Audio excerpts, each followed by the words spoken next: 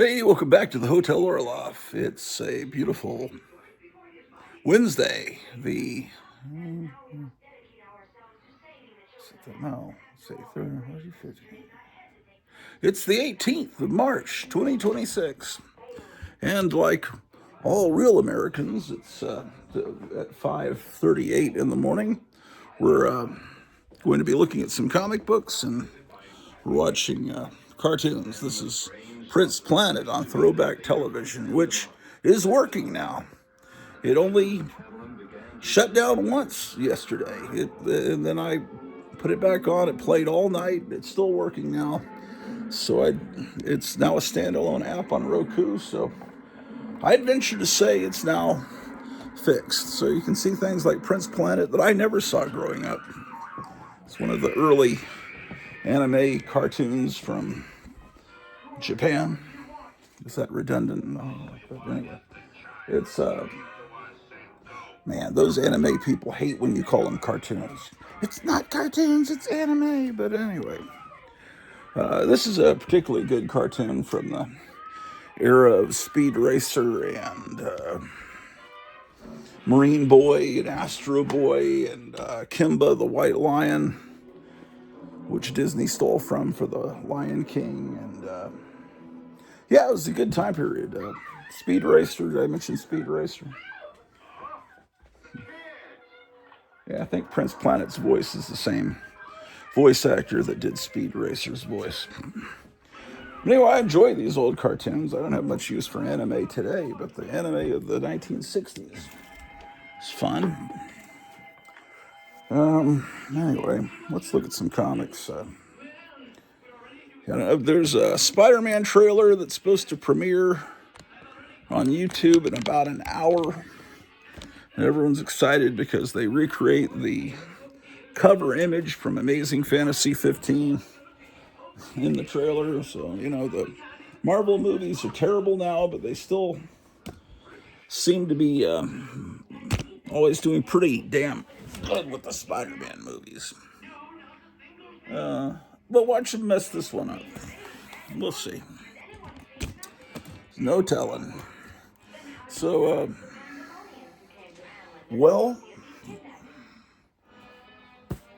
comic books as a medium, in my opinion, it's a dead medium. I mean, they still make comic books today. Most of them are terrible. I don't think there are really any new comic collectors coming into the hobby. Very few kids are interested in comics, so it's not something that will really sustain itself in the future. But then, that's the way it goes. Kevin Johnson from Gotham City Comics called me yesterday and said that, Scary Monsters magazine and the newly revived Castle of Frankenstein magazine has sent out a press release saying they're no longer going to be carried by Barnes and Noble and Books A Million and whatever book chains are still out there. I mean, the thing about when you go into Barnes and Noble at a mall and you see all these magazines and it's like the old days, you think, I didn't know they still made magazines. Sometimes at the cash register in a supermarket, you'll see a few little magazines. They still put out. I said, oh, again. They still put out People. They still have the National Enquirer. Well, that's not really a magazine, but I mean, they still put out a few magazines. But magazines used to be an important part of our culture, but they were wiped out by the internet in the 90s and the 2000s. And now the last magazine stands in the supermarkets, the drugstores shrank down smaller and smaller until they just didn't even use the space anymore for magazines. So magazines are gone. And so they were saying if you want to continue to get Castle of Frankenstein and Scary Monsters, you're going to have to subscribe. And which means that they only publish enough they only print enough magazines for the subscribers. So I don't know, maybe they're printing a magazine with less than 1,000 copies being published, put out. I so basically it's a dead medium, and if Barnes and Noble stopped carrying them, and apparently they had to give a massive discount to Barnes and Noble, and then about 60% of the copies were just destroyed because they didn't sell. So I don't know. I think that means that those magazines aren't long for this world, and same thing with just everything.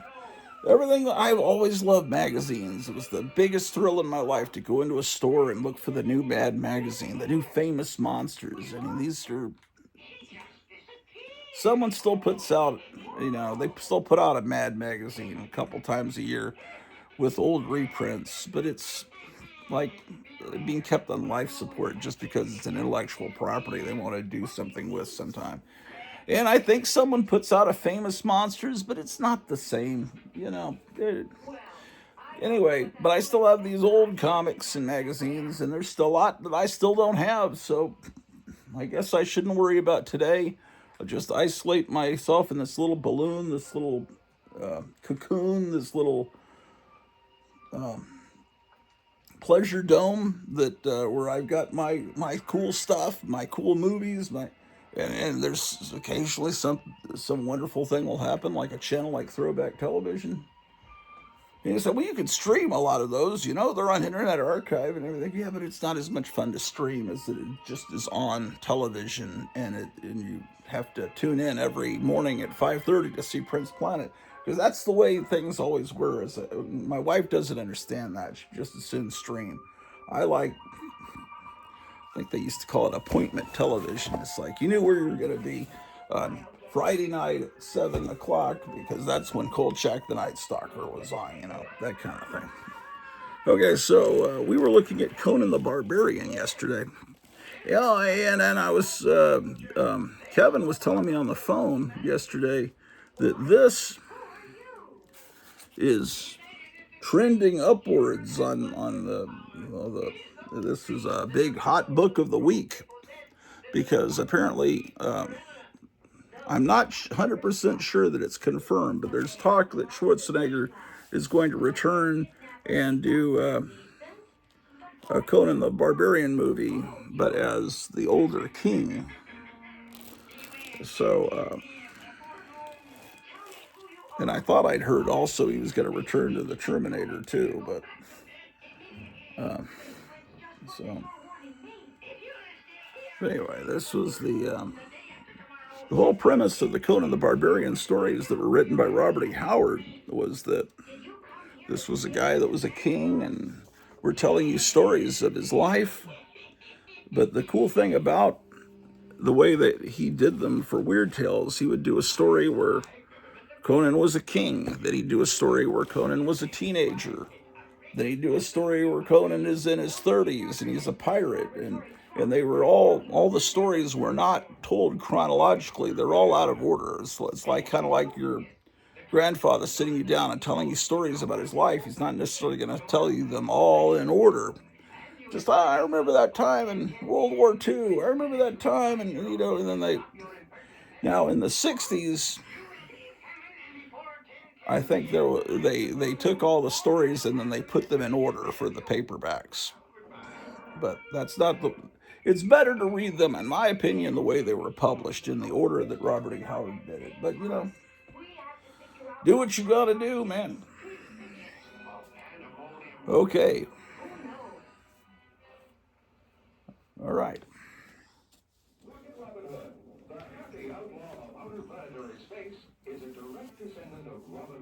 Kevin sent me a photograph yesterday that was of a mask of the monster from the Beast of Blood, Mad Doctor of Blood Island, horrible corpse-looking thing with fangs, with long hair, from that Filipino great movie, and he said, "Is this the?" It says it was sculpted by Joe Riley. He says, "Is this the Joe Riley that you talk about, your old friend?" I said, "Yeah, that's Joe Riley. Passed away in 2007. He was the guy that did the hypnotic eye that I helped him with in some of the early episodes. The second episode of the hypnotic eye was pretty much all my stuff, and I we sat in the editing bay at the cable, Dallas Cable Company, and he edited everything for me. I said, put this here. Okay, then I pull out another VHS cassette, and I said, okay, put this commercial here. And that episode 2 was the only one that it was pretty much me. And then he edited the thing for me. And then, I don't know at what episode, some of the later episodes I wasn't involved at all. But anyway, I fell out of touch with Joe Riley for, I don't know, 7, 8 years. And then he got in touch with me on MySpace.com back in the MySpace days, and I said, "Hey, man, it's great talking to you." And we talked for a while on the chat, text messaging, whatever. And we said, "Oh, hey, there's going to be a Universal Monsters convention in Grand Prairie in Texas coming up next month. Let's go to it together." I said, "Yeah, great." And then went to sleep, woke up in the morning, and my friend Steve called me. "Hey, you hear about Joe Riley?" He was like, you could tell he was really upset. And Joe Riley had a heart attack and died. So was I the last person that spoke to him or typed to him? I don't know. But anyway, our friendship was mended, and we talked and everything hours before he passed away, which is one of those weird things. But anyway, so I said, yeah, that's, and he said, did he make other masks? And I said, yeah, he was always making masks. I don't know if he made them in great quantity, but he was very talented. He could have been big in Hollywood, but he just chose to stay in Dallas. And that was his philosophy. He'd rather be a big fish in a small pond in the Dallas film community than just another special effects guy there in Hollywood. So, and so I started thinking about my old friend Joe Riley, and then a documentary pops up on YouTube about another old friend of mine that was like this mad scientist type, and I lost touch with him. He went off to the Rhode Island School of Design and then started working for Disney doing those Disney robots, and then he moved to Hong Kong and created this robot called Sophia that's pretty famous. David Hansen is his name. There's an old documentary about David Hansen on YouTube. So yes, we watched that, my wife and I, and it's kind of reminiscing about the 80s and the 90s and some people that I've lost touch with, or in the case of Joe Riley, they aren't here anymore. So. And earlier in the day, I was looking at these old comics, so I was nostalgic about that. Then I was thinking about old friends, and that's how I spent my St. Patrick's Day. And then we had Reuben sandwiches for dinner from a local restaurant. I'm surrounded by comic boxes I brought from upstairs, and I think that was stupid. I should have just gone through the comics upstairs, but something about wanting to be down here. Look at this little cat in the box, man. See it right there? That's a cat. A little kitten that we found just a few feet from here in the front yard behind a bush when that cat was 2 weeks old. So we adopted the kitten, fed it by bottle. But you don't want to hear this BS. You want to see comic books, right? So we finished with the Conan the Barbarian comics, and then then we looked. We didn't look at Crisis on Infinite Earths because you all have those. Here's the official Crisis on Infinite Earths handbook, index, whatever you call it. I mean, it was really cool reading this comic when it came out. You get to see this beautiful artwork and every character that you ever heard of in the DC Comics history appeared. But then they were all killed off. All their planets their alternate Earths they lived on were all blown up, destroyed. So, I don't know. Is that okay, we looked at all this. Okay, Chris Starr. Oh, we were going to look. I've been complaining the last few episodes. I'm realizing how much I'm saying the word "oh," and I'm not sure where I got it from. I must be around someone that's doing "oh." So annoying. Okay, Daredevil, great comic. My I don't know if there's copyright on these gosh darn TV shows or not. Let me try moving this chair a bit. I don't think that's gonna happen.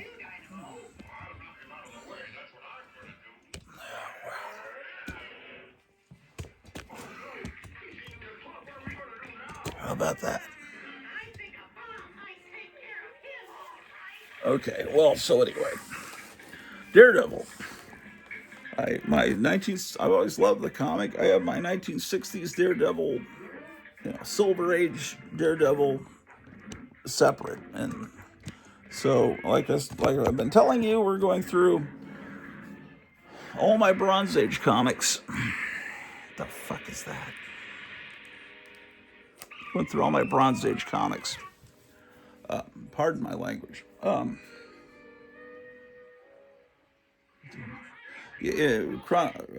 Alphabetically, and so we're up to the D's.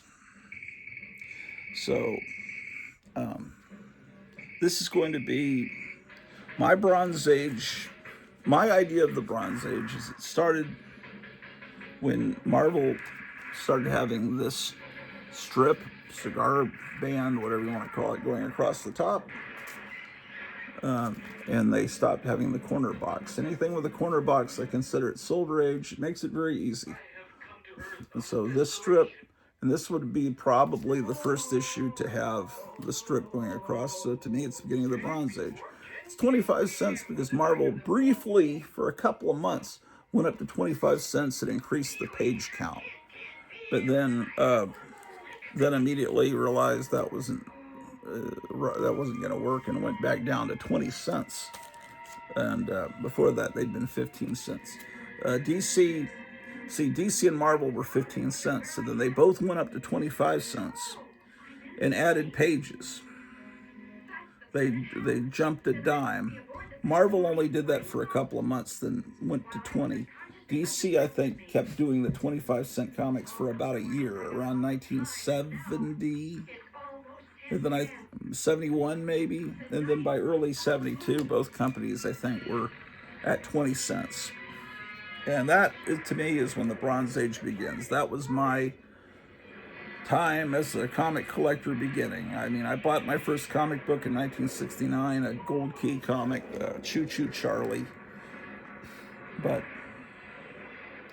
the early Bronze Age, which is sort of the age of monsters, that's when almost every comic on the stands had monsters on the cover in some way. Anyway, this is Daredevil 81.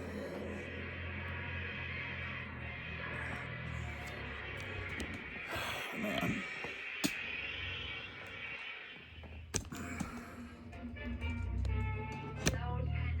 Daredevil 81. Still get the reflection. I guess it's the type of plastic this is in. I'm not sure where I got this.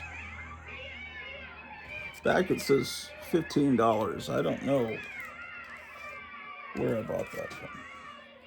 Okay. Ow, my foot is killing me. Here's Daredevil 87. So I'm missing 82 through 86 in between these two. Daredevil used to be a very easy comic to collect. It was, but now that may have changed.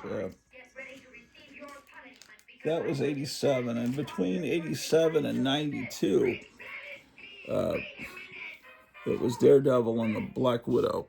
Black Widow became his partner.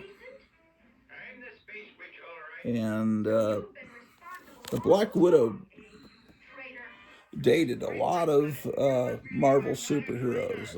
Hawkeye, I think she was into Iron Man there for a little bit in the 60s. Who else who else did she date? I can't keep track of them all, but she got around. Now, Rick Jones was similar, not romantically, but Rick Jones was the partner of Captain America, the Hulk, Captain Marvel, I believe. Yeah, just he was the sidekick to a bunch of heroes. It's kind of like if Robin had been the sidekick to a bunch of heroes.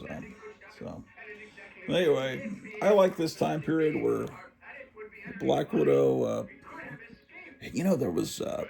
There was a proposal for a TV series with David Bowie's wife at the time wanted to play the Black Widow, and there's some photographs that I've seen.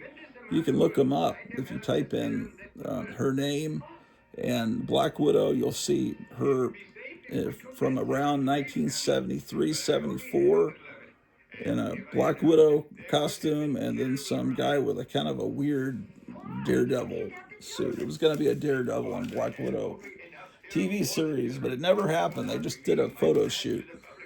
But the Daredevil costume was kind of unfortunate. His ears kind of went off this way. Well, they kind of do in the comic. Trust me, if you see the photos, it just didn't look right. It's probably better that never happened, but it would have been an interesting thing. This is a beautiful cover. Man. Okay, who drew this? I have to congratulate them. See, the real comic book collectors on YouTube, they always have a backing board behind it, and they have the names of the cover artist and everything written out, so they can sound real authoritative and tell you exactly everything about the comic. And then you think, gosh, how do they know it all? It's because they'll have it all written back there.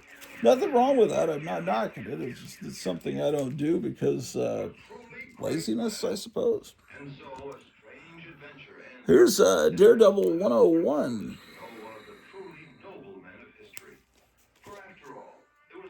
Here's 102, and it's not bagged and boarded, but I can feel it stiff.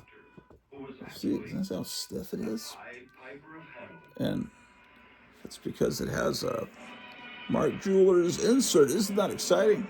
And someone once handled this with very dirty, grubby fingers. Now, some people know how to remove that, but but we could probably have those fingerprints tested by the FBI and find out who the culprit was. Yeah, and see, there's the stamp, the AFES, AAFES. I forget what that stood for. I think the E was exchange. Anyway, every Army, Navy, Air Force base, they'll have a store called the PX, and that's where they have it's like a big giant Target. It's not like a Kmart. It's almost like between Target and a Sears. It's nicer than a Target, or the way Target used to be. It was behind that. Usually they'd have a giant record section. That's another thing about today's culture is nobody wants to own. People don't own music anymore. They just stream it.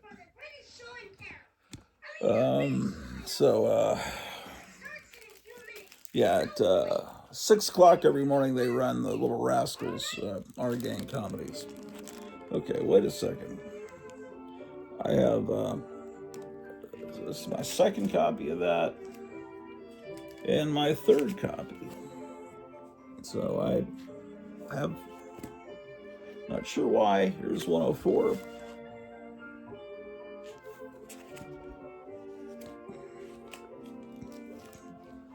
$105.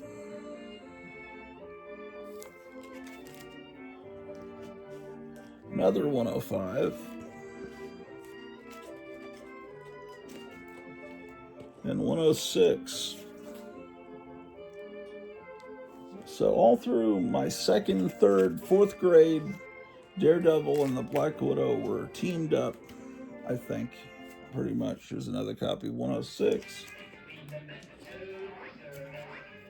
107.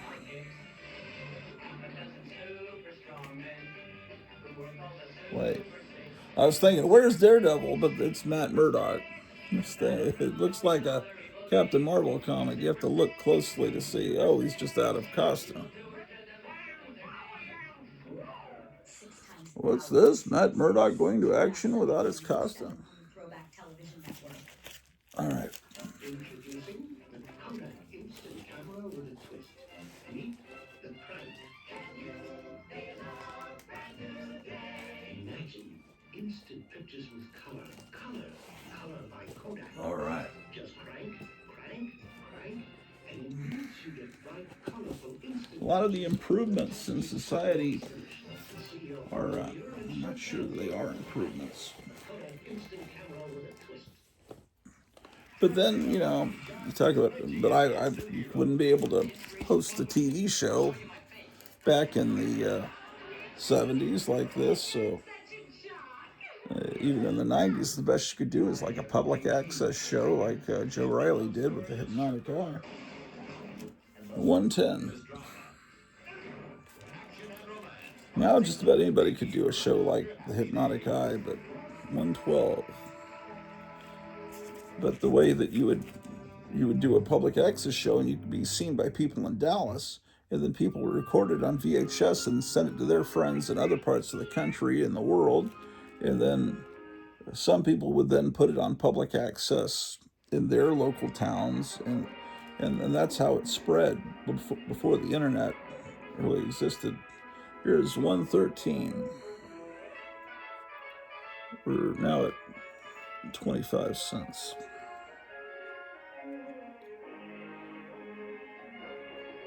Notice that something about Matt Murdock. See, he's clean shaven. But in this TV series, he's always not clean shaven. He's always got. But see, the fact is, the part of his body that's exposed is his chin when he's Daredevil. So wouldn't that make it kind of obvious that Matt Murdock and Daredevil are the same person? And do you really want to go into court unshaven? I don't know. 114. This is a childhood copy. This one I bought when I was a kid. Probably because the Man Thing was on the cover. I'm trying to remember what the first Daredevil. I don't think everything I've shown you so far is a comic I bought later. These are not my childhood copies, but that one I just showed you was. So that was 115. And this one is 100% 116. I bought this when I was a kid. This is my actual copy from back then. So notice I don't have black fingerprints on the back. 117, definitely not my childhood copy. This one's pretty worn, pretty grubby feeling.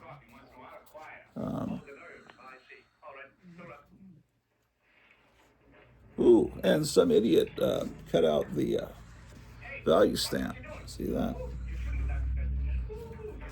So,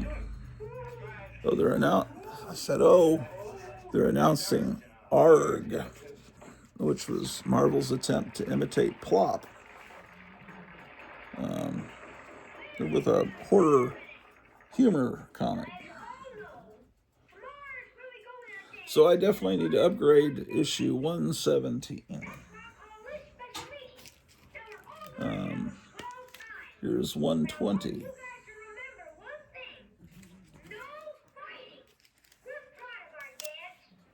$118.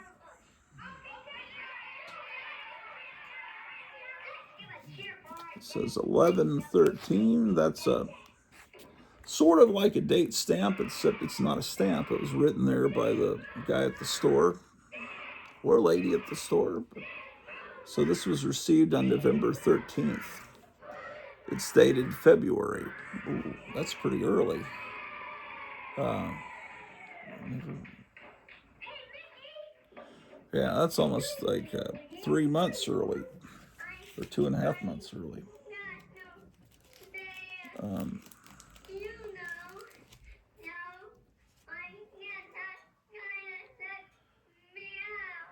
Okay, at what point? Wait, it switched back. Let me see. When did they switch back?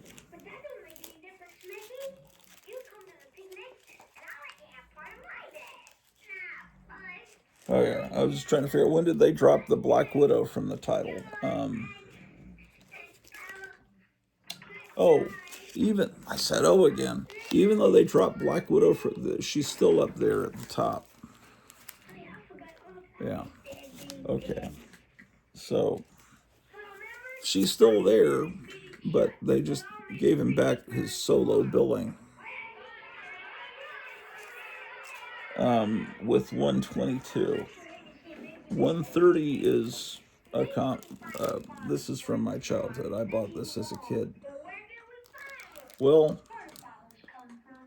yeah, this is 25¢, but late period, 25¢. It has the barcode. The last one here, 122, doesn't have that. So 122 is also a 25¢ comic. I think the barcode was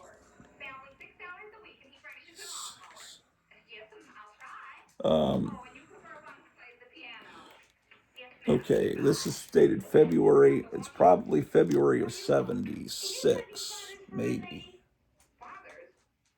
Well, in which case that means that the barcode was put on December 75. Let's see, this next one has, is it in a bag and boards? Let's see.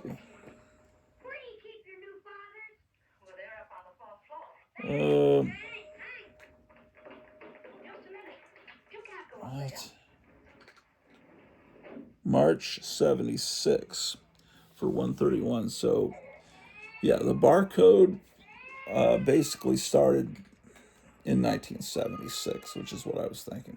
That's interesting to have a yellow barcode, but they're tying in the barcode with the color here.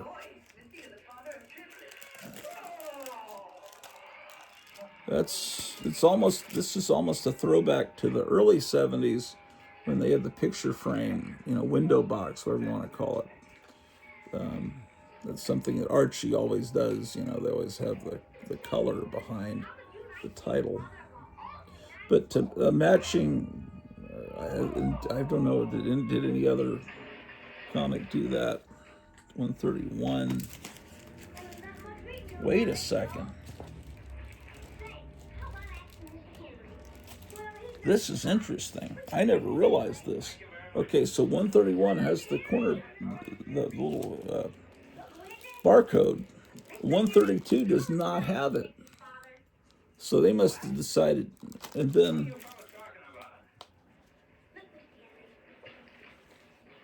133 doesn't have it. Uri Geller, he would bend spoons with his mind. They're making it look like he's really got superpowers. He was a real guy in real life. It turned out he was a complete fraud, but they got suckered in by him. There he is. So 133 and 136, it's back, and then it's back to stay. Here's another copy of 136 with a Kirby cover. Kirby is not someone you associate with Daredevil. Get off the comics, little kitten. Okay.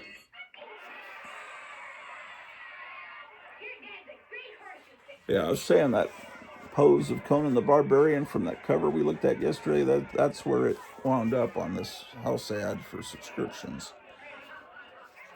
That always reminded me of Greg Brady.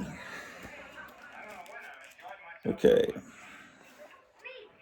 137.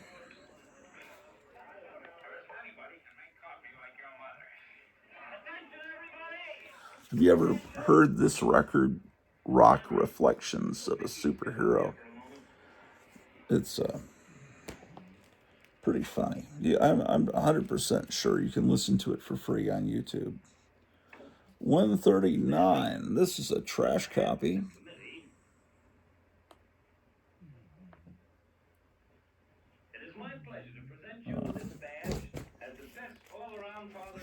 I gotta put this thing here to protect these comics. Okay. 140.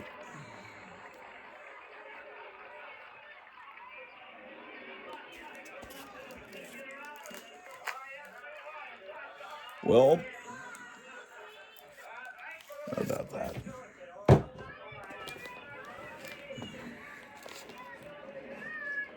We watched the first couple of seasons of Daredevil on Netflix, but then we never. There was a was the third season on Disney after Disney. I don't think we ever bothered to watch that. I heard it wasn't good.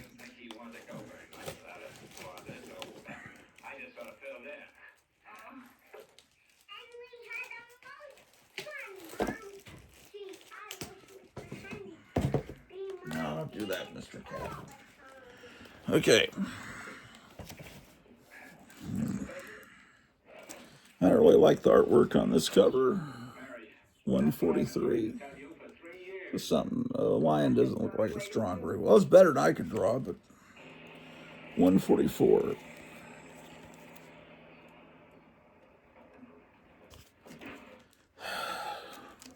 Another 144.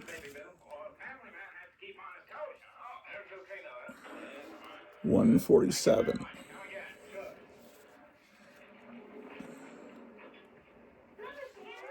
Gil Kane. How's that for an up nose shot? Always liked Gil Kane. He liked to show up people's noses though a lot. 147. Okay, so we're already up to 30 cents. When did that happen? It starts happening really quickly because the next, well, I'm missing 148. 149 might be the first 35-cent issue because it's written kind of strangely there. They're fighting outside a movie theater that's showing The Deep, which was a movie nobody remembers. But it was after Jaws came out. This is another book. Jaws was based on a Peter Benchley novel. And so they made The Deep because it was another Peter Benchley novel, but it didn't have a giant shark attacking people. So, but it did have the Peter Benchley name. But I don't think it was that successful. Actually, I never saw it. Maybe it was good. It had a poster that was mildly reminiscent of the Jaws poster, except now it's a girl coming up to the surface instead of a giant shark coming up and a girl up here. Yeah, whatever.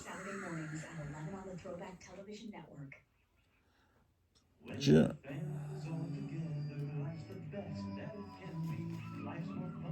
Carmine Infantino, guest penciler. Interesting.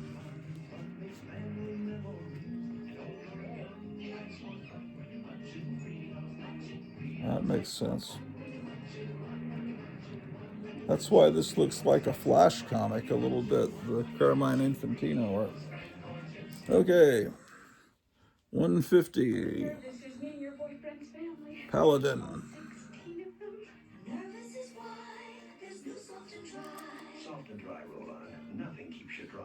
155.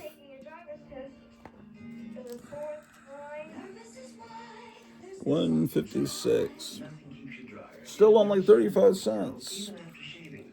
159. Why, we're already at 40 cents.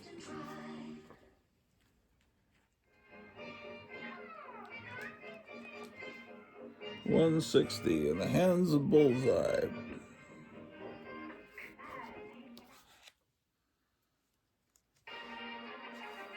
How about that? 161, still in 1979.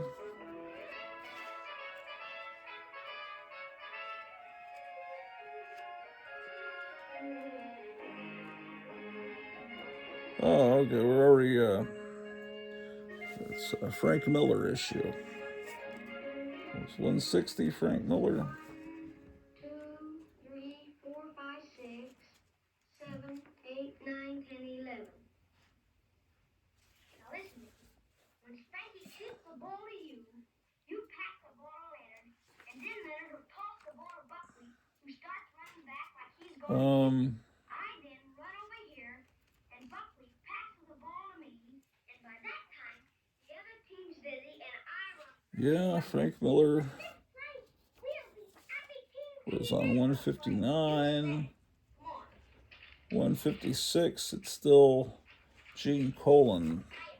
Not sure what issue, somewhere between 156 and 159, Frank Miller started, and this is,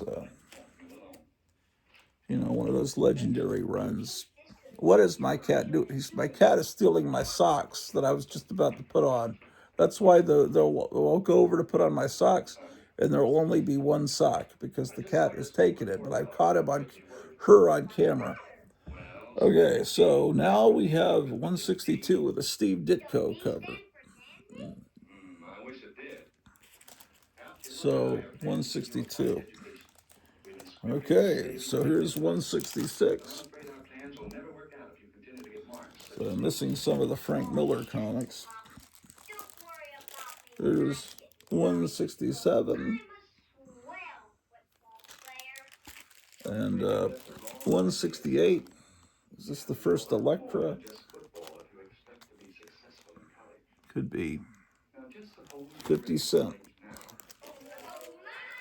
Well, you really felt like a sap, though, when you were paying 50 cents for a comic. But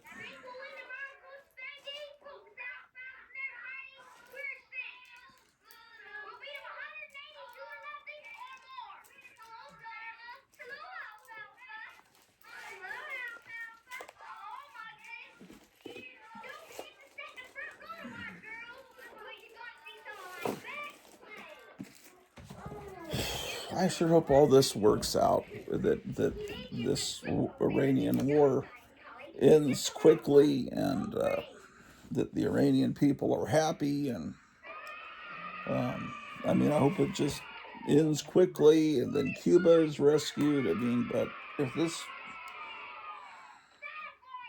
I see all of these people that were on Trump's side turning on Trump, one after the other. Alex Jones, that Owen Schroyer that used to work for Alex Jones. Well, he turned on Alex Jones and Trump. And then it's just one after the Hodge twins, all these conservative YouTube people.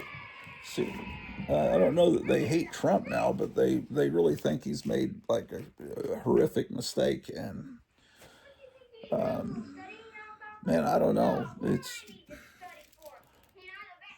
Hopefully it'll all work out. Yesterday, an important person in Trump's cabinet, the head of, just resigned. So it's one of those things. We'll have to see. 169. 172. I'm missing issues in this run. Here's 176.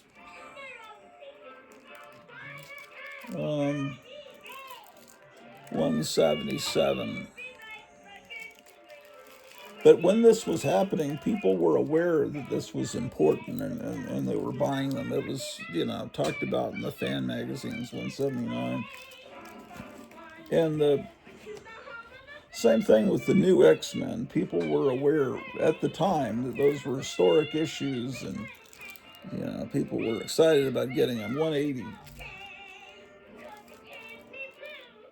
And I just never realized I was missing so many issues in this time period. I thought I was buying them every month. Okay, so here's the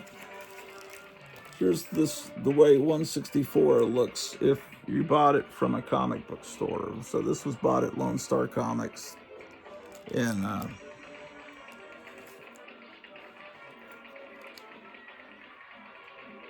82. So I was probably a senior in high school or a junior in high school when this came out. And then this is the one you'd get on a newsstand. So just in case, I know you guys all know this, but just in case, just in case someone watches this that's younger, that is curious about comic book history. According to my YouTube statistics, my 100% of my audience now is age 55 to 70, I think it said, and 98. I think there's only 2.6% female audience, and it says like 76% are people in the United States, which is interesting. Before it had it broken out, I had a few people in Indonesia. It could have been one person. In England, that would be more interesting if I knew where people were. But 185.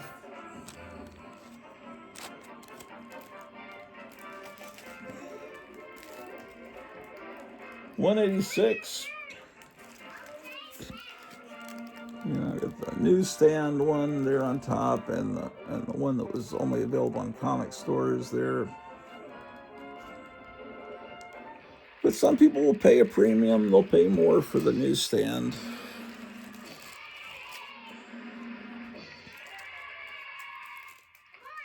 $187 is a white cover. So it's another copy of it. White covers and black covers are harder to maintain because the white can turn colors, and the black covers, any damage at all immediately shows up and breaks the color. 188. Well, Black Widow's back, but she has a new costume now. Okay. How about that? Daredevil.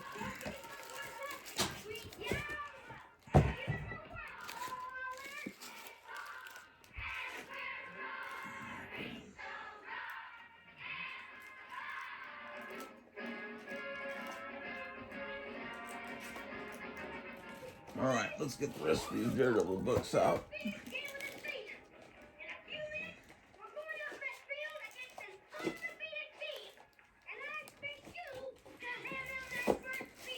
Okay, so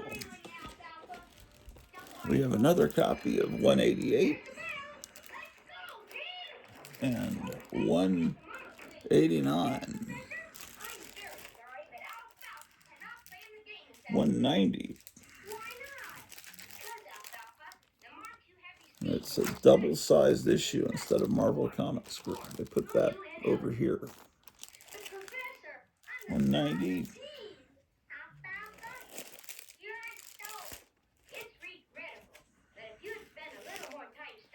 Look at that. 193. They added the "Here It Comes" like they had in the 60s. But here he comes with an axe. 193. 194.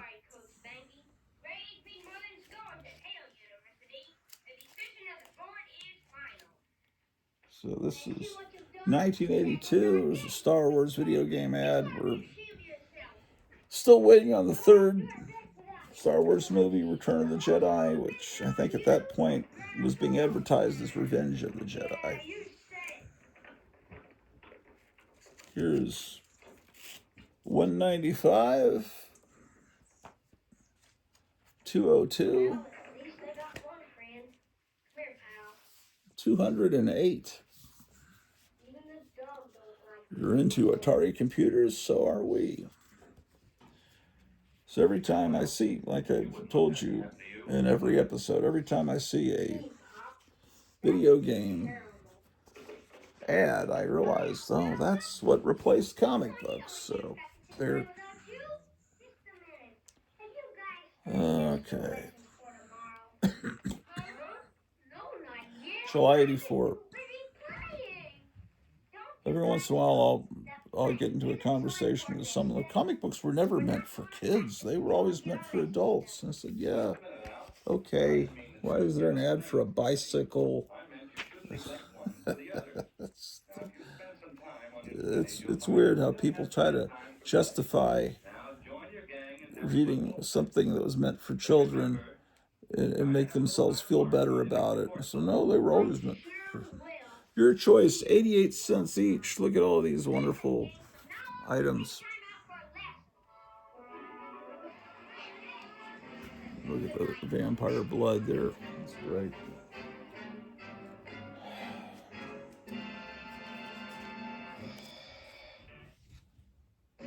Okay, another copy of 208. They're showing Conjunction Junction. Oh, that's going to get me a copyright claim.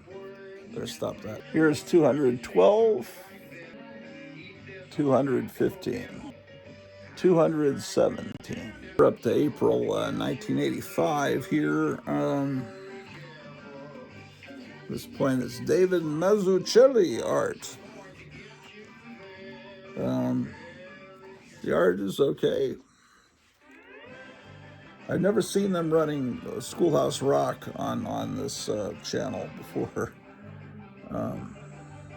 Man, they completely. I don't know how they get away with the totally ignoring any copyright. They just put on whatever they want on here. This is an interesting ad page. I like the Crazy Labels ad at the top. All the comic dealers. Robert Bell's still around. The guy that looks like Thor there. He's the guy that invented the comic bag. A promotion house ad for a Rocket Raccoon miniseries.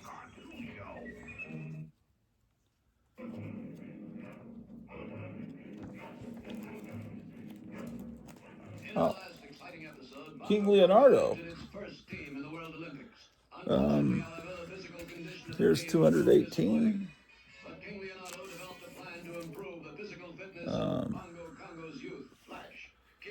227. This one's in really nice shape.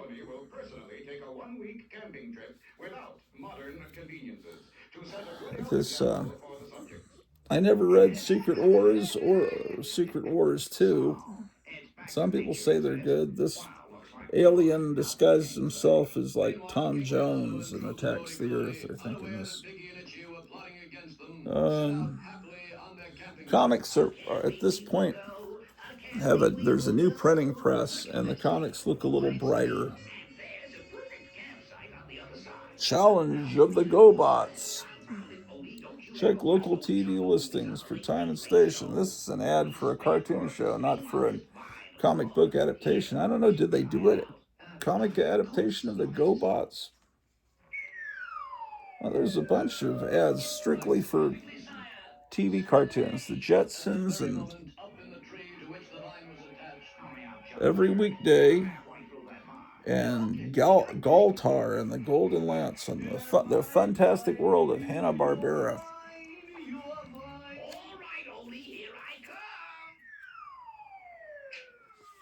I am really hungry. Is it time to...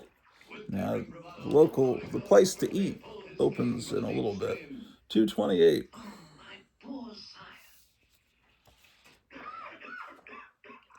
Who's doing it at this time?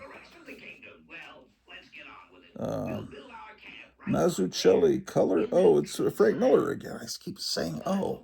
I guess Frank Miller comes and goes. Okay. Okay, 250. And this next cover, no, that must be the end, because now I have an annual from 1989. There was this artist, I think he's still around, he was young.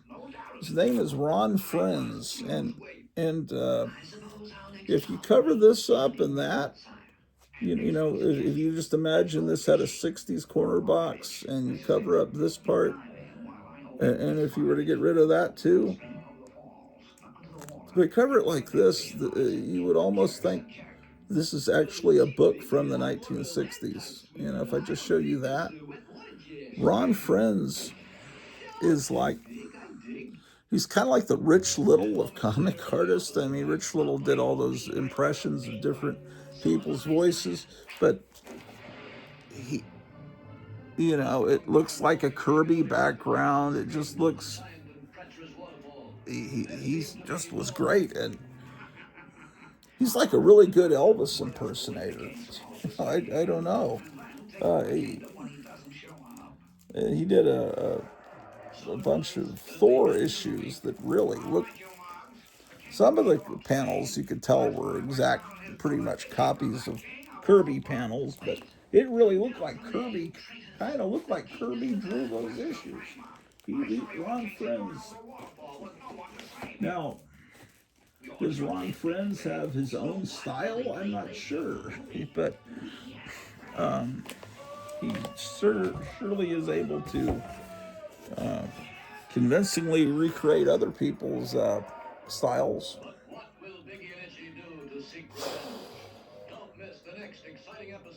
Let's see if there's anything I need to put into this box.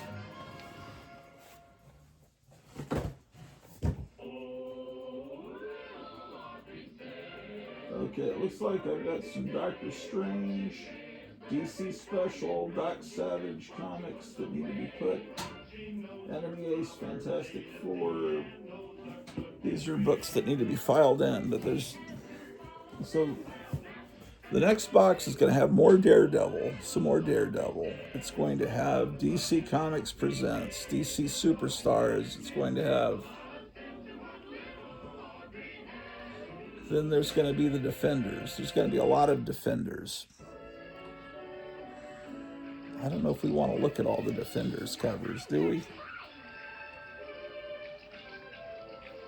Because they're so common. I don't know. But,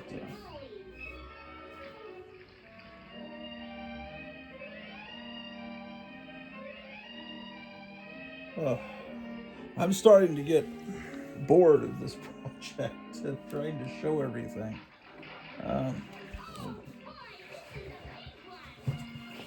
Maybe I'm just hungry.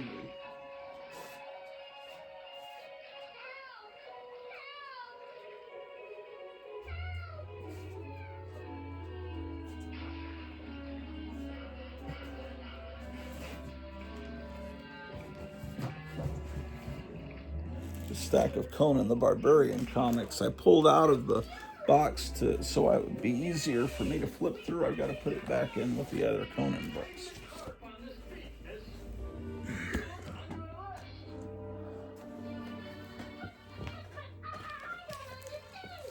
You never can tell what cartoons they're going to show on this channel.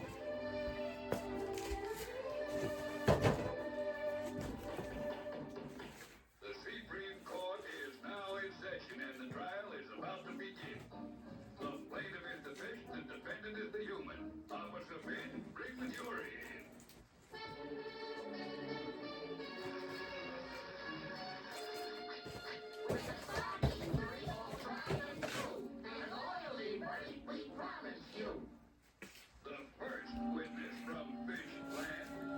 Okay, well, let's go get the next box.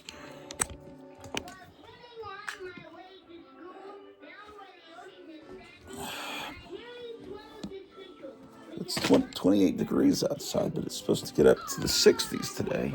And I think tomorrow, the next day, it's supposed to get up to 83 degrees. So, but is spring over? I mean, is winter over? Spring starts Friday. So,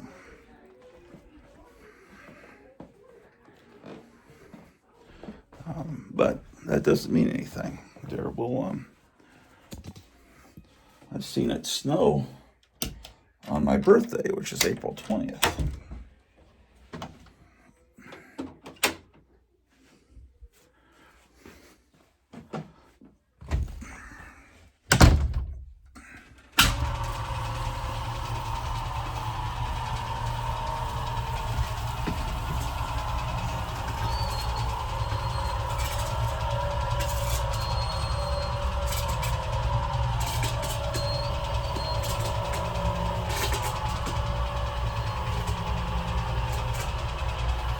Okay.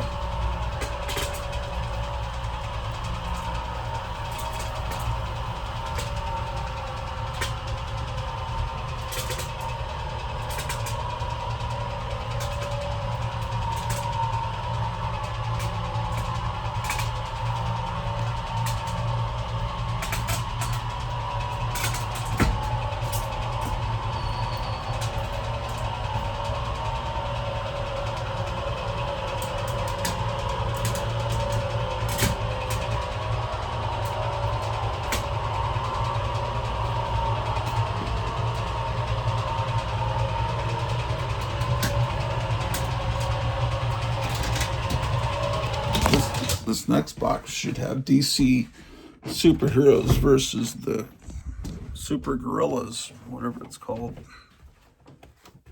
One of the greatest comics ever published.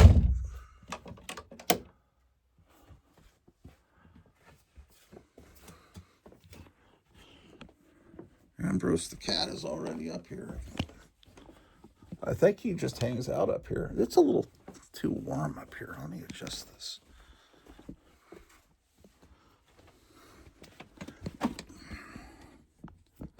What is this set on here?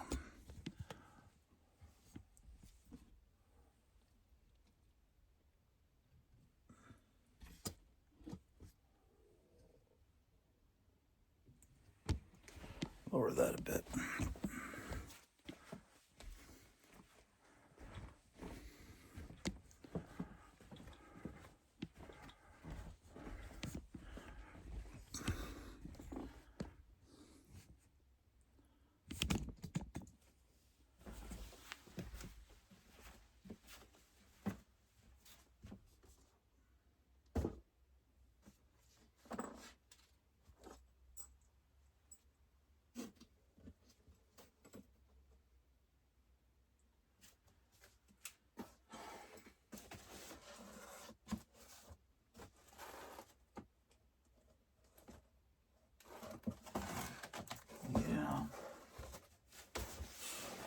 Is the whole next box Defenders? Let's see.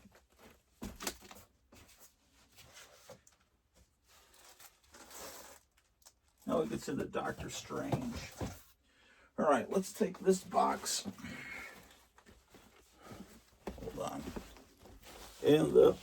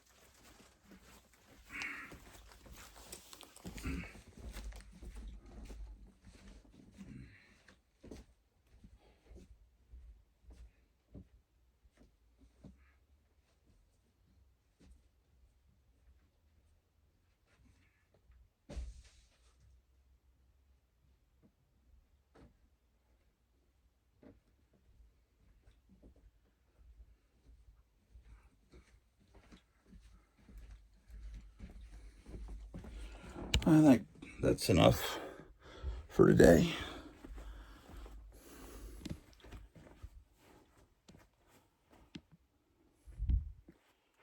What the heck is that? Yeah, terrible. Okay.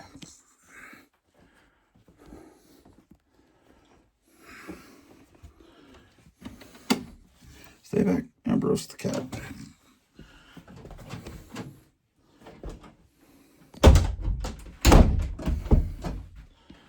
Okay. Down. So.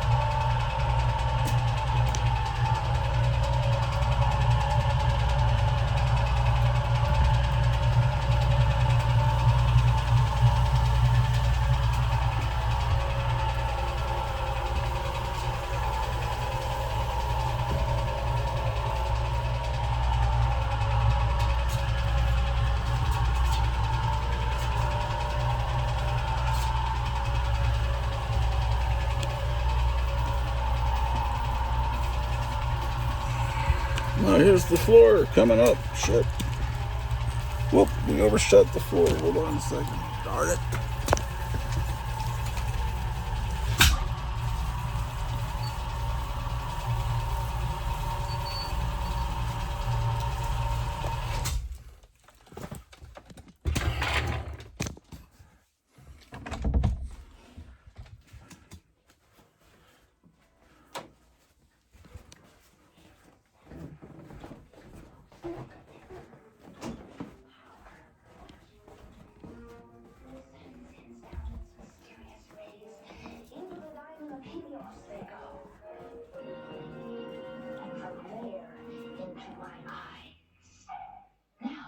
Ooh, the mighty Hercules. Great. As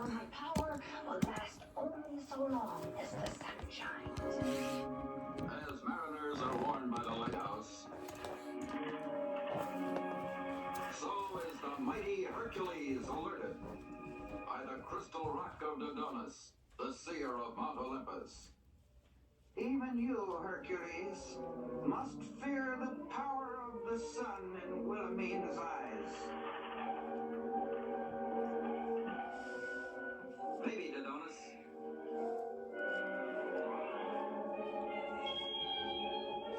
But I'll make Wilhelmine fear the power in my ring.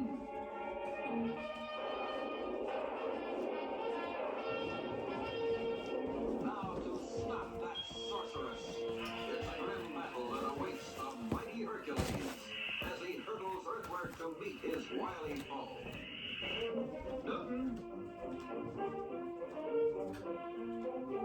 Newton. That's me.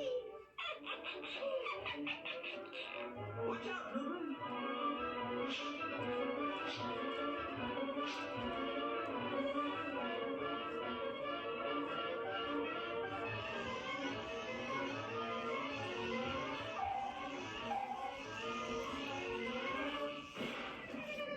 Suffering Psyche will revert the bridge with her eyes. With her eyes. Yes, Hercules, and that isn't all I can do.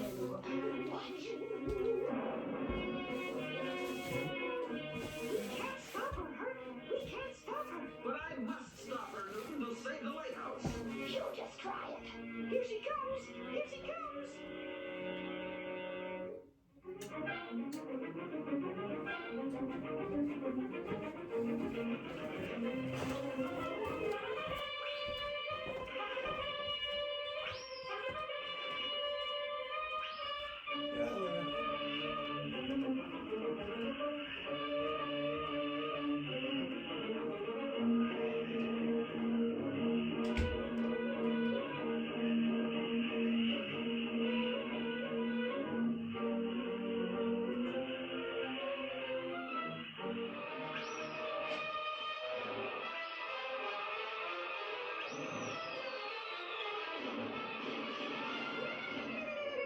You did it, Herc! You did it!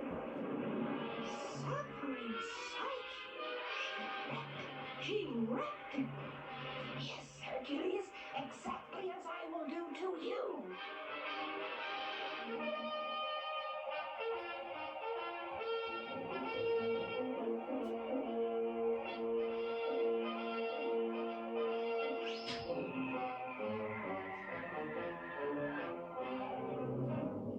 But first, my eyes must absorb more of the sun's rays.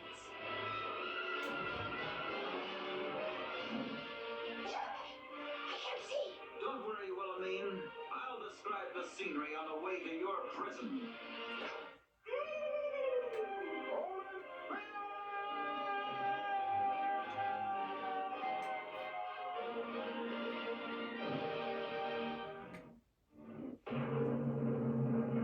Join us at his side, standing there with pride. Victory is here, raise a mighty cheer at the side of Hercules.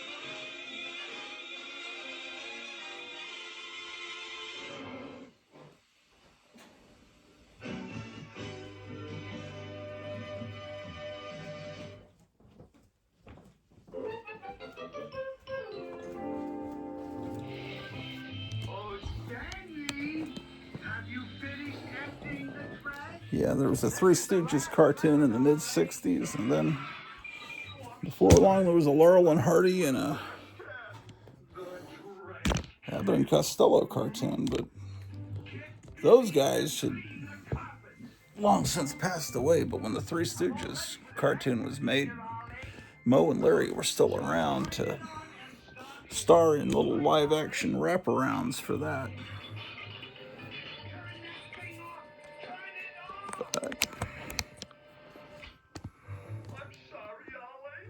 Not half as much as I am. Okay. You know, Ollie, maybe what Incredible. we need is a big machine to do the Okay, hard work. well, That's not a bad idea. Let's get out to the wood shop, Stanley. There, it's finished. But what is it? That's Stanley. okay, so ladies and gentlemen, we are now going to be looking at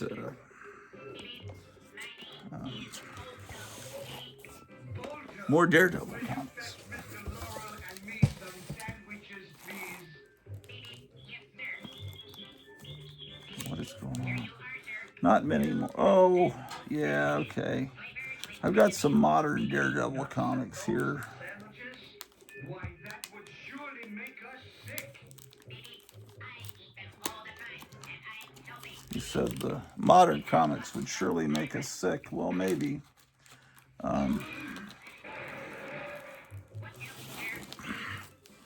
Okay, what is this stuff? Okay. I just love his attitude, Stanley. These guys don't sound like Laurel and Hardy at all. It sure is nice having a robot around the house. And suddenly, Here's the Daredevil Chronicles. And another copy of this Ron Friends Daredevil Annual, which well, at least he's inside looks like this. Is this from, when is this from? 1989. Right on the cusp of everything falling apart completely. relaxed, Stanley. Remember, a clean stand is a Okay, so they did this Ultimate line there for a while, I think around the time of 9/11, early 2000s. And I guess I picked up a couple of copies of the Ultimate Daredevil and Elektra. We build a robot mate and wind up with a robot mother. Later, I think I We can rest heard the reason they did these Ultimate books was to try to sell them to Hollywood. So they're saying this is what it could look like if you did a movie based on our characters, where let's just start all over and without years of soap opera baggage, and we'll have black backgrounds so it kind of looks like you're looking at a movie theater screen. That's kind of the way most comics are now. There's black borders, which I always thought simulates a theatrical movie experience, but anyway, that's what that is. I didn't think so. This, Stanley, I think what I is know how to this? get this robot off our backs. This is in terrible condition. I don't know where I got this. It's Daredevil, the Man Without Fear. It's got all the foil and and it's Frank Miller, John Romita Jr. Frank Miller's writing it. John Romita Jr. is the penciler. I don't like John Romita Jr. I like his father. I love his father, but Al Williamson's the inker, so Al Williamson could fix a lot of the problems. But I think Al Williamson's just pretty much going over the lines. Yeah, Al Williamson is not showing disrespect to the original artist by completely redoing it in his style, which would have been good if he had. Yeah, these are like the grandmothers of all spine ticks. These are just like folds in the comic. So I don't know where I got, that's probably from a dollar bin when I was curious. So this is, what time period is this?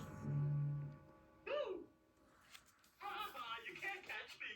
Come on, 1993. Okay, it's into the shit. There's a guy here locally that calls it the junk era. But anyway, I don't know. I guess I tried that out. There was a Daredevil Marvel Knights. There was a time period around this time I kept trying Marvel Comics, trying to hope that they would get good again. This is 2002. After the 90s were over, it seemed like in the early 2000s there was some hope.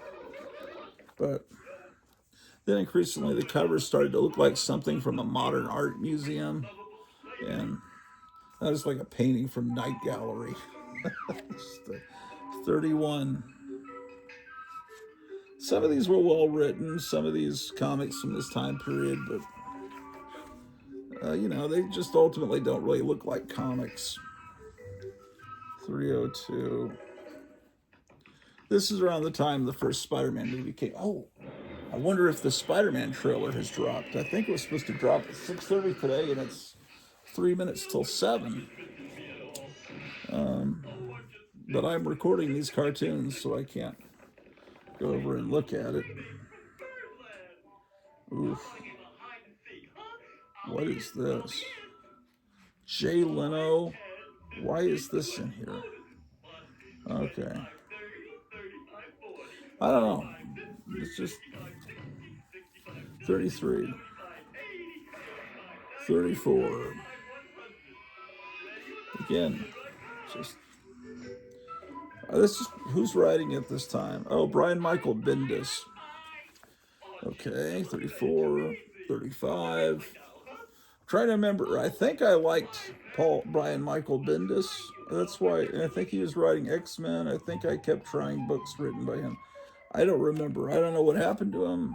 I seem to have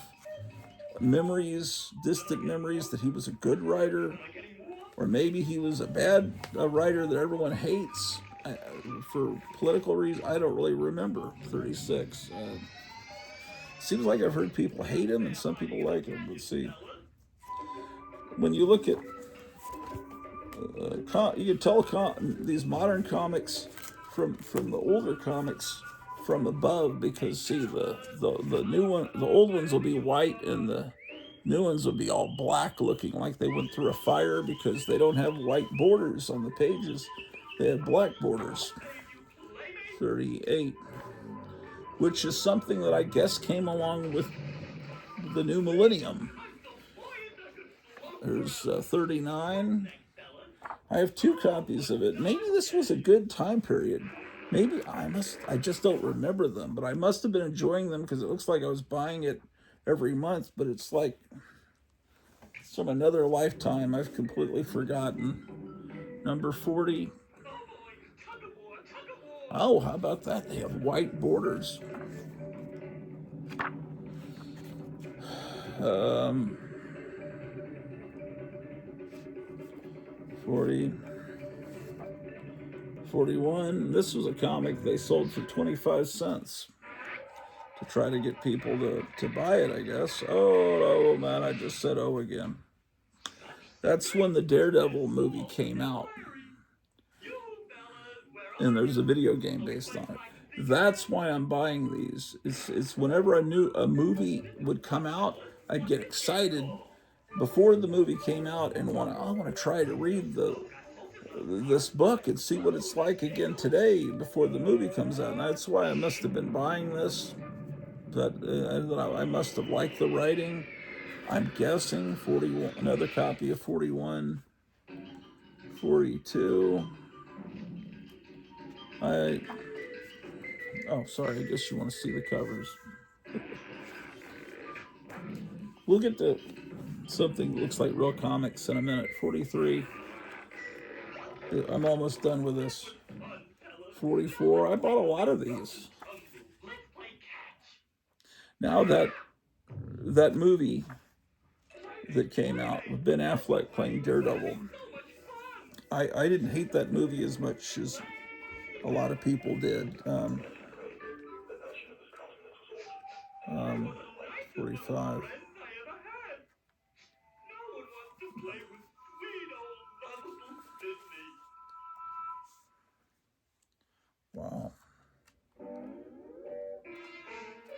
This cover for 46 looks a little salacious. 47. And then this is when the Hulk movie came out. This is before the Marvel Cinematic Universe. This is the Hulk movie that it was cool to see the Hulk jumping across a desert, but for the most part, this Hulk could become as tall as King Kong. If he got extra angry, he could be as tall as trees. And it was mostly about Bruce Banner's childhood and all this weird psychological reasons why he's the... What is this? There's a... What is this ad even advertising? Maybe it tells you on the next page. Oh, I see. I said oh again. You turn it like this, and then she turns into an alien. Okay, 47. 48. 51.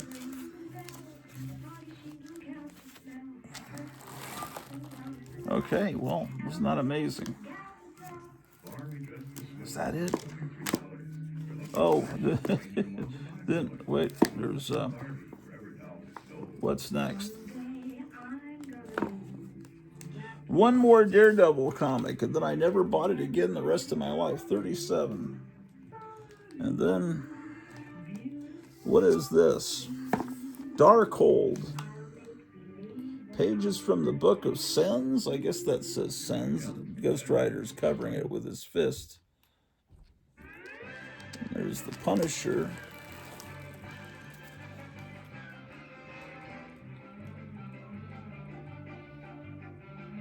Inside, the artwork looks like that.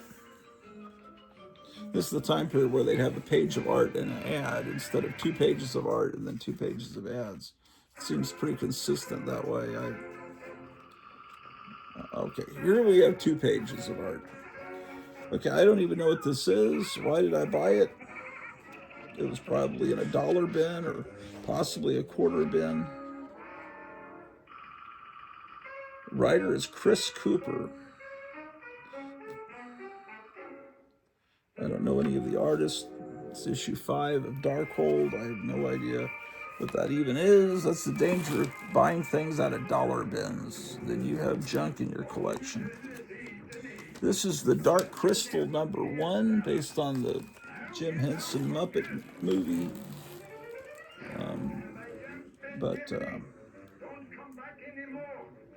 Like a fantasy Tolkien style thing, but with Muppets.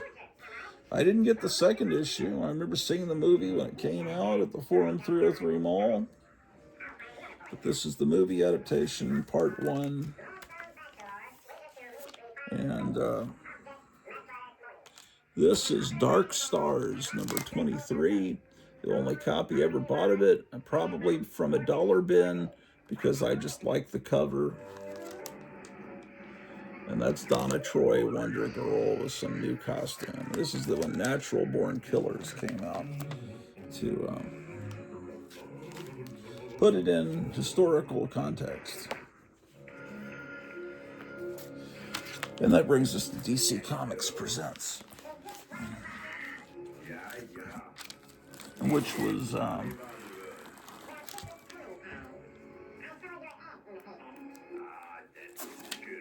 DC Comics, well, they had Brave and the Bold with Batman teamed up with different heroes. DC Comics Presents, I always thought, well, it's kind of like Brave and the Bold, but with Superman teamed up with the hero of the month. And I remember the Forum 303 Mall in Arlington, Texas, buying this. What we would do on Friday nights, we'd go to the Piccadilly cafeteria, which I'd always get fried chicken and mashed potatoes and a roll and pumpkin pie. And oh, it was so great. And coleslaw. I get the same thing my family went on Friday nights to Piccadilly. And then my parents would be still eating, and I'd finish early, and I would leave the cafeteria and go down and turn to the Century Bookstore, and which had the Monster Times and and Famous Monsters and all the great stuff until they stopped publishing. But anyway, they had a comic rack, and I get a lot of my comics there, and that's where I got this issue, which is not bagged and boarded. First issue of DC Comics Presents. I'm not sure the collectability of these. Here's a Whitman version of the same book. I just don't know. There's probably a few issues that people care about. This is number 2, Superman and the Flash.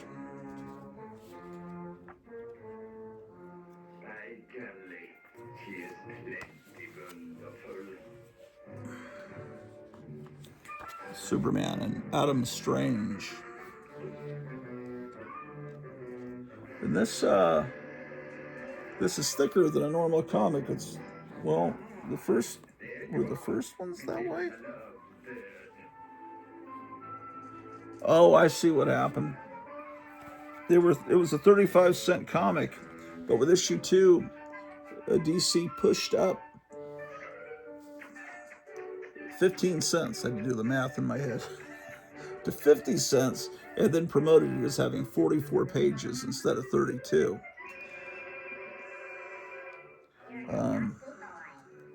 And they tried that bold experiment out, and I don't know if kids really appreciated that there were a few extra pages. It's just all of a sudden comics are 50 cents. And so by issue 4, they'd gone back to the regular page count, and it's now 40 cents, Superman and Metal Men.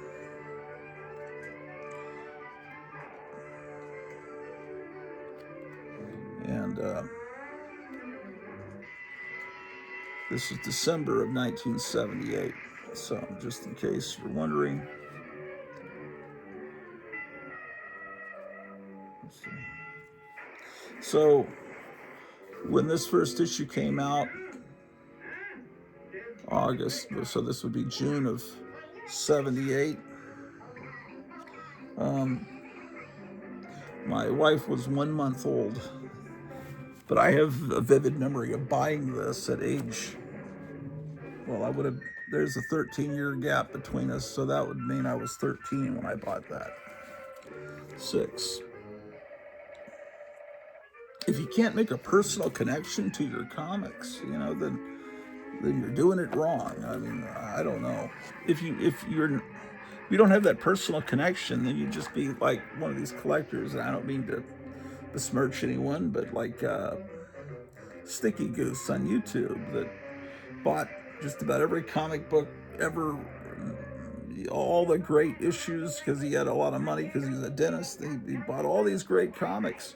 And then he just sold them all. It's like, this stuff doesn't mean anything to me. This stuff it reads like it was written for kids, he said.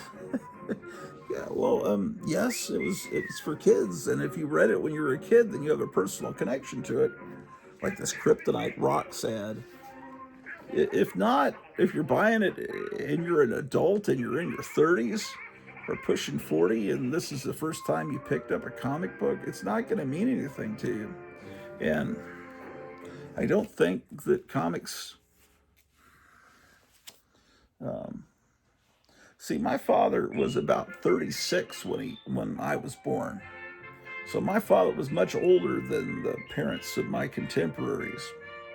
So I could talk to my father, and he could tell me about picking up Superman comics in the late 30s and during the World War II era. He was buying Captain Midnight, Superman.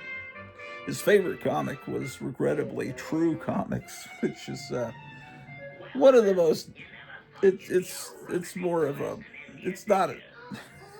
It's nothing wrong with it, but it's like, of all the comics that were on the stand during the golden age of comics, and I used to read True. It's like saying my favorite magazine was Highlights.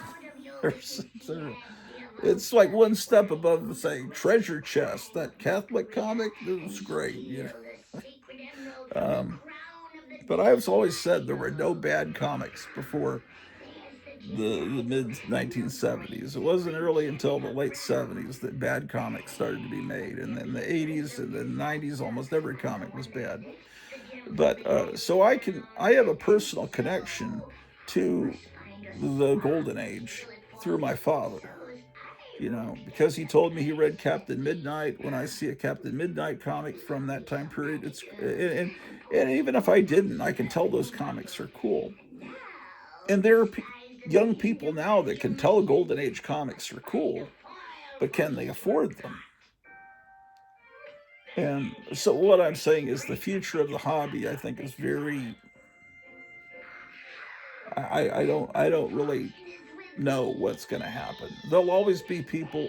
These things will become more museum objects, I guess. I don't see how anyone would be able to buy them, and because there's all these collectors now, they just like Venom and the stuff from the '90s and Carnage, and to me that stuff is boring. I hardly have any of that because I didn't. To me, that wasn't a classic Spider-Man villain. That was not. That was something new. It was bootleg and questionably evil. You know, it just seemed like when I was a kid, I accepted Ghost Rider and the Son of Satan, and those were characters that were evil and demonic, but they were demonic entities that became cool and good and fought for good. But it seemed like later it's just all the characters that were popular were like Spawn, and they were all demonic, and it was like their goodness is questionable. They're more, you know, so that wasn't for me, but you know. And all the modern collectors, like, but they would have no interest in this issue, number 11. To me, it's cool, but it's like, well, that's not a key issue. That's just run filler. You know, why would I want this? It's not a key issue. Does anything happen in it? Is there any first appearance? So that's how they are, and I can't relate to it. And because I can't relate to it, I'll never. It's I'll never really build much of a YouTube audience because they want people want to hear what they want to hear about how wonderful things are. Okay, here's Superman and the Legion of Superheroes. Donald Trump just posted, when is too late Powell lowering interest rates? 18, Superman and Zatanna. So they've redone Zatanna's outfit, her uniform, her costume, into something that didn't last long. It's just like it's pretty bland. And she had one of the coolest outfits in comic book history, and they go to that. 21, Superman and the Elongated Man. Now, this issue coming up is common. It's all over the place, but it has value because it's the first appearance of the new Teen Titans. Marvel had reinvented the X-Men, and then DC decided, let's do that with the Teen Titans. And this was a preview comic in the center of this that introduced the new Teen Titans, which normal people know about the new Teen Titans because there was a cutesy cartoon done in an anime style. I guess that was the 90s? Was that no, it was probably the early 2000s. It had the greatest theme song, like a great theme song by a Japanese girl group called Puffy Amy Yumi. If you've never heard it, type in Teen Titans, Puffy Amy Yumi. It's great. But and then there was a R-rated Teen Titans, well, they call it Titans, TV show that we were watching You know, I think we never finished the last season. I think we still have a few episodes to see of that. Same thing with Stargirl. I was loving that, and I think there's still a few episodes we haven't seen because we moved and we got distracted by everything, and then we never got back to it. So that was Stargirl was a great show. So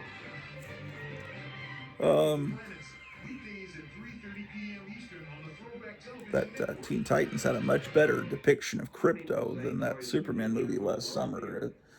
That because it wasn't like a little weird dog. It was you looked right. Um, this comic has recently been there's a facsimile of this that I still have to get from Kevin at Gotham City Comics. And it's like, why do you want to get the facsimile if you got the original? Sometimes if I own the original, if I bought it when it came out, I want to get the facsimile because it makes me feel important. Like I could show my wife, look, this book is so valuable, they made a fake version of it. Um, I don't know. That's 26. I'm pretty sure there was some DC Comics presents I needed to file in here. Where's there? No. Nope. There isn't. This one I got more recently from Kevin at Gotham City Comics. Why is that cat meowing? Here's 33. I've always hated that they started calling him Shazam instead of Captain Marvel.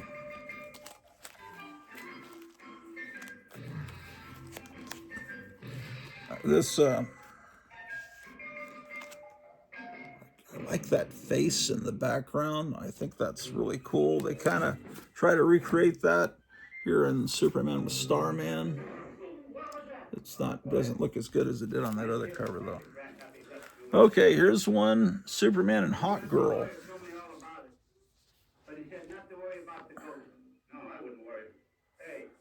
Whatever will or did happen to Rip Hunter, Time Master. So some of these have stories that are like final chapters to characters that from the 60s.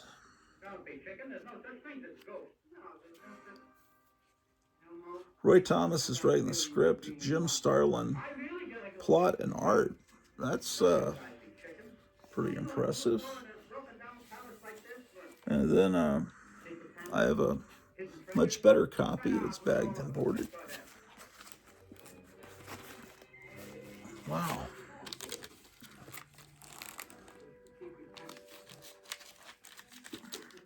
Now, I don't have a complete collection of these DC Comics presents.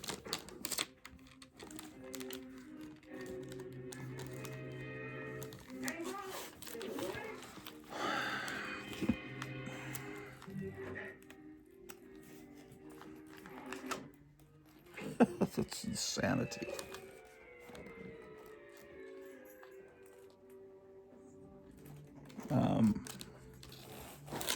Just a second. I've got Dark Stars in a bag, and the first issue of this not in the bag. I'm just going to switch out the bags. And eventually, someday, when I get my rich and famous contract, that's what my older brother used to say, I'll get all of these bagged and boarded. It's just, why are you meowing the heck out of? My gosh, everybody's meowing around here.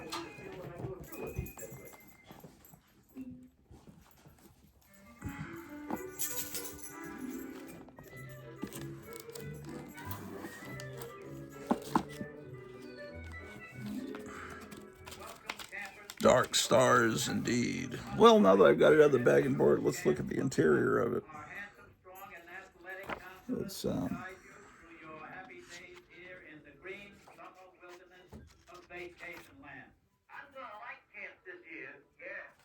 yeah, generic.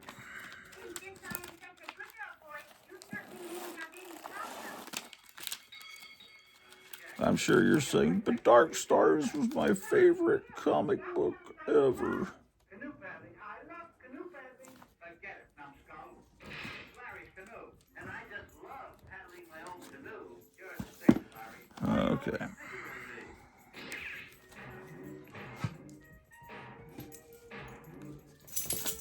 Yeah, he's not that bad.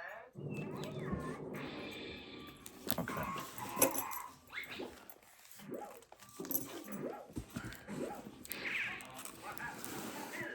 I don't feel so good. Okay. All right. Here's some more. Here's issue 41. This has a preview of the new revamped Wonder Woman, which I believe is where this is the gal that was meowing a minute ago.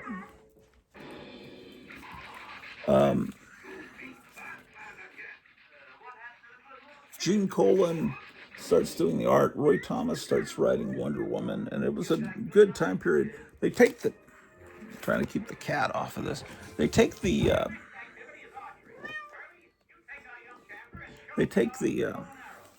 eagle off of her chest and make it into two W's that are vaguely the shape of an eagle, but I don't know that I like that.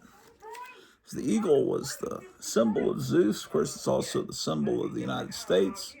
Of course, it was the symbol of Nazi Germany, but a lot of countries use the eagle, I think, because it goes back to Zeus, 46. Floating Heads,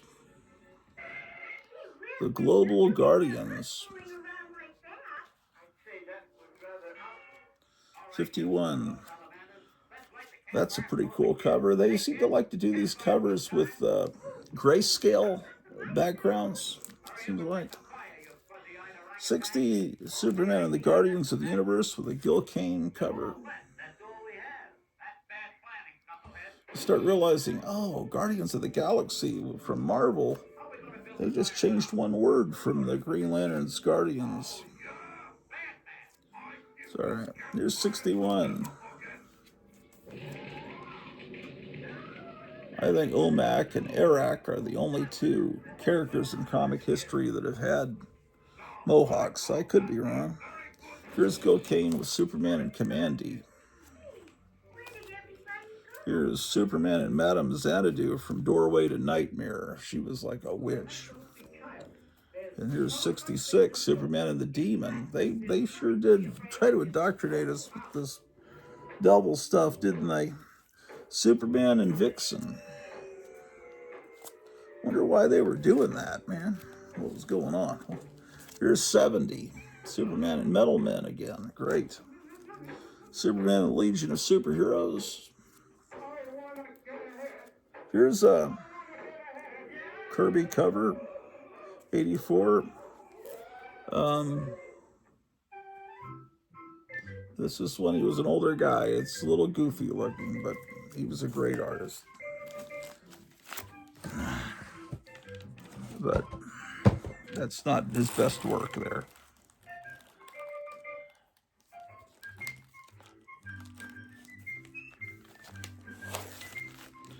And just like this Three Stooges cartoon is not their best work. Sometimes you get older and you're not on doing your best work. Okay, Superman and the Challengers of the Unknown again. Superman and Superboy. Now this is $1.25 at this point. They also have a new printing press. It seems like comics got brighter looking around this time. So he's going through a time barrier, meeting himself as a teenager. Another copy of the same issue. Superman and Vigilante, a character you'll never look at the same way after seeing the Peacemaker TV show. 93. 90. Oh, last issue, 97. They didn't make it to issue 100. Superman with The final chapter of the Phantom Zone Criminals. There's another copy of that. Then here's the 1982 annual. Superman's meeting the Golden Age Superman. Annual number 3. Superman and Captain Marvel with Gil Kane. Here's from the modern age. Here's the DC Comics Presents with a salute to a Silver Age cover. It looks like I filed a DC Current. This was a free book that was given out at the checkout counter in comic stores.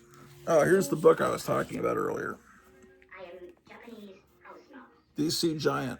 Superheroes Battle Super Gorillas. And there was another issue like this that must be part of DC Superstars, but it's all classic stories reprinted where DC heroes are going up against gorillas. And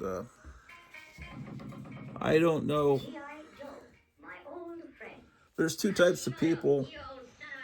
People that saw this on the newsstand when it came out and said, "That's amazing. Here, take my 50 cents." And people that said, "Oh, that's silly. I'm not going to buy that." And of course, I'm part of the first category. I thought this was amazing. And then here's DC's New Frontier. This was a great book about the founding of the Justice League with fantastic Darwin Cook art. That's book 2 of it. I don't have all the originals. I have the book collection of it. And then here's book 3 of that. And then this DC sampler was another free book that they would give away when you when you're buying your comics, and it would have preview stories that were coming up. So this was issue 2. I think issue 3 has some value because it's the first appearance of somebody that people care about. Like, is it the first appearance of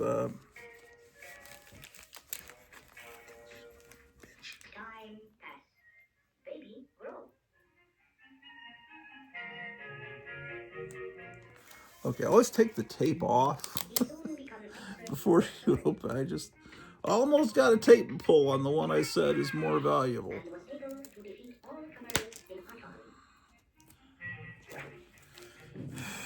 Okay, it's the first appearance of Hellblazer or something like that. I don't know.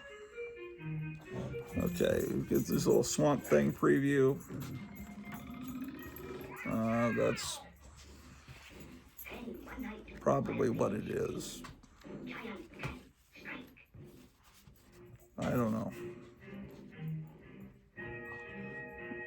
I don't know. It's just previewing the saga of the Swamp Thing, and then there's previewing Atari Force. What was this supposed to have in it? Conqueror of the Barren Earth? Do you even remember that? I don't.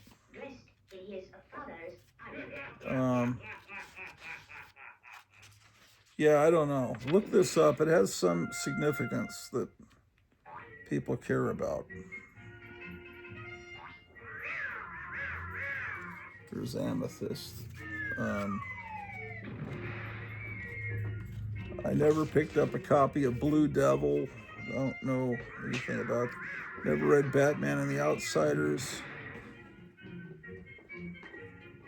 This is around the time of Crisis on Infinite Earths. Spinner's Galaxy. Never read that.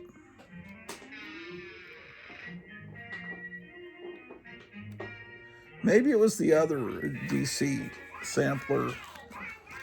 DC sampler number 3. It has something's in this that people care about. But obviously I'm not one of them.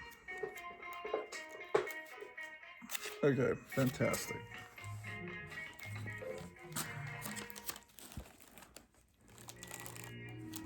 Look, he is becoming visible.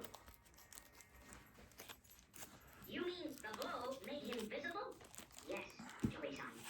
He grew up like any other boy, except for one thing. I need to get something to eat, man. I don't know about you guys, but Stroke of midnight. When moon is full, he becomes invisible again until the dawn. Hashimoto, I can't drink that. They laugh at me. you don't see Hashimoto-san cartoons shown much anymore, but they show them here on this channel. They didn't make the Asian characters look bad. They're cartoons about this Japanese mouse. It actually is how a lot of kids became aware of Japanese culture. They're not making fun of the culture in the cartoons.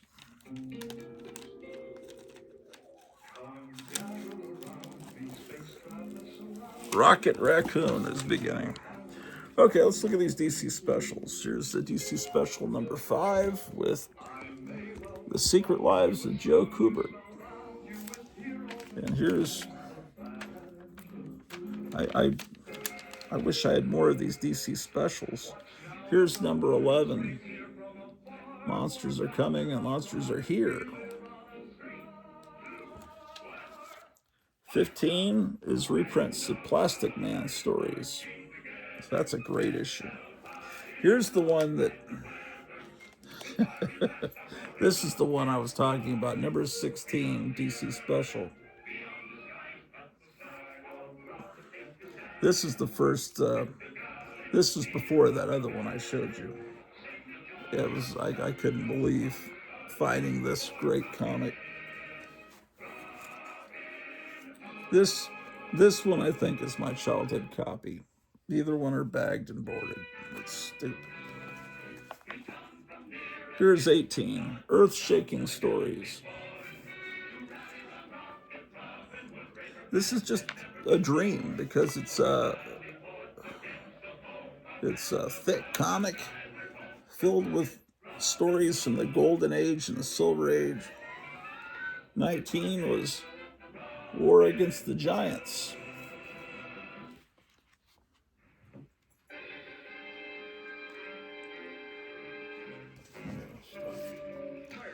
This ad, this could be your head.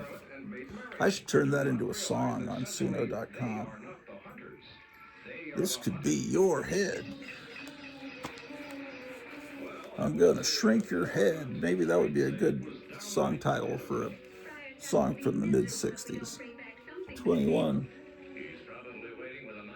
This one, War Against the Monsters, they're reprinting Star Spangled War stories there with it.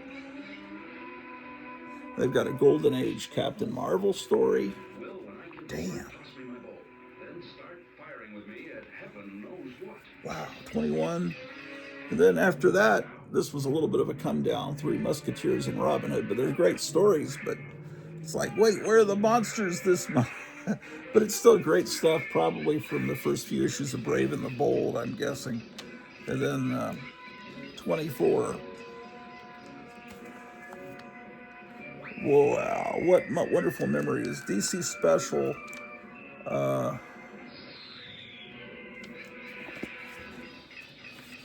I think a few of the very early DC specials, I have them counted as Silver Age, so they're in other boxes. But I certainly could upgrade.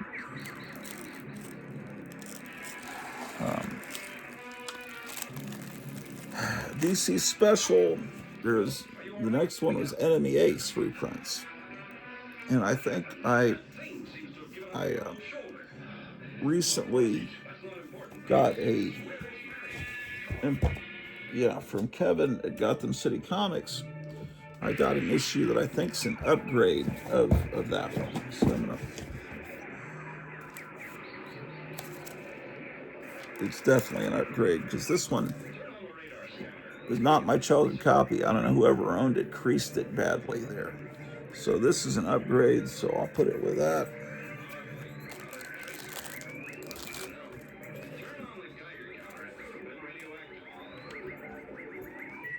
And then they're back to monsters again. Dinosaurs at large.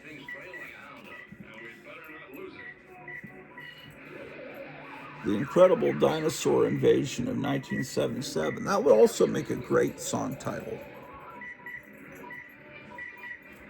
So, but Trump is posting constantly on Truth Social right now. He's on a, he must be like in the John, well, he doesn't type his own, the other one just popped up. He talks out loud and he has this lady type it all for him. I saw that on television. He would just spout it off and they would write it down. Unless it's the middle of the night, because sometimes they'll post at 3 in the morning. I'm sure he might be doing that himself. So this actually isn't a reprint in this issue. I think it's yes, an all new spectacular about that. And then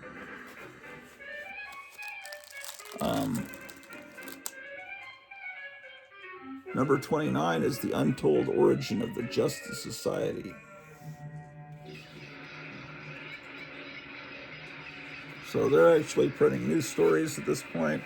And that brings us from DC Special to DC Super Spectacular, number 18.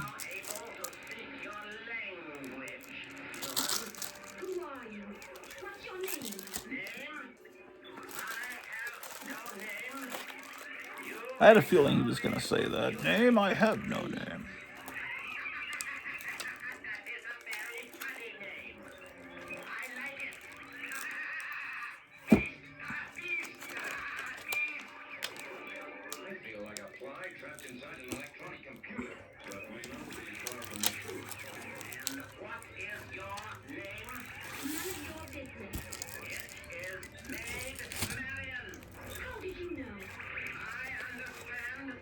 None of Your Business. That would be a good song title, too,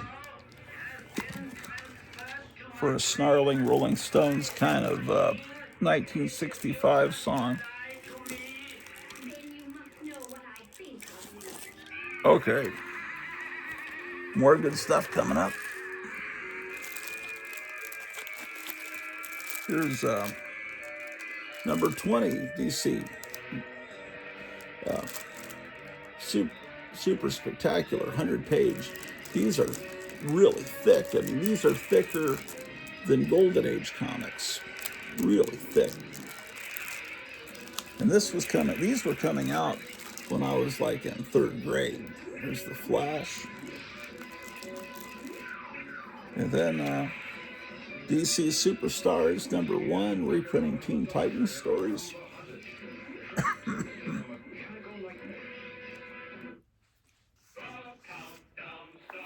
Another copy of the same one. DC Superstars of Space, number 2.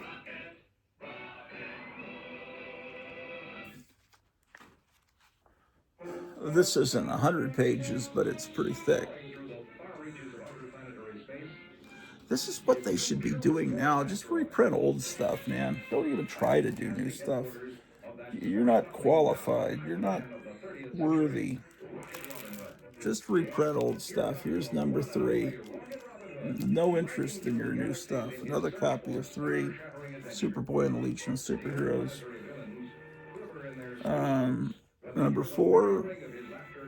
DC Superstars of Space. I just remember picking this up from the 7-Eleven.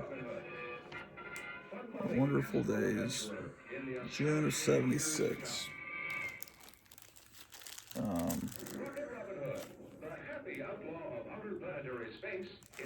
Wait. Okay, here's number 5. Flash.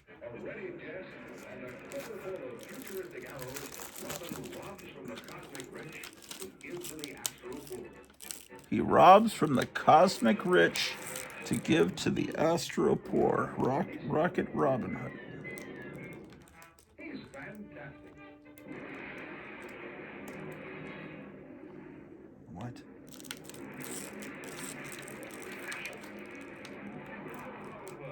Merriest of the merry men in the Oh, there's more. Did I just show you this one? Okay, here's another copy of issue 5.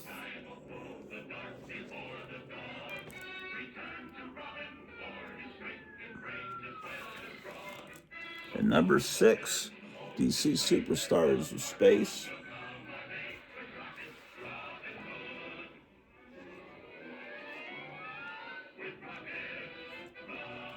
Characters like Tommy Tomorrow and Adam Strange.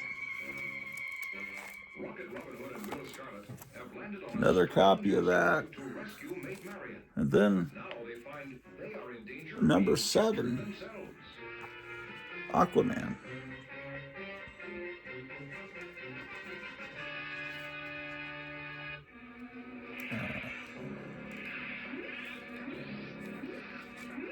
Yeah. Another copy of 7.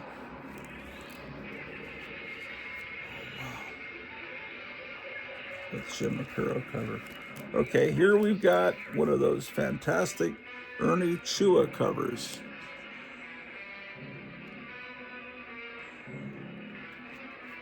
And I still don't know why you just never hear anyone talk about him. Let's see if we can find another way out of this spaghetti. If we touch 10. live wires, we'll be done for, but we have no choice, Will. Strange sports stories, but with superheroes. Well. And then You wouldn't guess. this is the great Gray Morrow, Those mechanical spiders? with Superstars of Magic.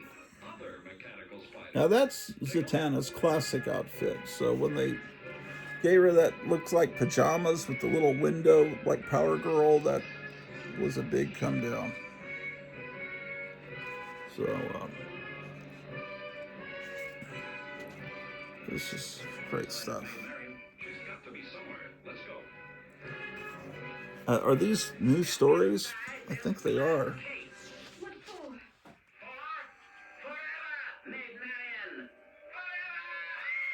This is from 1977. You're forgetting Rocket Robin Hood and Will Scarlet, aren't you? Yeah, it's Gray Morrow doing the art on the Zatanna story.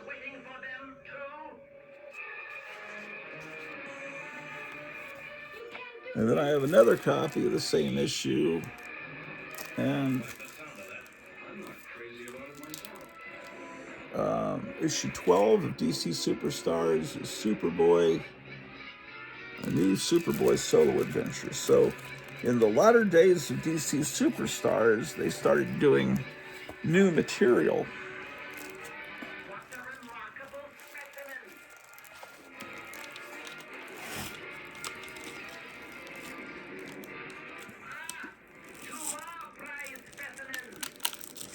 And then issue 13 was an all Sergio Aragonis. What do you want with us?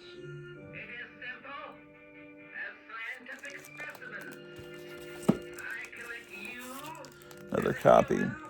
Trump just posted something about the U.S. allies need to get a grip and start helping with the Strait of Hormuz.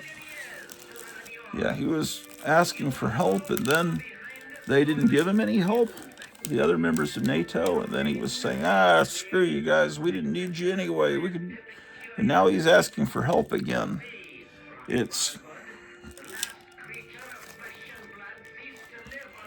And that Strait of Hormuz situation has directly affected my life, which is weird, because I'm kind of shut off from the world, but because there was a book of Russ Heath art that was on one of the ships that was struck by an Iranian missile, and it limped back into the port, and Fantagraphics wasn't sure if the books were, because it was the entire print run of 2 of their books, and they might the it might be they're going to have to completely reprint the book, depending on whether that part of the cargo was destroyed. Okay, well, sometimes these books are getting too tight in here. DC Superstars went a little bit longer than I remembered. Here's 14 with secret origins of super villains. And they're all new. They're not reprints. And then issue 15 is Sergeant Rock and the Unknown Soldier. Again, it's all new. And 16 introduced this team called the Star Hunters. And then after this, they got their own book for a little while. And I thought this was well written. I remember reading this, Star Hunters.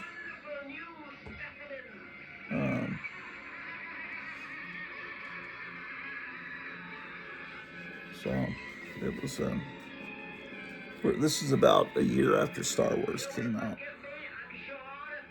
No, this is just a few months. This is September, October of '77. So Star Wars was still in theaters when this came out. So Star Wars stayed in theaters for that first Star Wars movie stayed in theaters for a while.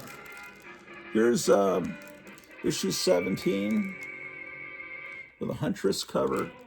I got this at Lone Star Comics because there's a little VG written next to the 17 for very good. They used to write the condition on their comics. Here's another copy of 17 that I have. And again, these aren't, where are they?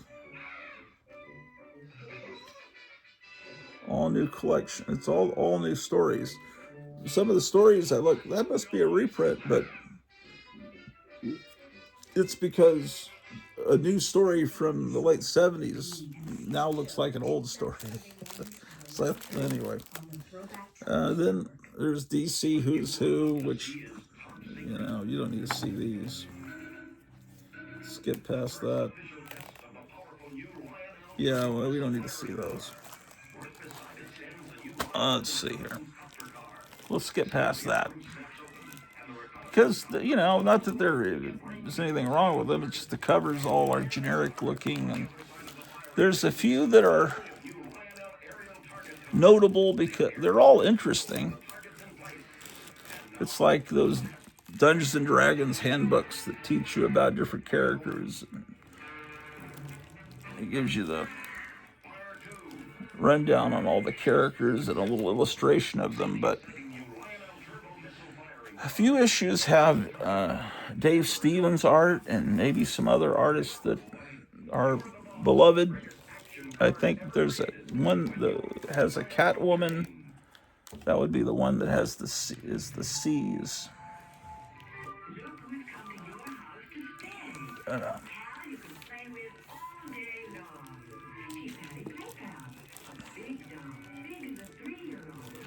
I've got to switch to short boxes, man. This is insane. And then what's after that?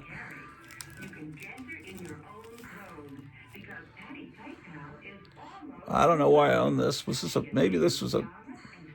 this might, oh, it was a free comic. That's why I own it. It's Batman fighting just a bunch of bloody zombies. It's Deceased. I guess that's DC's attempt to imitate Marvel Zombies, which is another book I didn't have any use for. Here's History of the DC Universe. That's another book you don't need to see.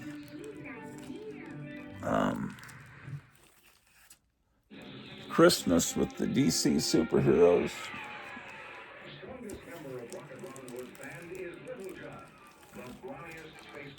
Superstar Holiday Special.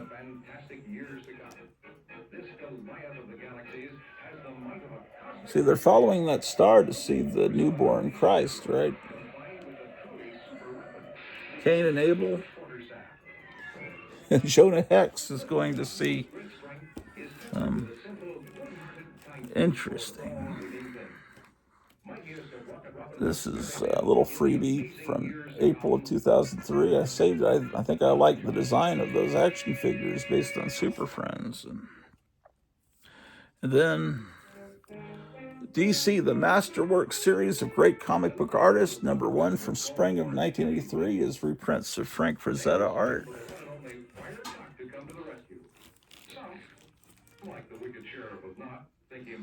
And I don't know why I have Deceased, Dead Planet 1. I really don't know.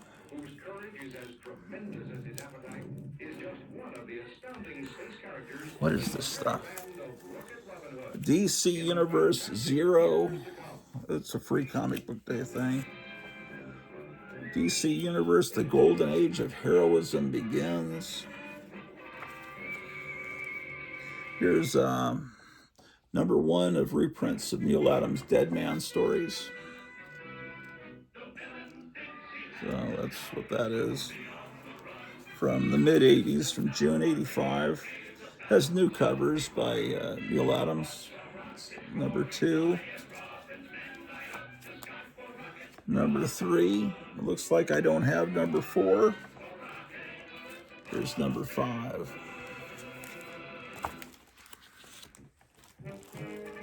A humanoid robot with a master mind has frozen Rocket Robin Hood, Pete Marion, and Will Scarlet into living statues. He now prepares Another copy of #5.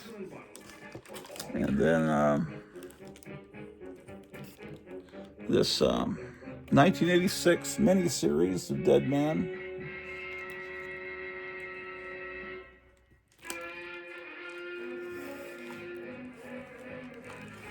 That may be the only issue I have of that. And then there's this Dead Man miniseries, book 1.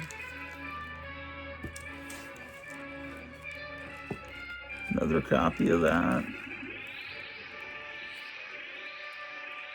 I guess this is that little sister of whatever. Looks like a few issues of Death. Sandman, couldn't think of his name.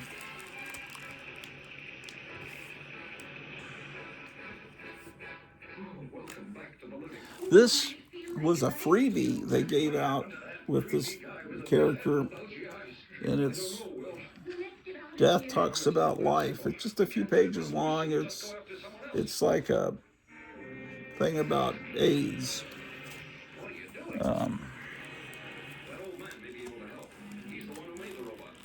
So that's about the extent of my Sandman collection.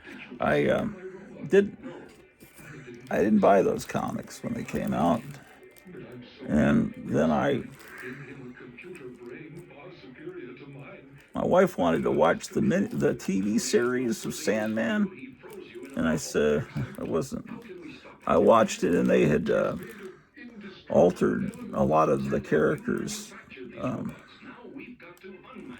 So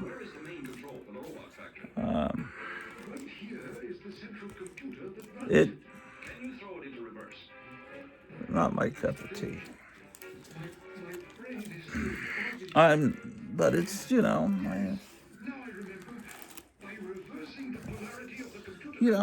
as what it was, if it was written as a novel, but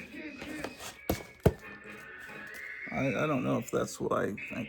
I don't know.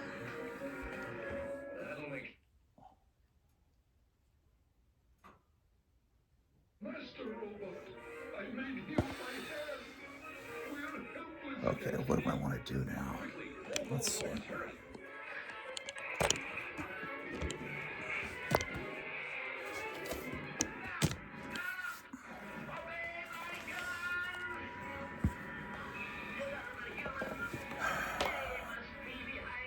Oh, it's great. This Throwback TV channel is working now.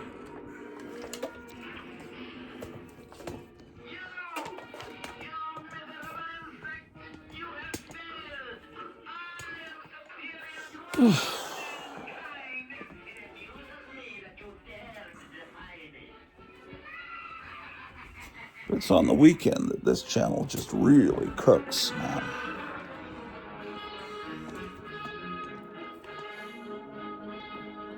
I must get my belt back. Look at the little kitten there. Losing my power.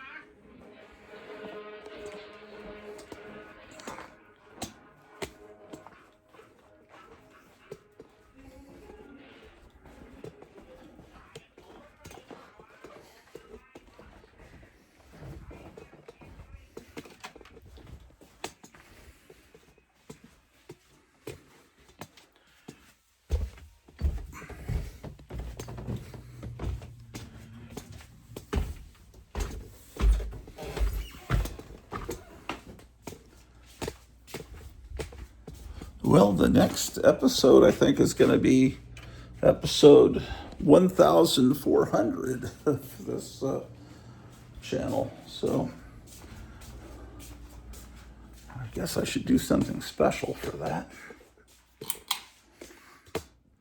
I think what I ought to do is put the little kittens on top of these pinball machines and watch their reactions, because I haven't yet done that. I tried doing that with Ambrose the cat one. He got really scared.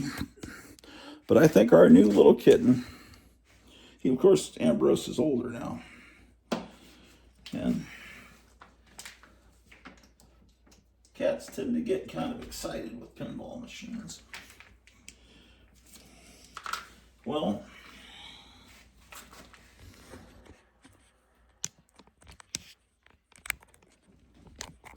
it's just about 8 o'clock, and that's when I go on my shift at KLAF Radio. So let's get started with that.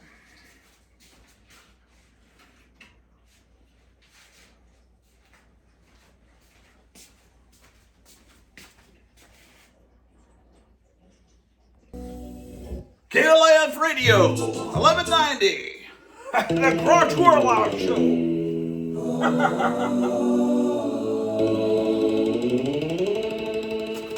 On November 22nd, at the Castle Club in Dallas, when we first got the word, the nerves, and it hurt. I just knew that you were too. I knew it was true. I knew it was true. I was there with my friends. You were standing alone. I saw you watching the band, and it got out of hand. I just knew you knew too. I knew it was true. I knew it was true.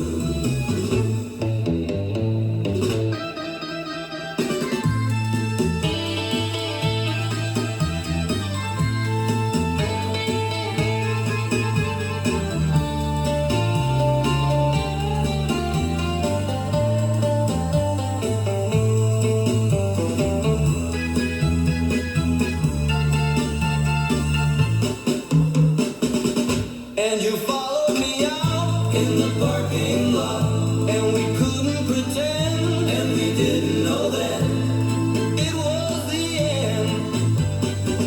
But we knew, I knew it was true. I knew it was true. Yeah, I knew it was true.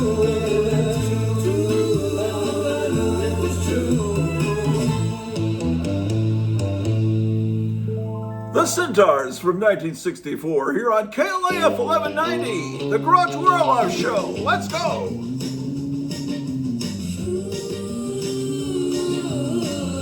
Let's go eat breakfast. I'm gonna be right back. She's my jungle girl. She lives inside my mind. My jungle girl. She's with me all the time. I wanna tell you about my jungle girl. I wanna tell you about my jungle girl. She's my jungle girl.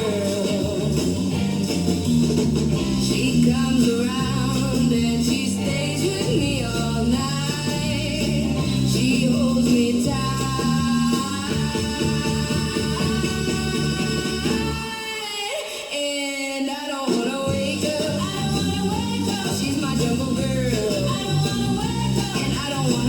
girl. I don't wanna wake up. She's my jungle girl.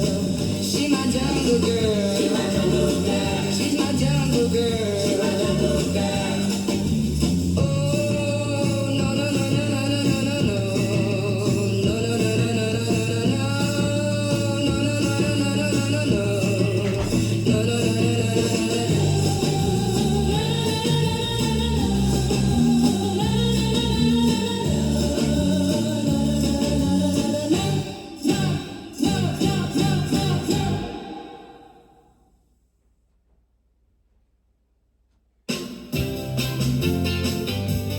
in the jungle, baby wild, you're the ape man's only child.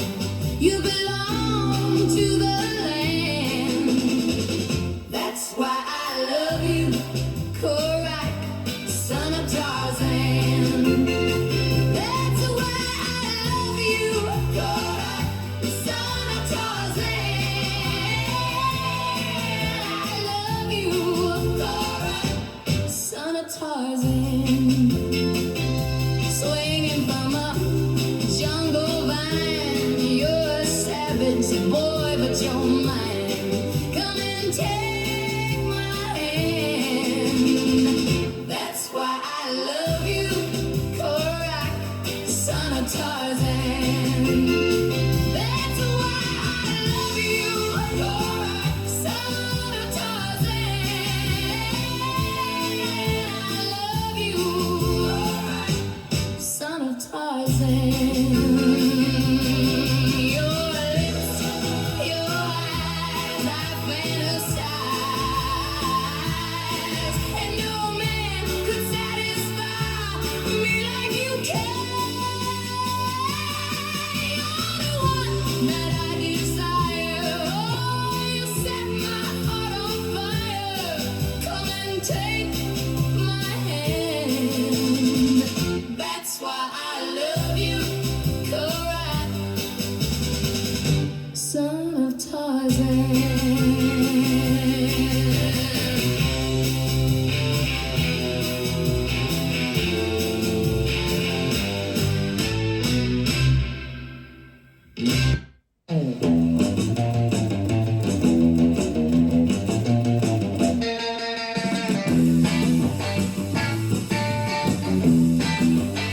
His superpower's cool as shit. Can talk to me when he's invisible. Crashed on his couch for think I'm cool now. Because Space Ghost is a friend of mine. Because Space Ghost is a friend of mine. Because Space Ghost is a friend of mine. Because Space Ghost.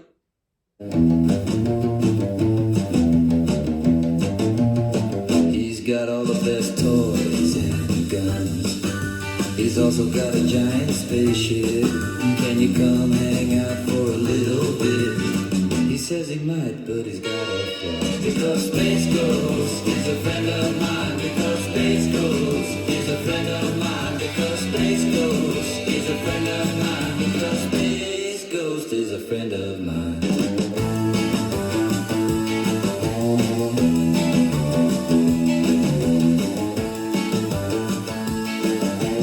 And all the ghosts think I'm cool now. And all the ghosts think I'm cool now. And all the ghosts think I'm cool now.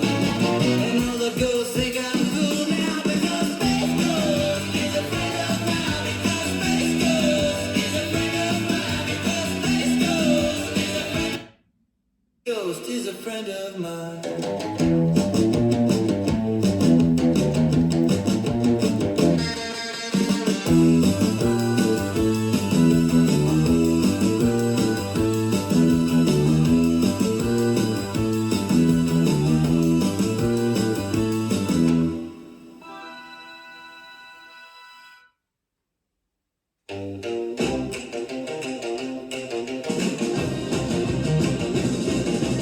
When I was young, my folks gave me up, put me in a home with all the other chumps. They tried to teach me to be good and right, but I knew then I was bad for I get paid for being crazy.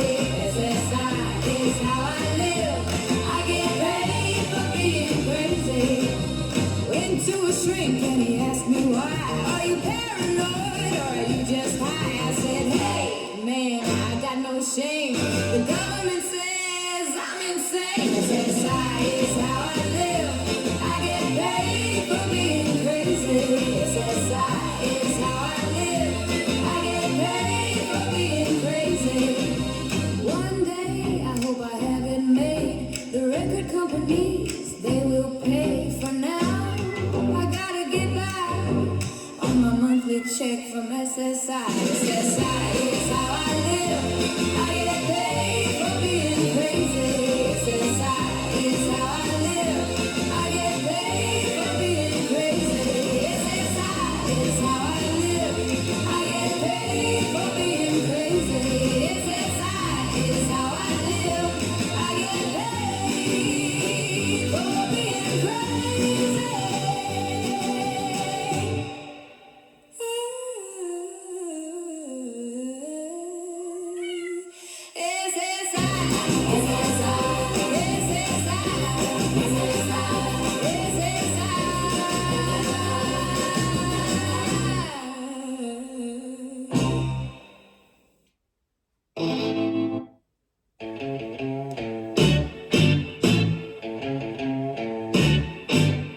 My love, she drives me crazy. Sometimes she makes me blue. But there's one thing I want more than her, and baby, that is you. I want Mexican pizza from Taco Bell.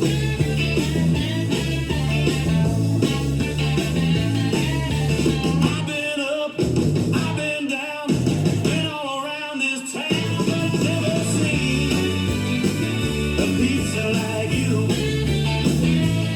When I find you, I know what I'm gonna do.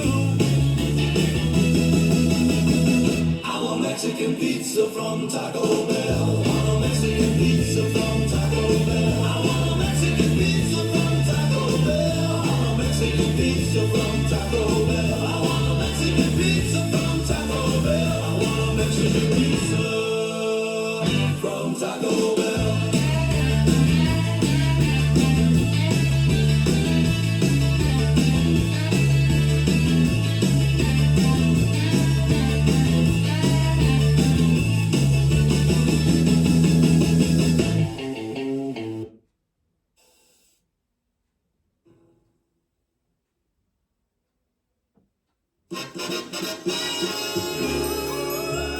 It's new but really moving fast. You can bet it's gonna last. Here's a new Cliff King climber. KLIF 1190.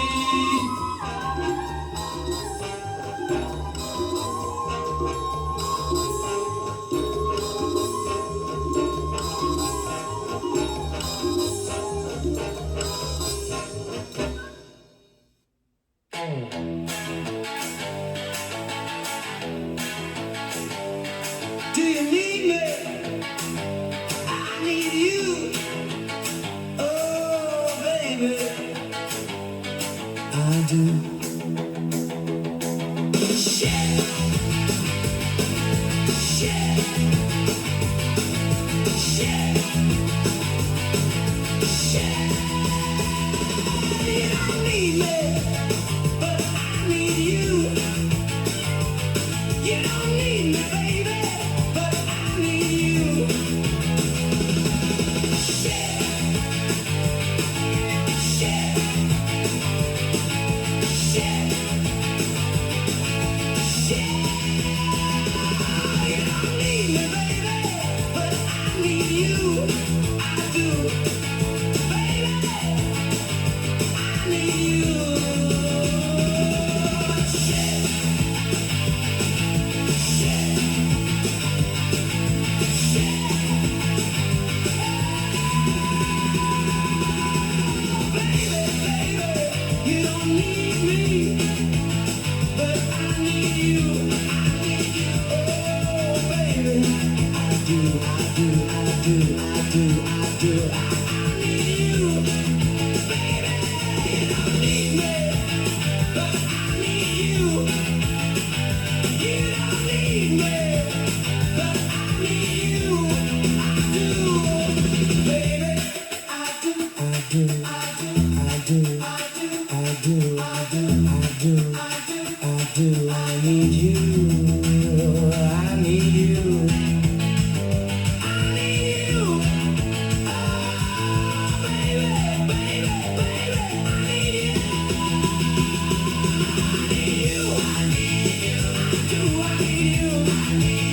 I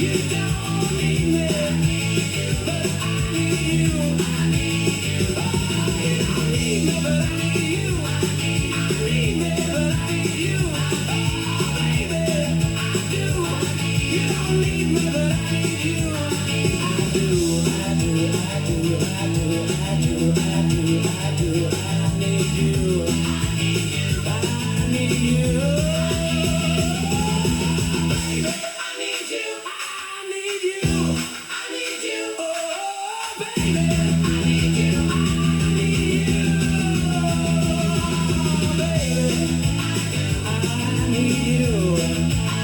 Oh, baby.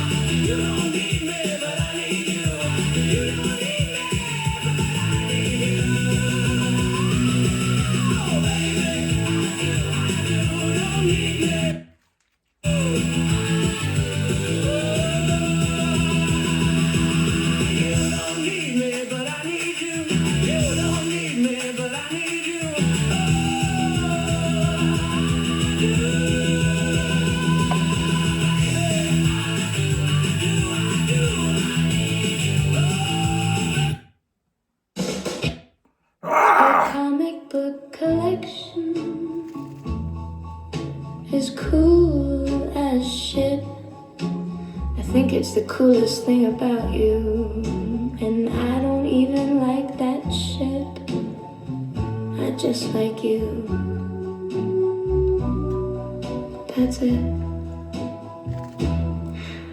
That's it. I don't know if you feel the same way. I don't know if you feel the same way. I don't know if you feel the same. I don't know if you feel the same way. You see, I don't like action figures. You guys got in your life. We're having some technical difficulties. Stand by. Well, while we're stopped, why don't we, as we had sound cutting out, so they're working on the problem downstairs. Let's see if the Spider-Man trailer is up yet.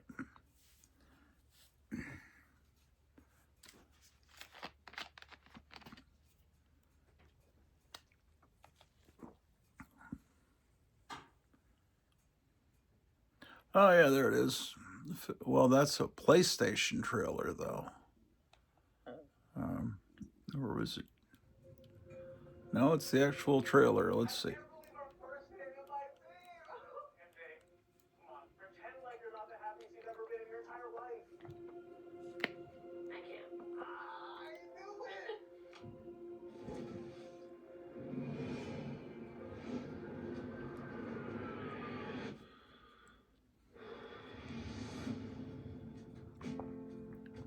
Hi, my name is Peter Parker.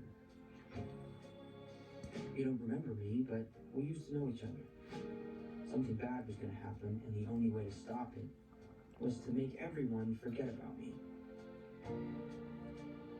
Because I'm not just Peter Parker. I'm Spider-Man. Okay, well, let's see.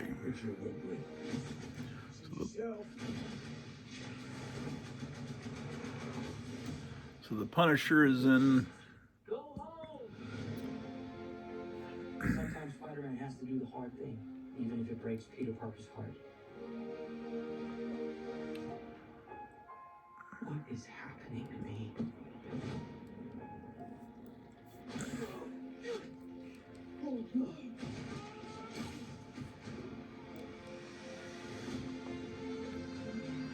Oh, so it's coming out this summer. I need your help. What did you say your name was? If DNA is mutating, it would be enormously dangerous. Okay, they've got that guy playing the Hulk in it again. When between cycles, it can leave the spider vulnerable to threats.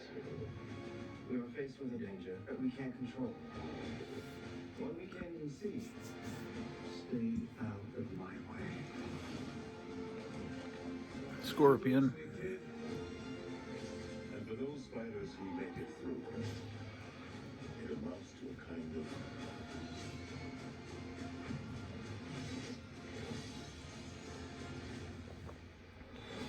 rebirth. Okay, Spider-Man Brand New Day. Housewarming. I'm MJ. I'm just a neighbor from across the hall. Friendly neighbor. July 31st. So they're, okay.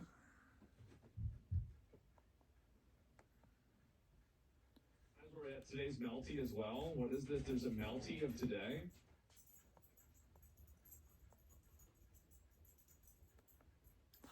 All right, well.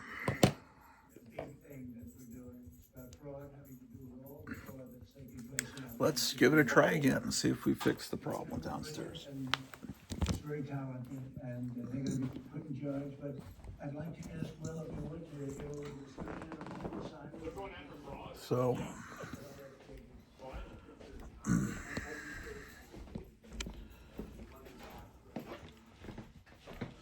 okay.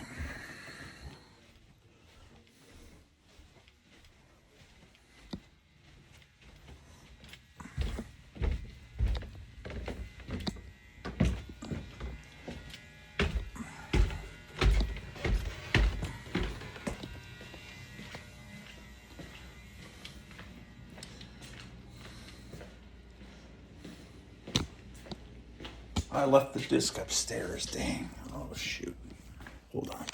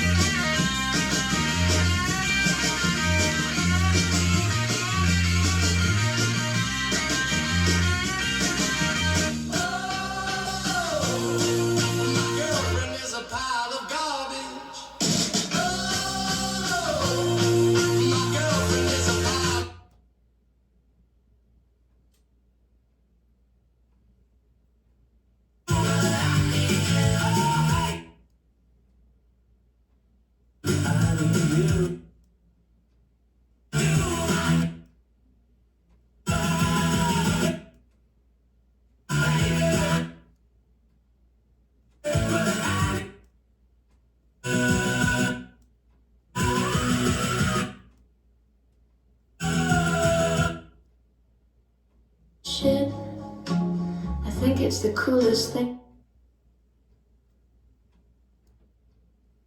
Your comic book collection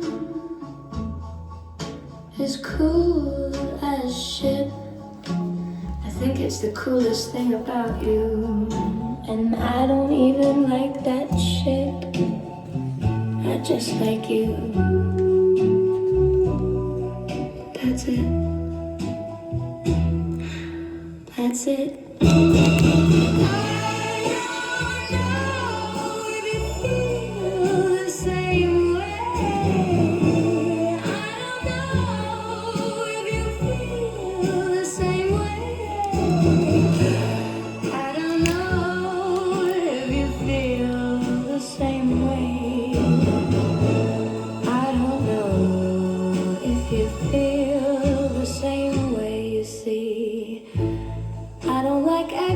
Figures, and I don't like graphic novels, and I don't like reading, and I don't like reading, but I do like your comic book collection. I think it's cool as shit.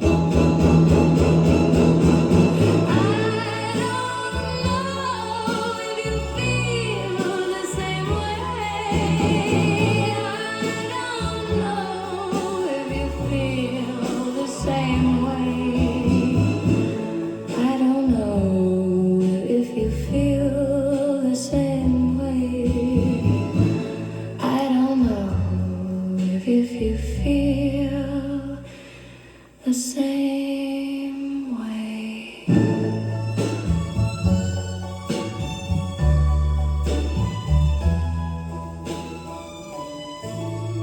Laura Loomer with I Like Your Comic Book Collection from 1963. And you're tuned into KLIF 1190. It's the Grottu Orloff Show. I don't wanna be a super villain. It's too much work. I don't wanna rule the world. You can have it.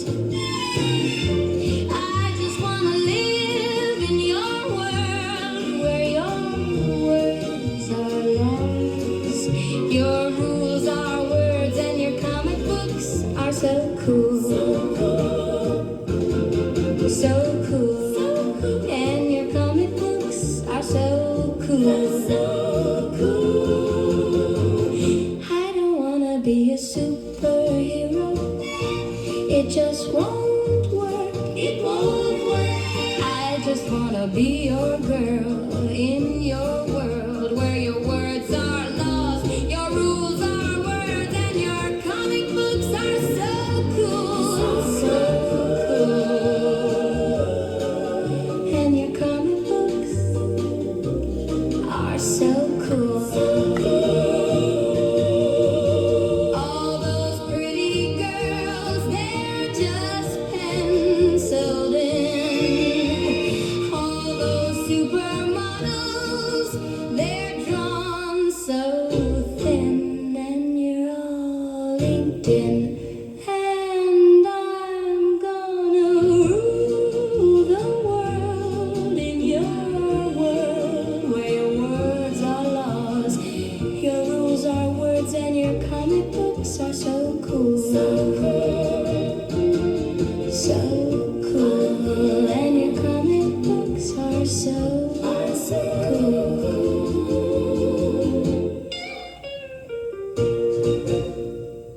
Beautiful sounds of Marie Severin. KLIF 1190. 1964. And if you talk to her, she's got nothing to say. And when you open her up, there's more inside her every day. Oh, my girlfriend is a pile of garbage. Oh, my girlfriend is a pile of garbage. She can't go out because she might get thrown away. And if she was to leave, I'd be here to stay. And even though she smells a little funny sometimes, it's not as bad as what some of you guys got in your lives. Oh, my girlfriend is a pile of garbage. Oh, my girlfriend is a pile of garbage.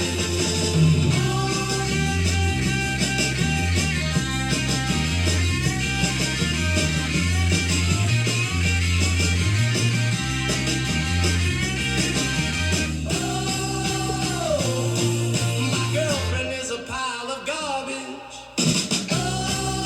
Oh, my girlfriend is a pile of garbage. The Sasquatches from 1964 here on KLIF. Hey, you're tuned to the Grottu Orloff Show. It's Wednesday, 9:40. From another planet, her spaceship landed in the sand. Look out, here she comes. All the guys run. Vampire Ella's here to save us all. She's our favorite pin-up doll. Shit! Nothing works here at KLIF 1190. Your fun spot. The music of your life. I look around me and all that I see is bright and beautiful. What a wonderful year this is. It's 1966. What a glorious year. I'm cruising on a Saturday night. Comic books, garage bands, monster movies, Batman,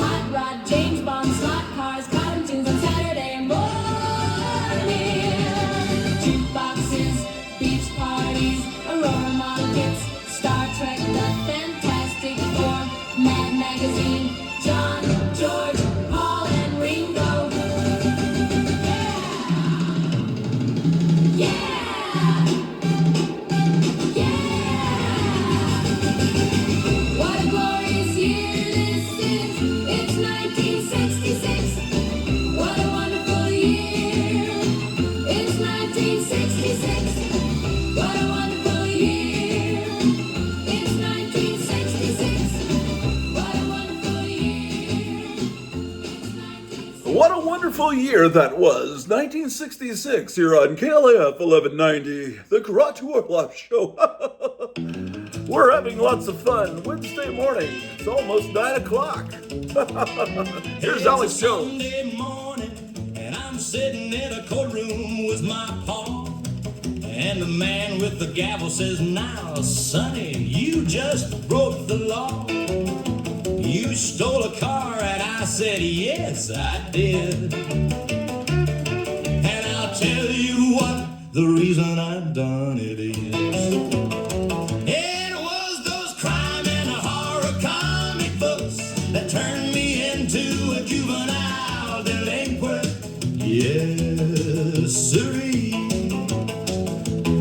Well, when I was just a little bitty baby and I had just learned how to read, they gave me a subscription to that EC magazine.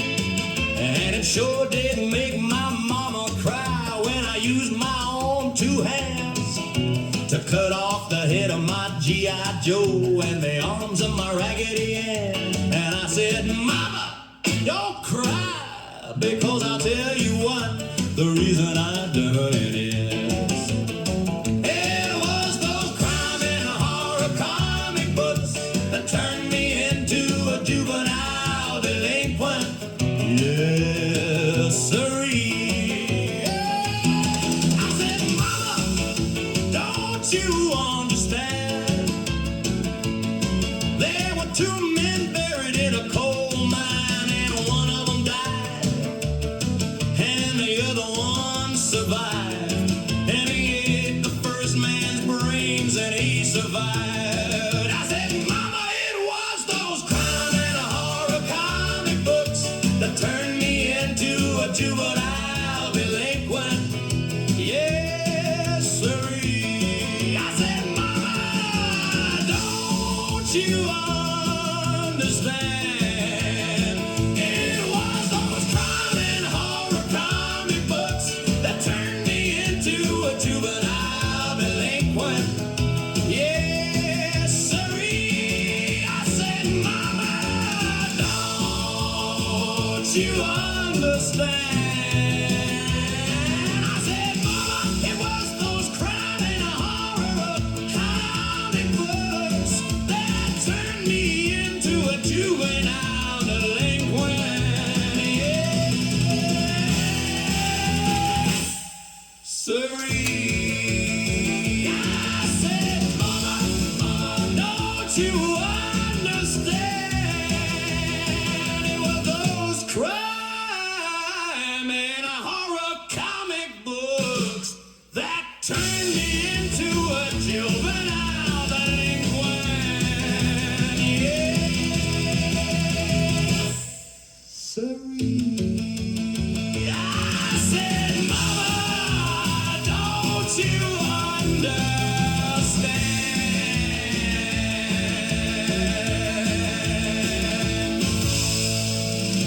Carl Perkins from 1956 here on KLAF 1190, where it's 5 minutes till 9. The Grottu Orloff Show. Going to the East Coast, running my mind ragged. Man, that's the least of 12 beers deep. Tell me where my drink goes. The world is full of shit, you already know. I'm running to the North Pole, running out of dope. Looking for the purest white snow. You and I both know the world is full of shit. The world is full of shit. The world is full of shit. The world is full of shit. Now I'm in the West Coast, yeah, but I just bought a place out in Colorado. The water there is pure, that's what they told me. Though the water there is pure, that's what they told me. Though I'm running to the south, got dirt in my toes, man. I never seen a more beautiful red clay road. You and and I both know the world is full of shit. The world is full of shit. The world is full of shit. The world is full of shit.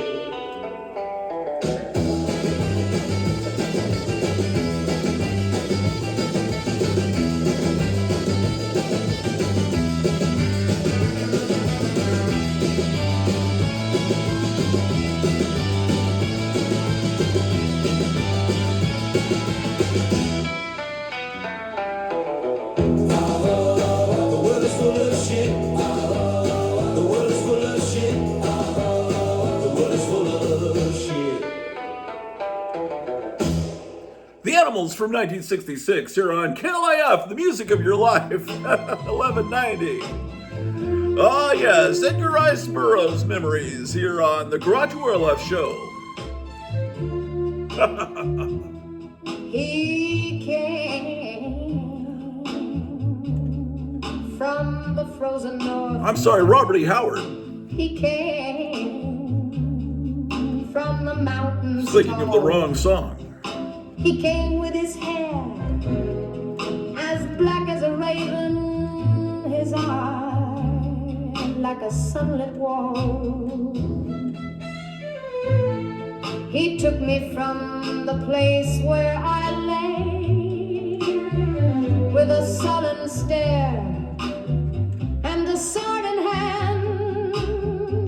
His heart as black as a devil's promise, his soul a burning desert sand, and his name was Conan the Cimmerian, bloody sword held high. Conan the Cimmerian, he will rescue you.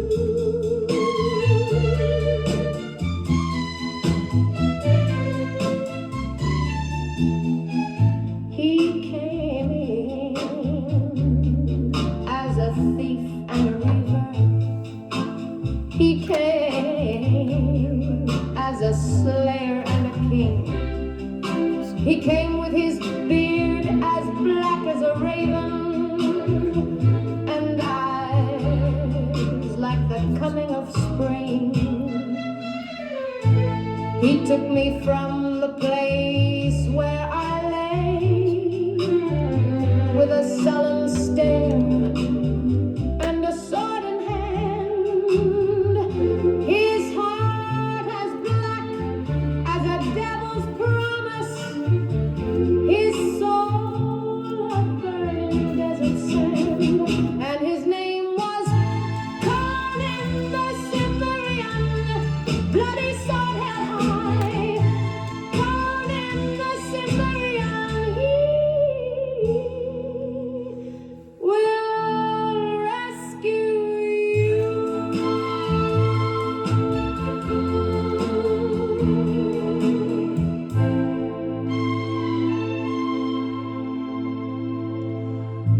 Shirley Bassey from 1967 here on KLIF, the Grottu Orloff Show, man, where we grew up on that great rock and roll. Grew up on the great rock and roll. 69 on the great rock and roll. Bubble gum on the great rock and roll.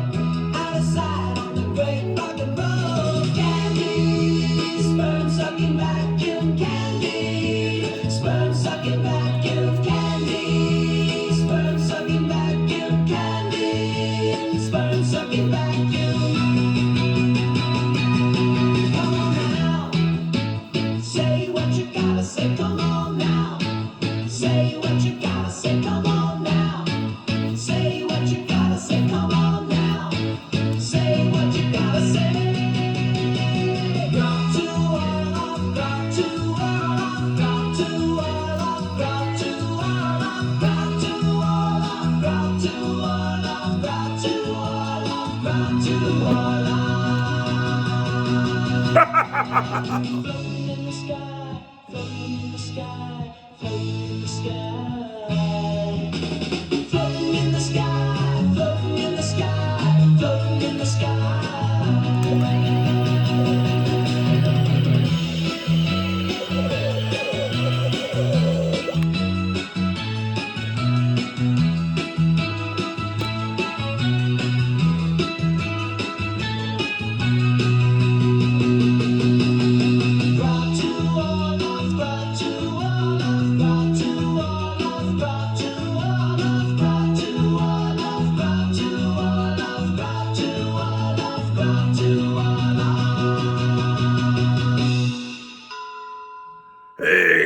Grottu Orloff Show, man. 11 died and killed. That is my war, man. Vampirella, man. Sonny Curtis, 1972. Bloodsucker from another planet.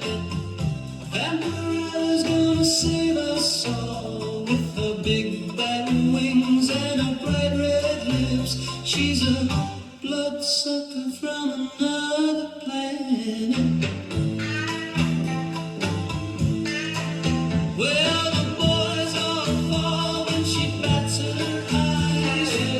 They see those fangs and they go wild. She don't mean to bite, she just can't help herself. Well, the boys all fall when she bats her eyes. Vampirella,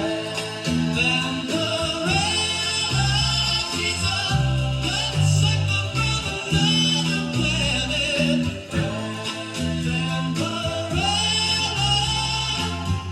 Vampirella's gonna save us all.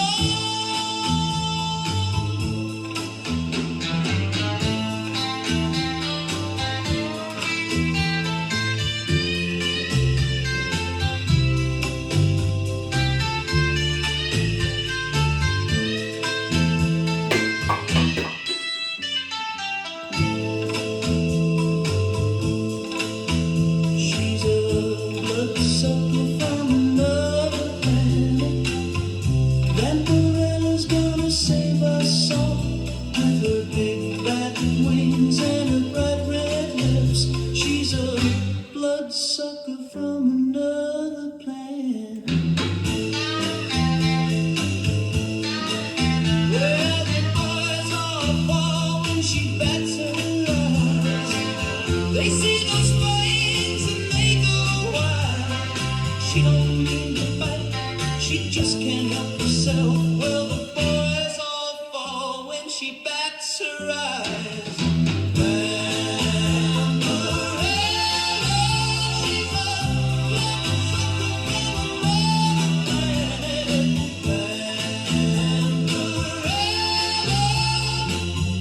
Vampirella's gonna save us all.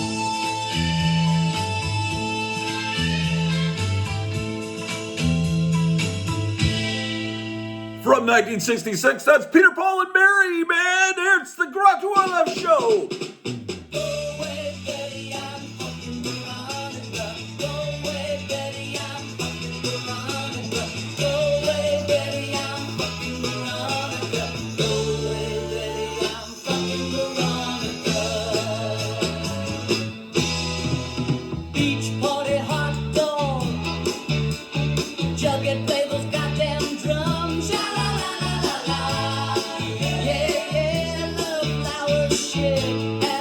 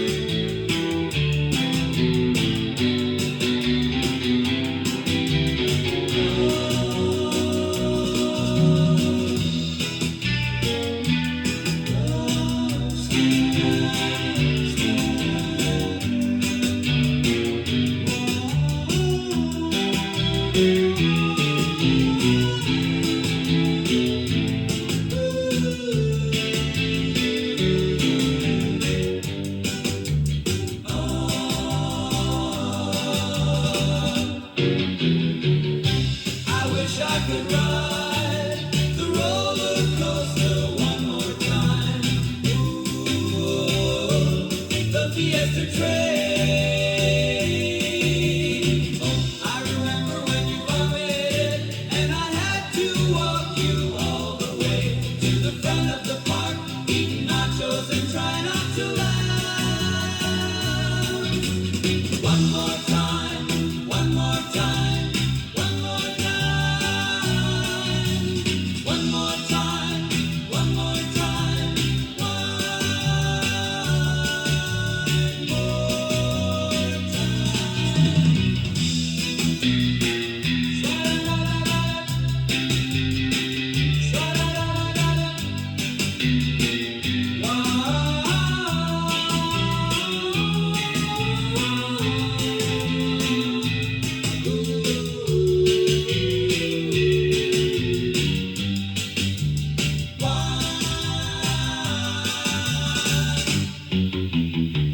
Six Flags over Texas, riding in the boat in the cave.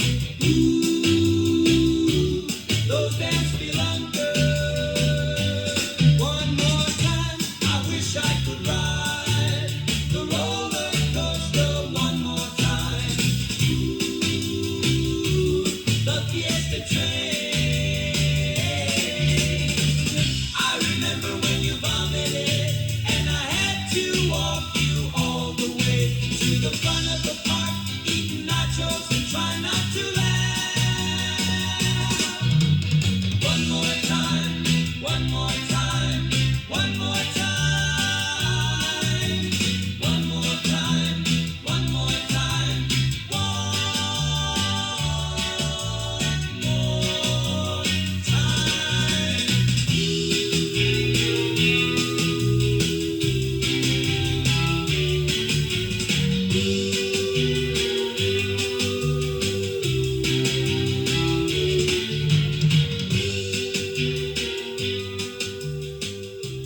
One more time, man. That's the Pendejos from 1966 here on KLAF 1190.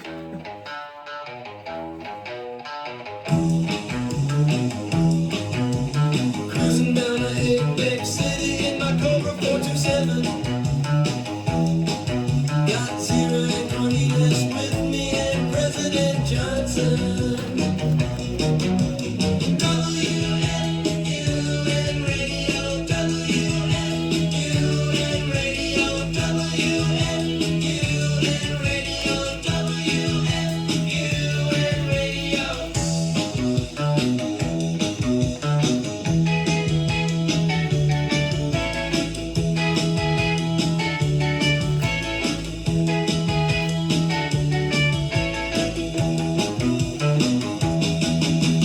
Cruising down the big city in my Cobra 427. Got Zero and Cornelius with me and President Johnson. WFUN radio, WFUN radio, WFUN radio, WFUN radio. Get in my Cobra, take you to Ape City. Get in my Cobra, take you to Ape City. We're gonna surf, Frankenstein is surfing. We're gonna surf, President Johnson's gonna be there.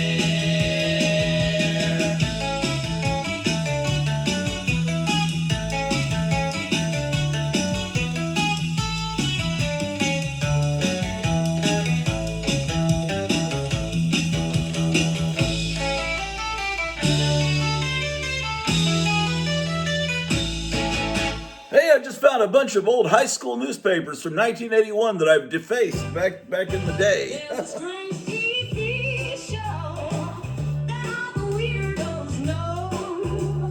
The host name is Grottu Orloff, and I'm in love with the show. They've got old comic books and some new ones too. Rock and roll rap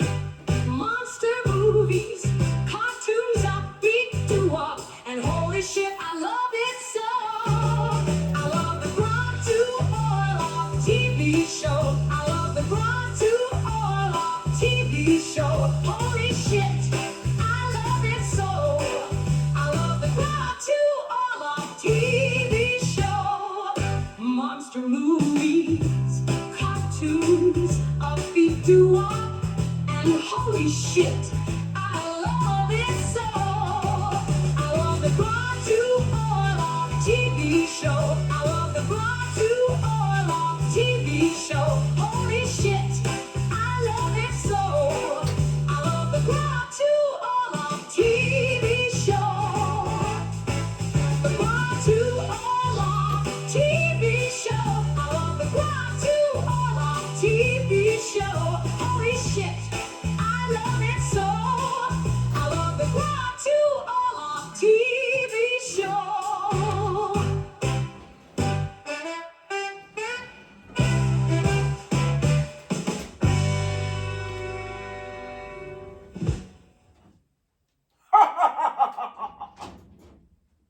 Grottu Orloff plays the best music in the radio. Holy fucking shit, I listen every day. Zowie. Thank you, Mr. President.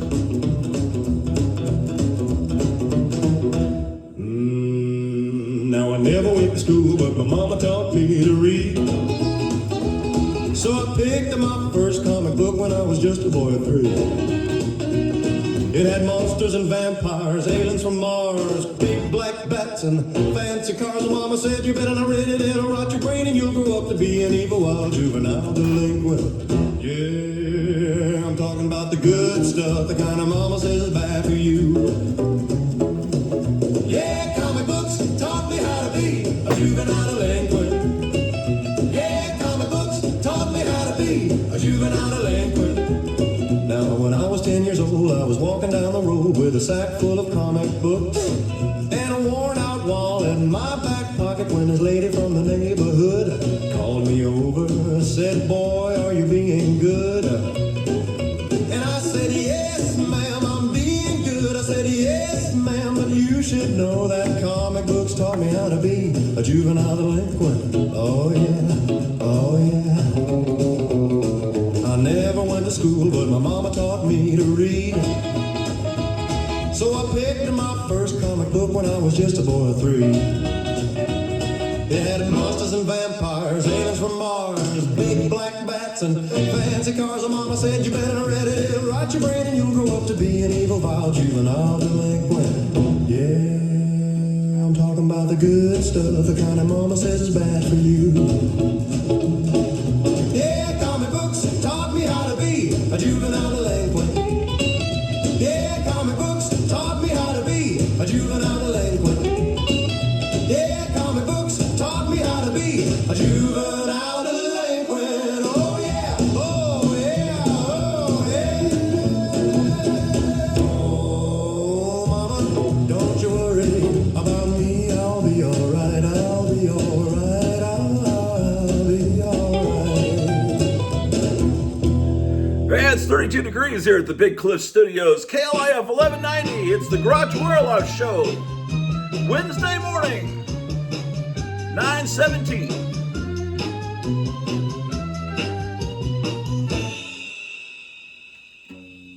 Gotham City, Mesa, Arizona, tons of comic books, monster masks, cool toys, yeah, yeah, yeah. Novelty stuff your mama threw away. Get in your GTO and go to Gotham, yeah. Gotham City, Mesa, Arizona, tons of comic books, monster masks, cool toys, yeah, yeah, yeah. Novelty stuff your mother threw away. Get in your GTO and go to Gotham, yeah.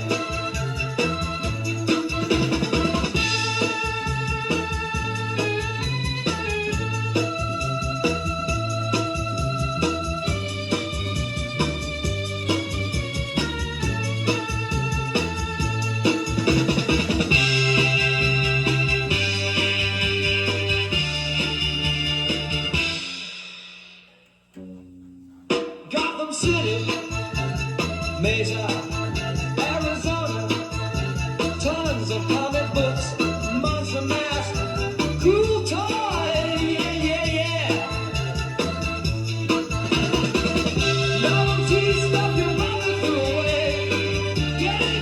G-O and go to Gotham. Yeah.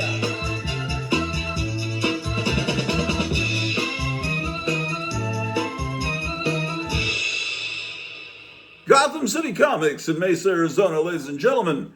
Hey, you're tuned into KLF 1190. It's the Grottu Orloff Show. I went to the drugstore on the corner to get me up a little malted milk. Then I thought I'd buy a magazine, and I got a comic book with the sexiest gal on the cover, man. You wouldn't believe it. She was only wearing some black leather thing with nothing on her legs but skin. I started getting most sinful urges. Then I heard this music in my head go.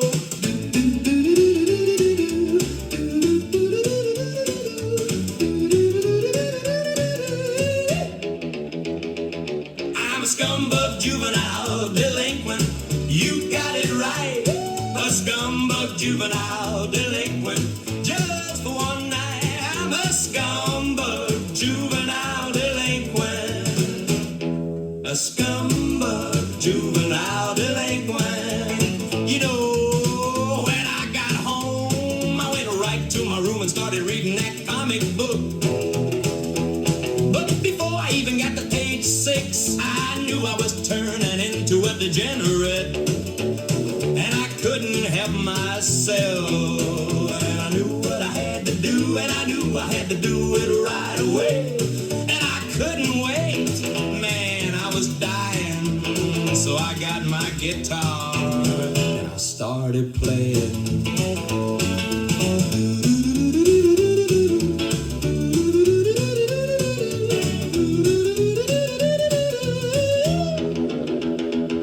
I'm a scumbag juvenile delinquent. You got it right. A scumbag juvenile delinquent. Just one night, I'm a scumbag juvenile delinquent. A scumbag juvenile delinquent.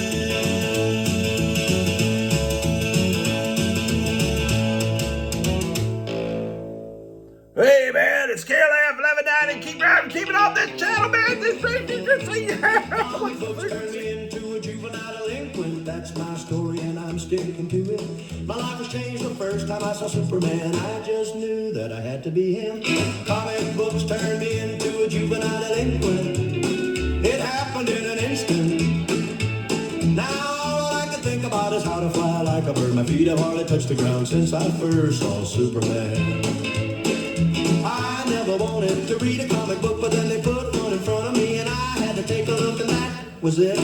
I was hooked. My mama says I'm just a bum, but wait until she sees what I become. I can't wait to show her comic books turn me into a juvenile delinquent. It happened in an instant. Now all I can think about is how to fly like a bird. My feet have hardly touched the ground since I first saw Superman.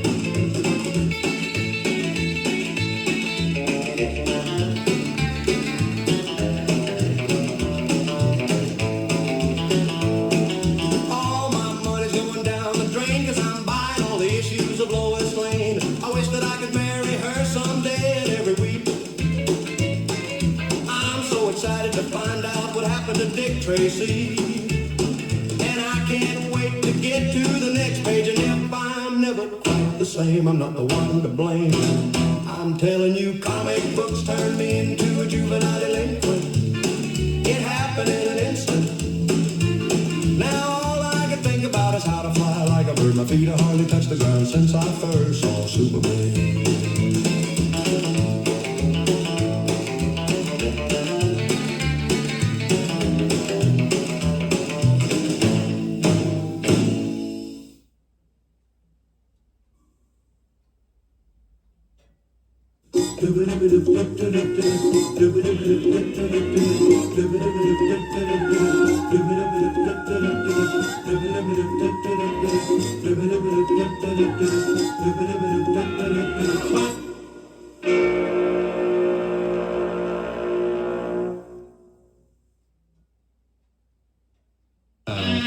If you want, you can walk side by side. And if you want, you can dream side by side. But when you've got to stay this side of the stars, there's Nothing like wide tracking. It's like taking a trip through the hills on fast turning wheels that stop your heart still. So as long as you both got to stay here on Earth, there's nothing like wide tracking. Wide tracking in wild shoes gets you into the great and proven man. Tommy Can knows just how we go. Tom McCann wide trackers for girls with bright racing stripes that roar up their wide square toes. $5.99. Only Tom McCann moves fast enough to have wide trackers. There's nothing like wide tracking.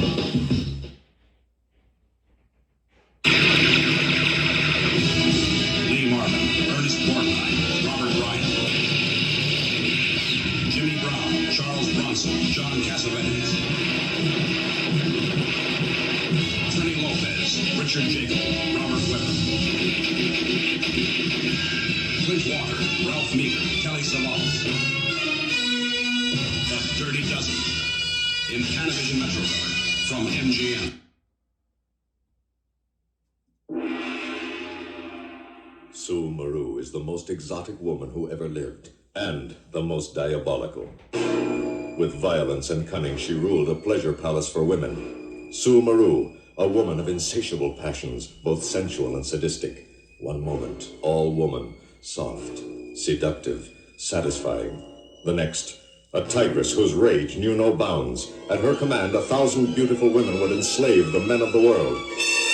American International Pictures presents The Million Eyes of Sue Maru, starring Frankie Avalon, George Nader, and Shirley Eaton, the Goldfinger Girl, as the bewitching, evil Sue Maru, with special guest star Wilfred Hyde White.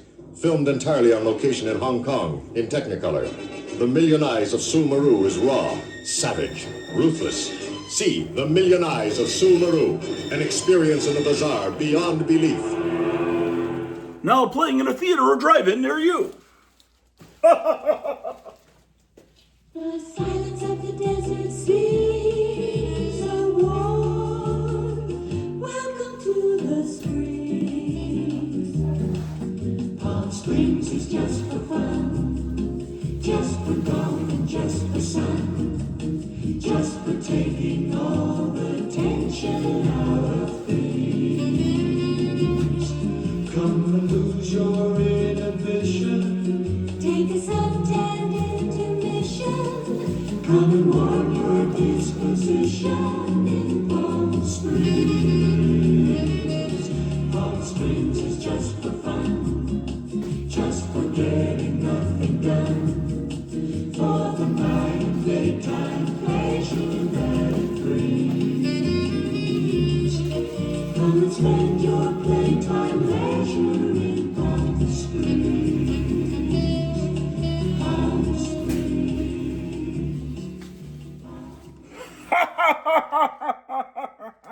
The Grottu Orloff Show.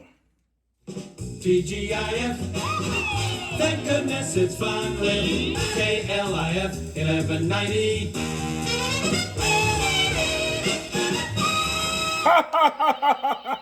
The Grottu Orloff Show. Are a superstitious, cowardly lot, so my skies must be able to strike terror into their hearts.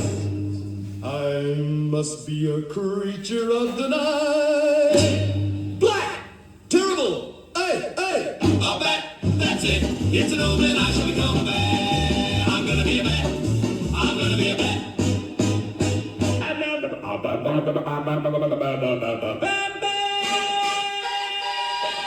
Holy motherfucking shit. Holy motherfucking shit.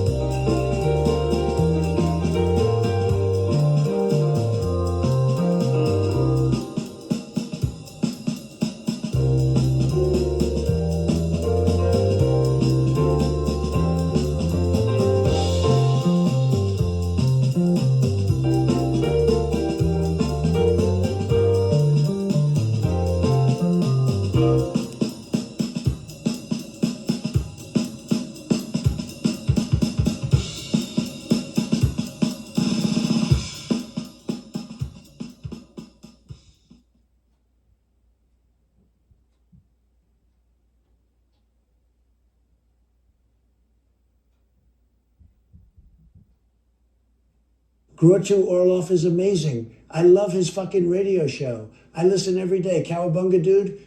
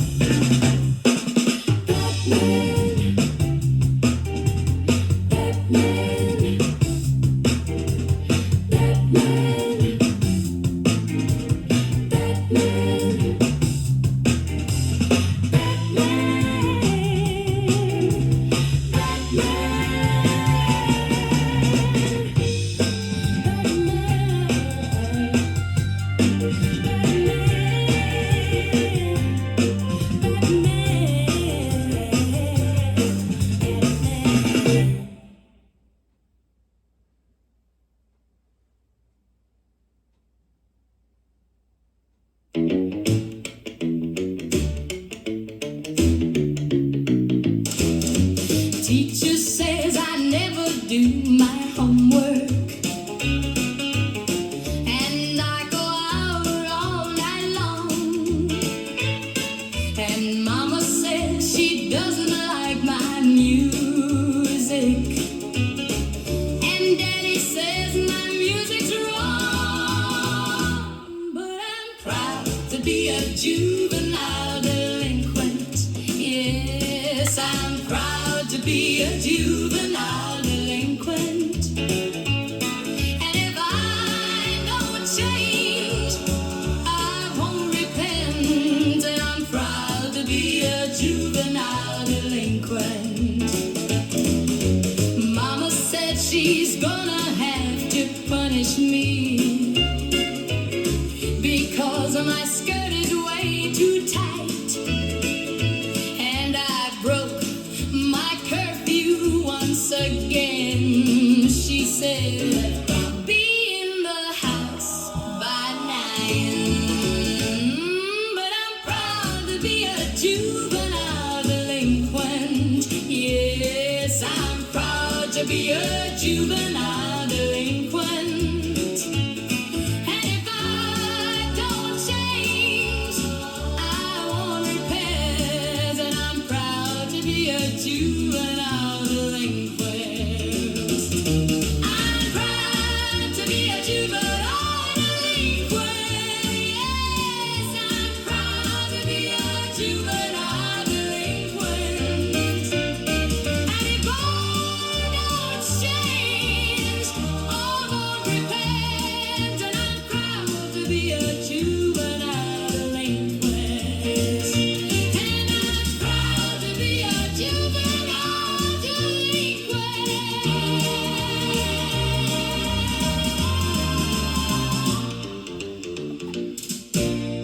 Jenny C. Riley here on KLIF 1190, the Grottu Orloff Show.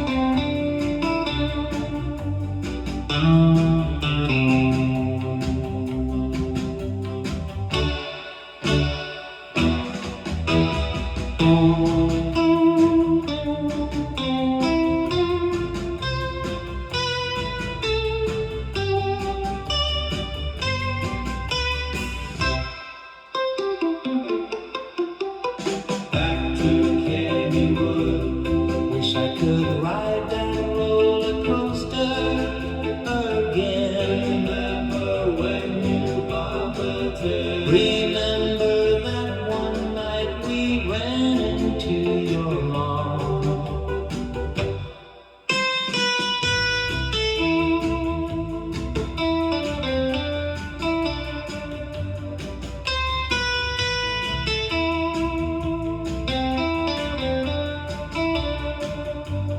Back to Kennywood, eating cheeseburgers.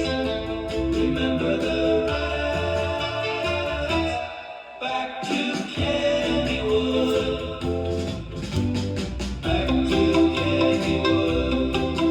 The fun, the fun. Back to Kennywood. Back to Kennywood, the rock and roll.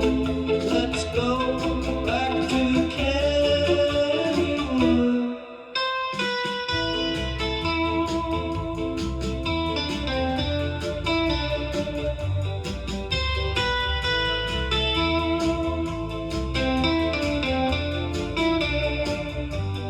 Back to Kennywood, eating cheeseburgers. Remember the rides. Back to Kennywood.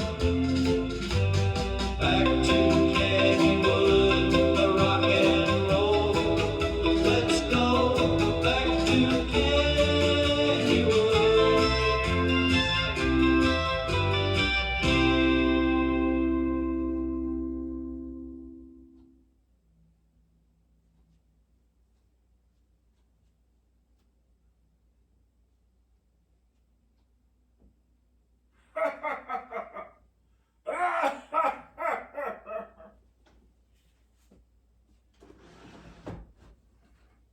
I'm sorry.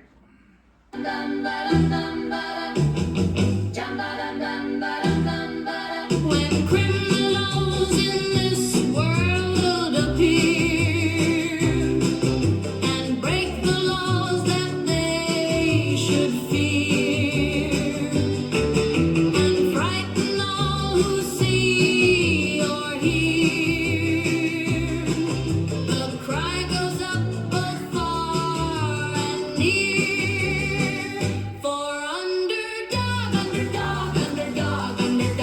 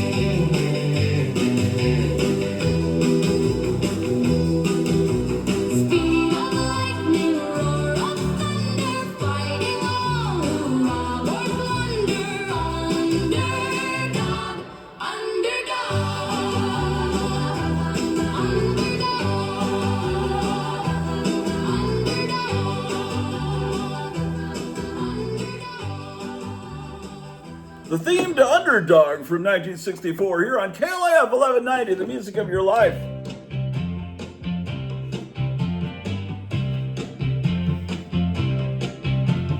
All the colors at the scene, pinks and purples and orange and greens. That's when the lights went out at Veronica's house. First I met Betty by the pool, go dancing and looking so cool. That's when the lights went out at Veronica's house. Come on, Jughead, come on now. There's an orgy at Veronica's house. Come on, Jughead, come on now. There's an orgy at Veronica's house. Sabrina's been casting spells. Reggie's in the hot tub as well. That's when the lights went out at Veronica's house.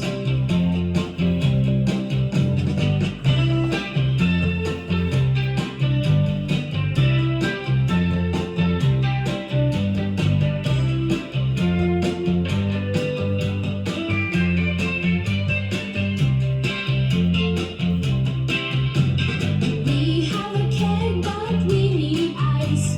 There's only room for one more guy. That's when the lights went out at Veronica's house. Come on, Jughead, come on now. There's an orgy at Veronica's house. Come on, Jughead, come on now. There's an orgy at Veronica's house.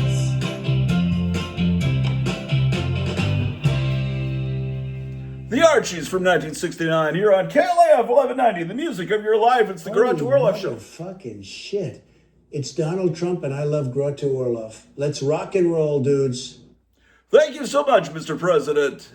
And let's continue to rock and roll here. KLAF 1190. Sam Hain, ladies and gentlemen, from 1981.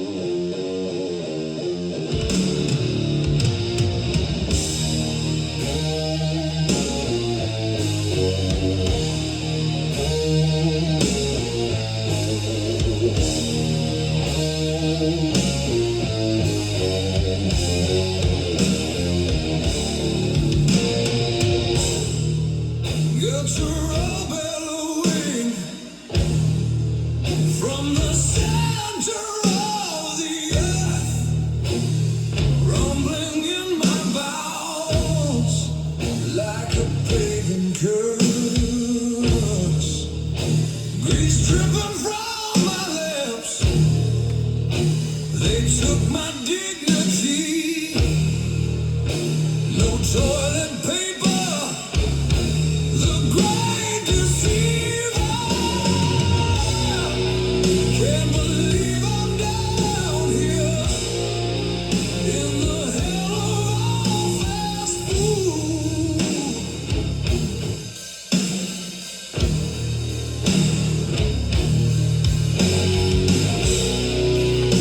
I went over it, and now I'm doomed. Hanging out in the Taco Bell restroom. Hanging out in the Taco Bell restroom. Hanging out in the Taco Bell restroom.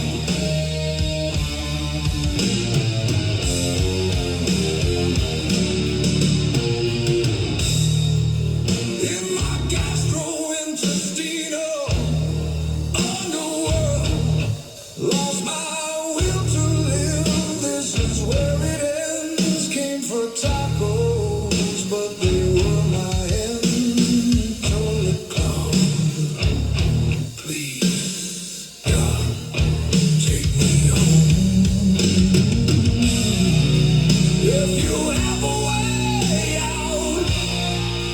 of this wretched, tainted truth.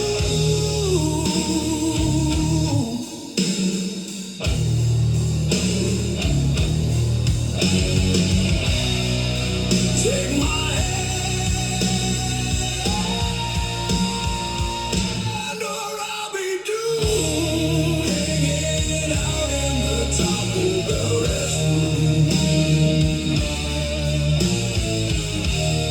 Hanging out in the Taco Bell restroom. Hanging out in the Taco Bell restroom.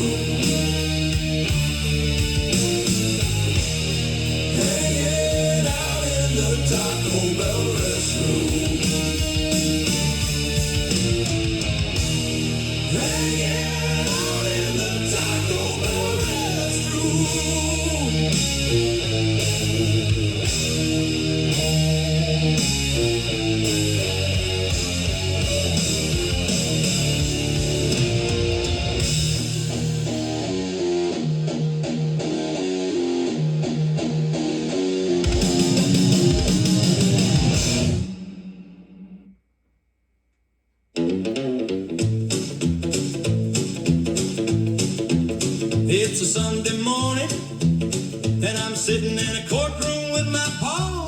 And the man with the gavel says, "Now, sonny, you just broke the law. You stole a car." And I said, "Yes, I did. And I'll tell you what, the reason I done it is, it was those crime and horror comic books that turned me into a juvenile delinquent.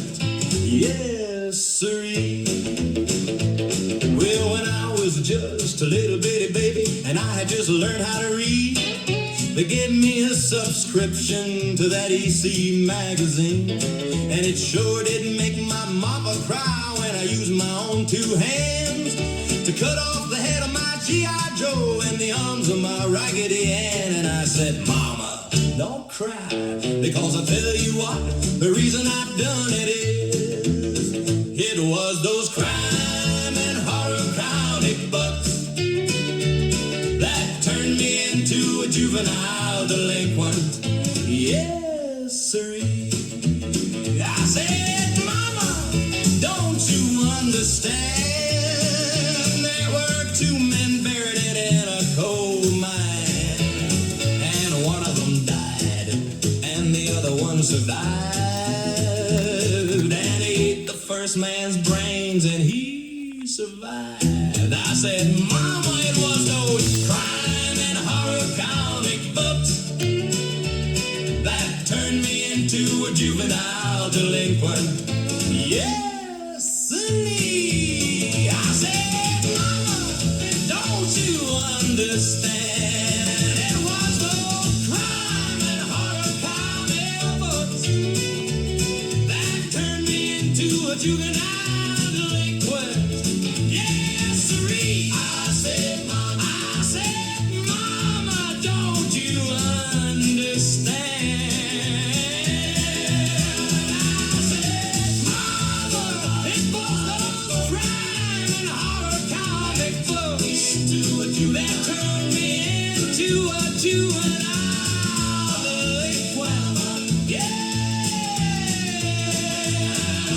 It was those crime and horror comic books that turned me into a juvenile delinquent. Yes, sirree, I said, Mama, don't you understand? It was those crime and horror comic books that turned me into a juvenile delinquent. Yes, sirree. I said, Mama, don't you understand?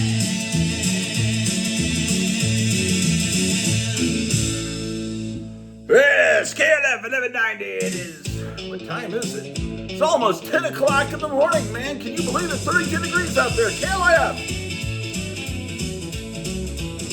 It's a Sunday morning, and I'm sitting in a courtroom with my paw. And the man with the gavel says, now, Sonny, you just broke the law. You stole a car, and I said, yes, I did. And I'll tell you what, the reason I've done it is, it was those crime and horror comic books that turned me into a juvenile delinquent. Yes, sirree. It's a Sunday morning. It's a Sunday morning. It's a Sunday morning, and I'm sitting in a courtroom with my paw. It's a Sunday morning. It's a Sunday morning. It's a Sunday morning. It's a Sunday morning. It's a Sunday morning. And I'm sitting in a courtroom with my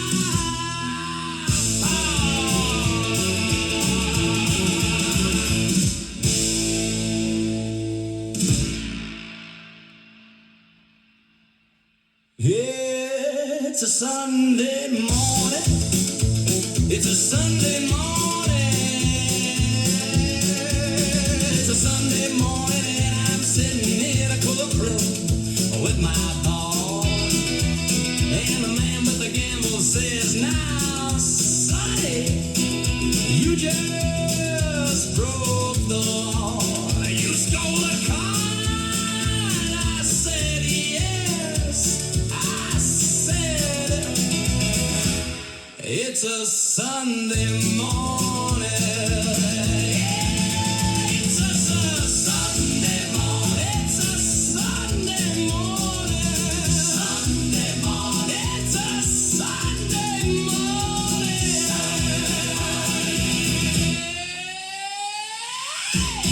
It's a Sunday morning. It's a Sunday morning. It's a Sunday morning. It's a Sunday morning. It's a Sunday morning. Sunday morning. It's a Sunday morning. It was those crime and horror comic books that turned me into a juvenile delinquent.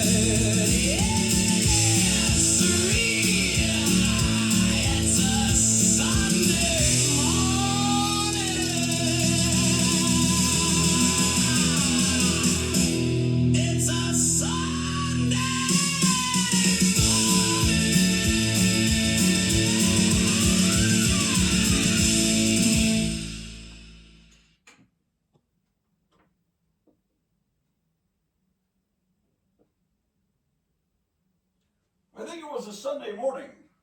Don't you? Have fun this weekend where the action is. KLIF 1190.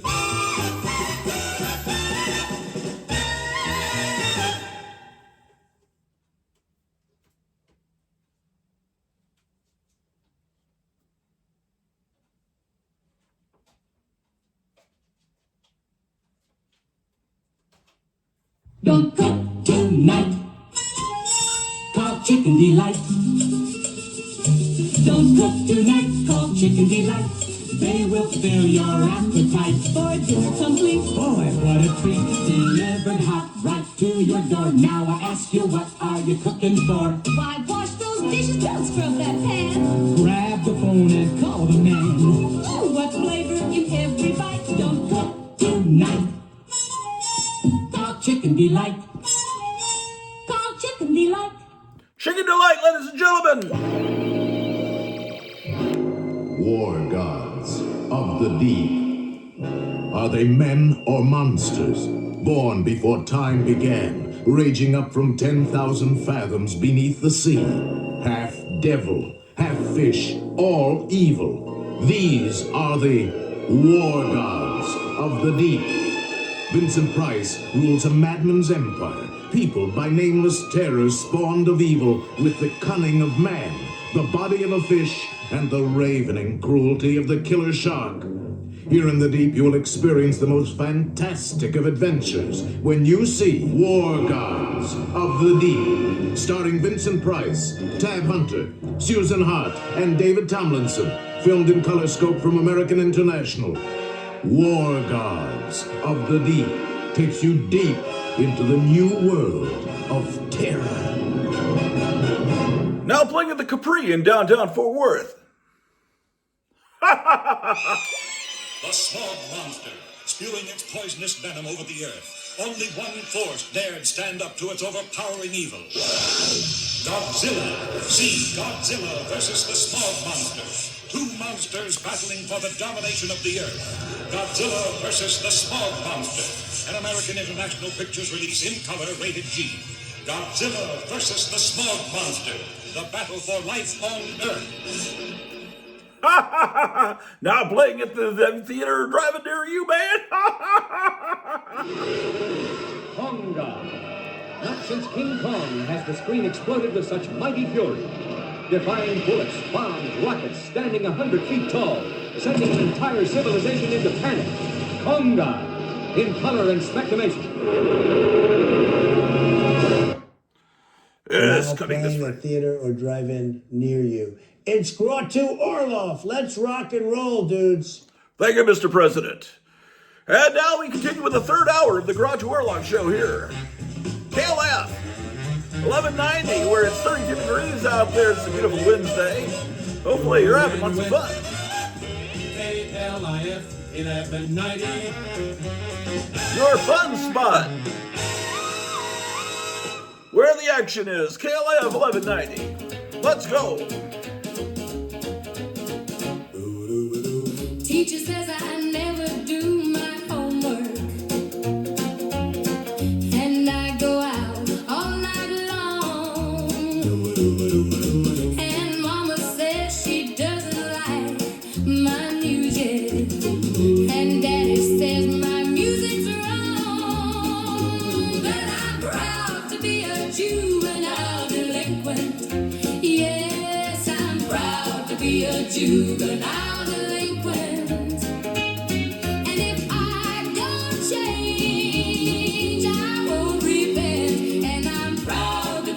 Juvenile delinquent. Mama said she's gonna have to punish me because my skirt is way too tight, and I broke my curfew once again. She said, be in the house by 9, but I'm proud to be a juvenile delinquent. Yes, I'm proud to be a juvenile delinquent. And if I gotta change, I won't repent. And I'm proud to be a juvenile delinquent.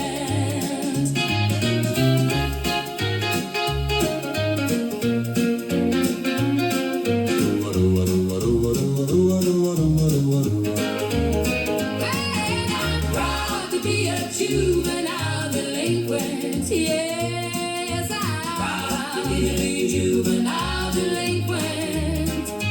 And if I don't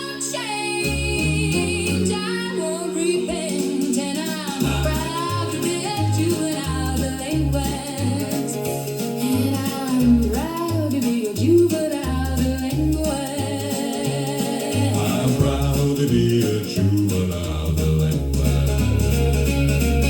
Patsy Cline from 1962 here on KLF 1190. The Grottu Orloff Show.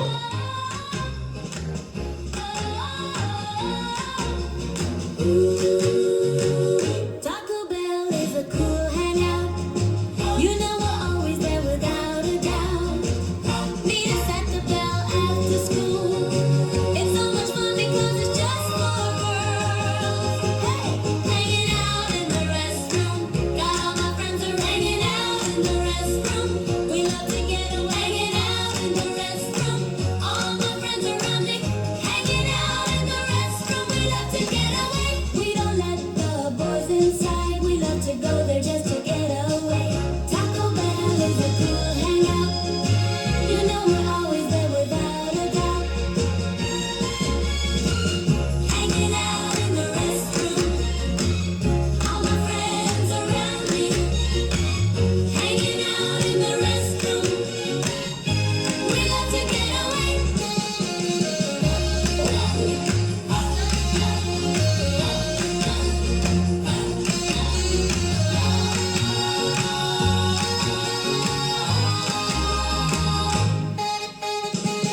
Hanging out in the restroom. All my friends around me. Hanging out in the restroom. We love to get away. Hanging out in the Taco Bell restroom here on KLF 1190. Grottu Orloff Show.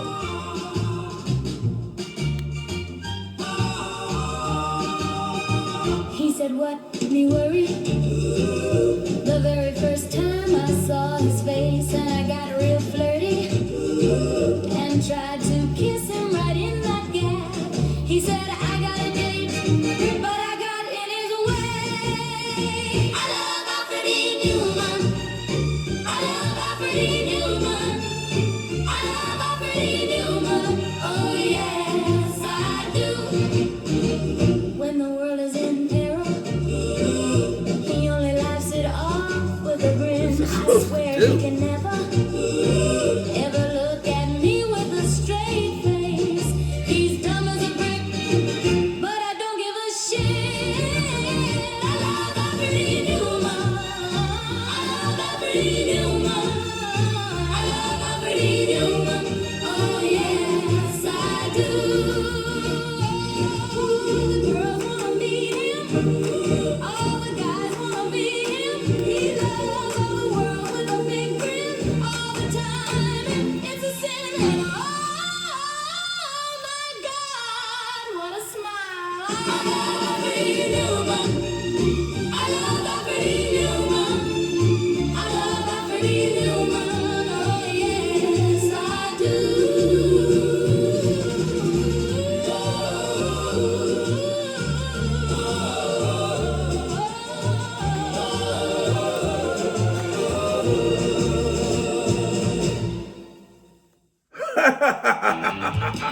The Grottu Orloff television radio show at KLF 1190. Memories from 1966, ladies and gentlemen.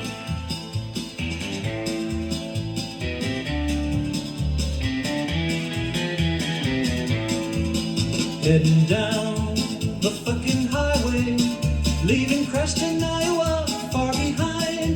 I'm longing for the shores of California, where topless vampire women run and play. I've got evil in my DNA, the damn pedestrians get in my way. I just want to play the jukebox, and I love the USA. Donald Trump is riding shotgun. We're drinking moonshine, popping pills. Topanga Canyon is so far away. I worship Satan. Sometimes I pee my pants with joy when I hear Waylon Willie and the boys. There are frog-like goblins on top of my truck. Floating pigs are shining in the sky, but I don't really give a damn fuck. The Alamo is shining in the dark.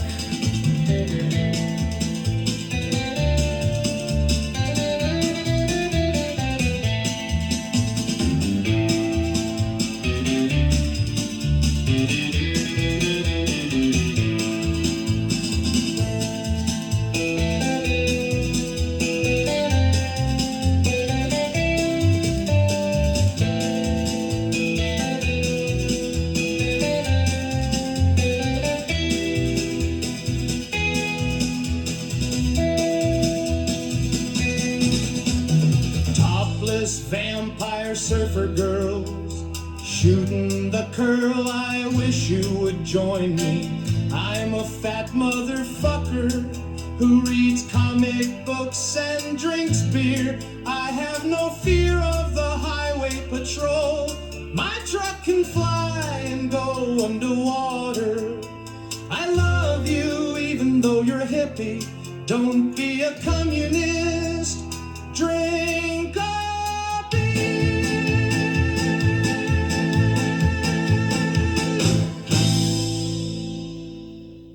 From 1967, KLF 1190. I love comic books. They make me feel so fine.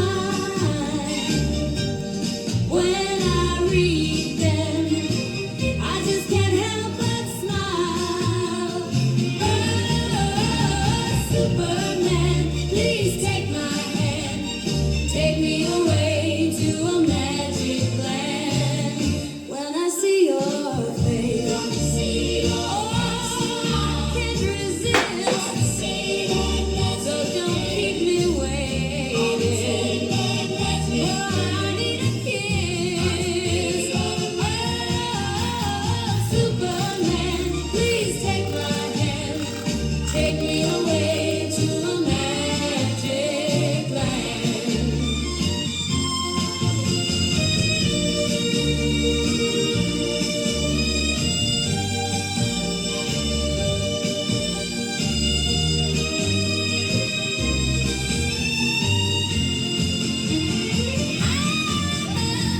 Comic books, they make me feel so fine.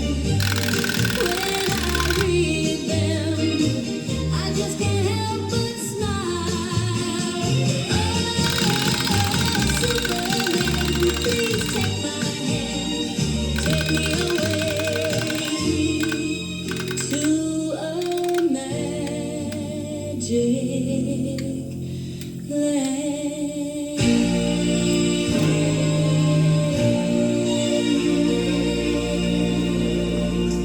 Hey, it's almost 10 o'clock here on KLF 1190. See me out at night, baby. All the boys wanna fight me, baby. Hey, get out of my way, mama. 'Cause you know that I'm a mean girl, bopping all the time, baby. Me and all my girlfriends win. You know it's not a sin, and mama, I'm just being myself. Well, I just can't help it, I'm a juvenile delinquent. Well, I'm so bad, I drive my poor mama mad. Well, I'm so mean, I don't know where I've been. Well, I'm so wild, just a bad little child. Well, I'm so bad, I drive my poor mama mad. I'm a juvenile delinquent. I'm a juvenile delinquent. I'm a juvenile delinquent. I'm a juvenile delinquent. Well, I go to school, but I don't pay attention. All the boys wanna hold my hand. All the teachers wanna send me to detention. Well, you know that I've been to bed. Well, I'm so bad, I drive my poor mama mad. Well, I'm so mean, I don't know magic. Well, I'm so wild, I'm just a bad little child. Well, I'm so bad, I drive my poor mama mad. I'm so mean, I don't know where I've been. Well, I'm so wild, I'm just a bad little child. Well, I'm so bad, I drive my poor mama mad. I'm a juvenile delinquent. I'm a juvenile delinquent. I'm a juvenile delinquent. I'm a juvenile delinquent. Janice Martin, the female Elvis from the RCA label, 1957. Grottu Orloff Show. 10:15, 32 degrees. The Grottu Orloff Show.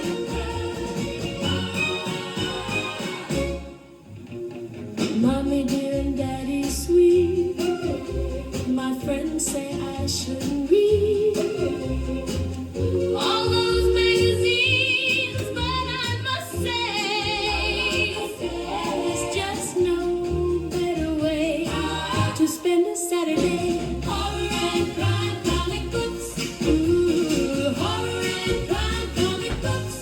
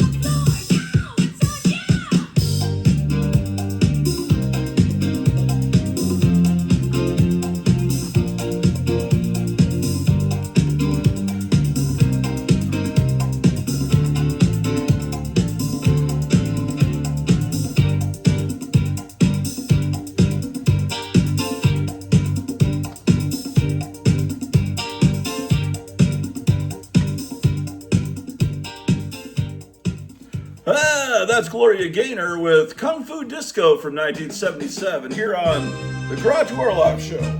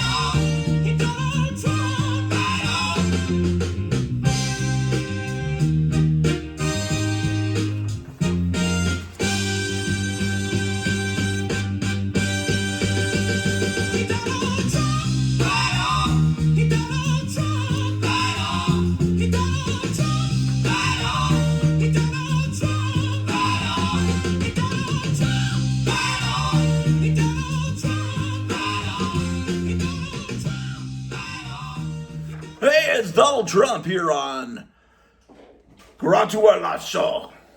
Can't laugh, never die.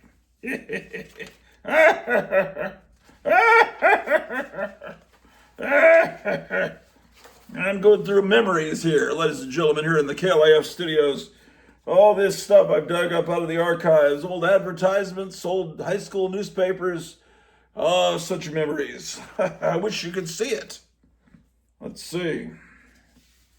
What is this? What? Yeah, I don't know what that. Some psychic counselor. Oh my gosh. Well, what could this be, man? Just old flyers for a friend of mine that passed away about a year or two ago. Was the Dooms UK was a one-man band that he had, and then the Dutch Treats was another band that he had, and he was, of course, the one-man band for a bunch of bands. John Freeman. So he was his passing was a great loss to the rock and roll community. Got all these flyers here I just discovered digging through stuff. bunch of cool stuff, man. Bar of Soap was a place you could go see a band, and it had a laundromat in the back, so you could do your laundry while playing pool or listening to a band. Ovaltine. Let's go, man. KLIF 1190 is always happy to be of service.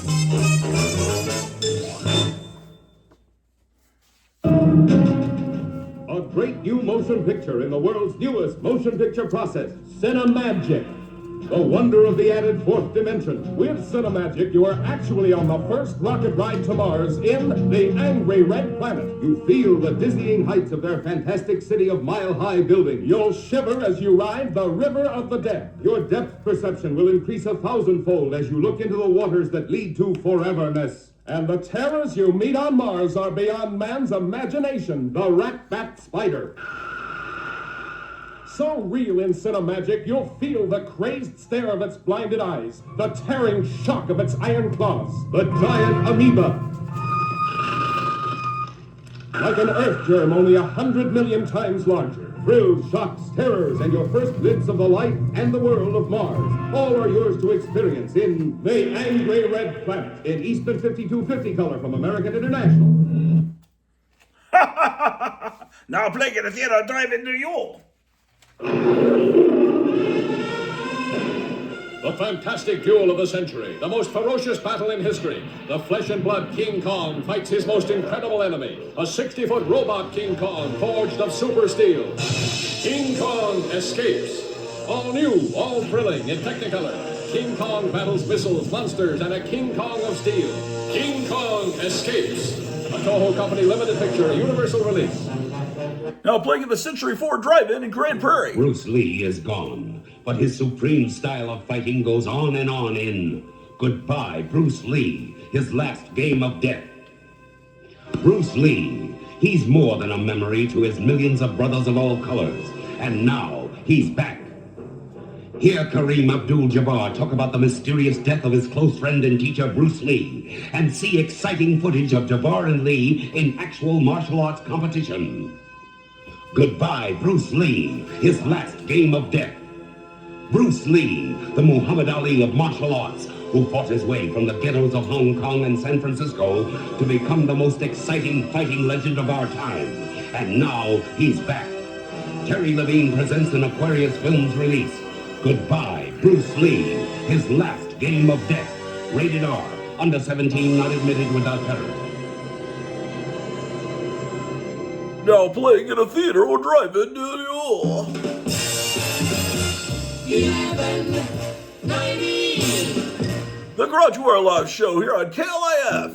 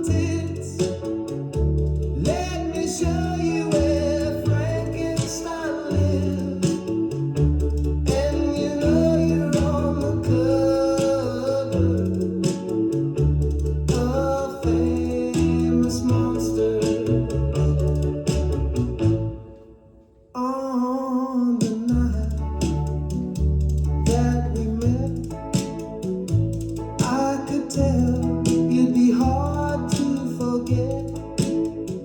And when you put your hand on my freedom, that's when I knew I had to keep you, baby. You have two tits.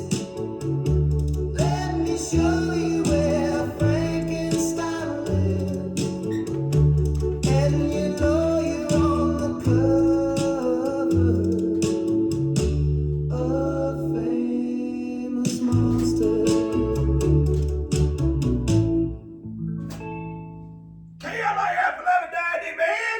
Rock and roll! The Grottu Orloff Show! I got all my information from my Sunday school and Spider-Man. But one was boring and one was fun. Can we guess which one? Which one? Which one? Which one? Oh, which one? My pastor said, shut up, beware, 'cause if you play, you'll burn down there. But that just made me want to play with fire. Oh, I wanna be a bad girl. Liar! Comic books turned me into a juvenile delinquent. But that's alright. They turned me into a juvenile delinquent. But that's alright. I don't wanna go to heaven. I don't wanna go to heaven. Heaven's for square. Oh, I don't like this song. Comic books turned me into a juvenile delinquent. But I don't care. It scares the cats. I don't wanna be an angel, and my wings are wet and heavy. But I know that I am not the only one. I see you out there, you all know it's true, and this one's for you. You know what to do. They tell us, girls, beware. If you play, you'll burn down there. But that just makes us wanna play with fire. Oh, we're gonna be bad girls. Liars! Comic books turned us into juvenile delinquents. But that's alright. They turned us into juvenile delinquents. But that's alright. We don't wanna go to heaven. We don't wanna go to heaven. Heaven's for squares. Comic books turned us into juvenile delinquents. But we don't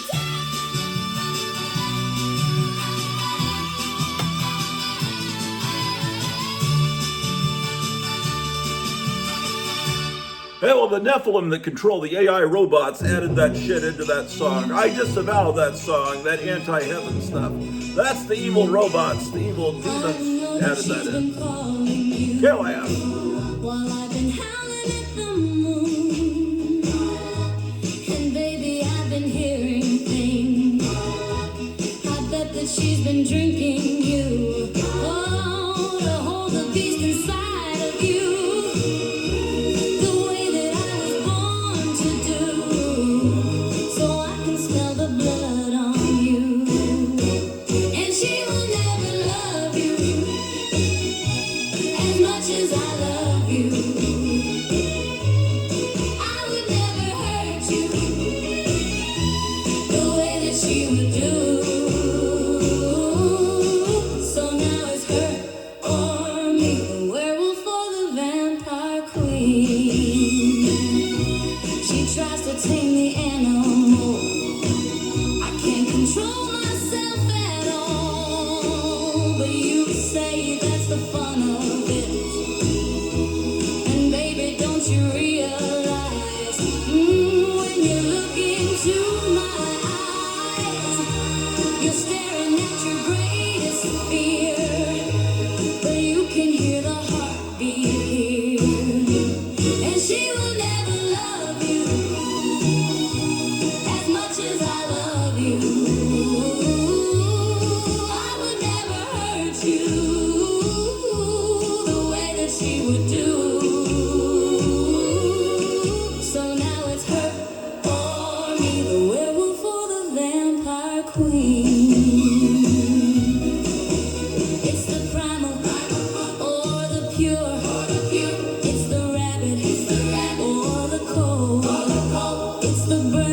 stop burning or the calm. It's the chaos or control.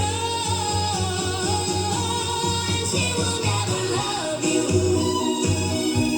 as much as I love you. I would never hurt you the way that she would do. So now it's her or me, the werewolf or the vampire queen.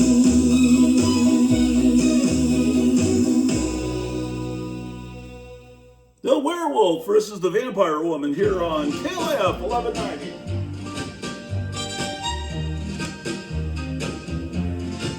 You are the one who started the fire, and you left me burning with desire. Well, it was fun while it lasted, and I'm the one who gets the last laugh. Yeah, I'm not sad. You don't make me feel bad. I wish you luck with Betty and Veronica. Betty and Veronica. Betty and Veronica. Betty and Veronica. Betty and Veronica. Betty and Veronica. Betty and Veronica. Betty and Veronica. Yes, indeed. KLF, shit.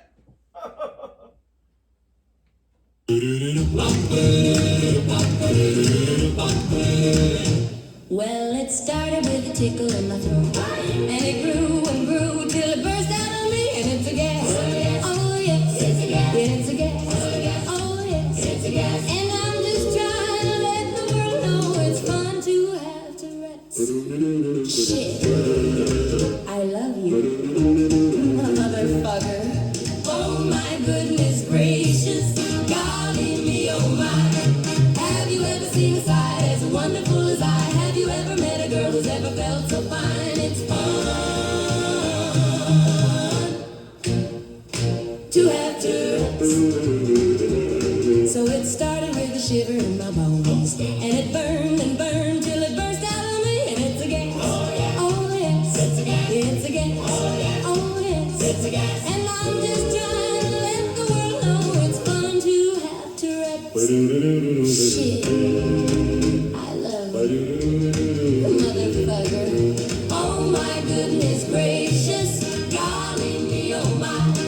Have you ever seen a side as wonderful as I? Have you ever met a girl who's ever felt so fine? It's fun to have Tourette's.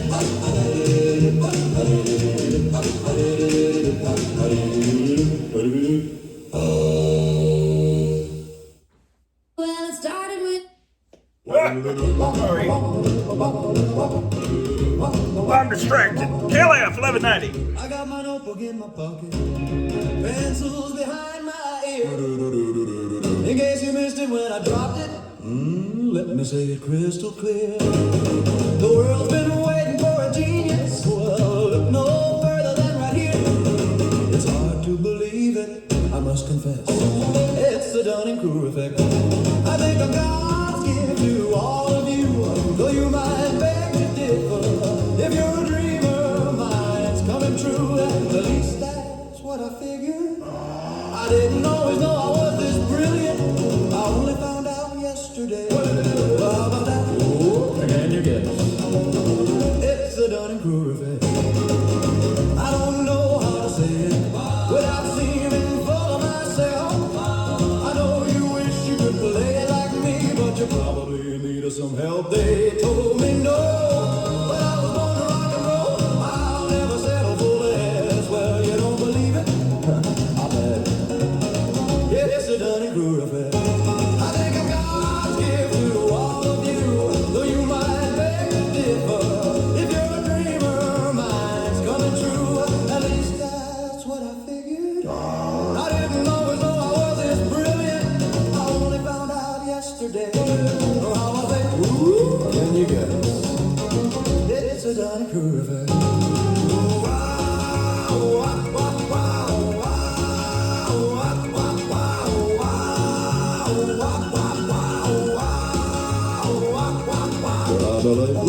Well, I'll be damned. It's a Donny groove. How about that? Huh? Well, I'll be damned. It's a Donny groove. George Jones from 1966 on KLAF 1190, The Grottu Orloff Show. In my brain, and I'm melting in the rain.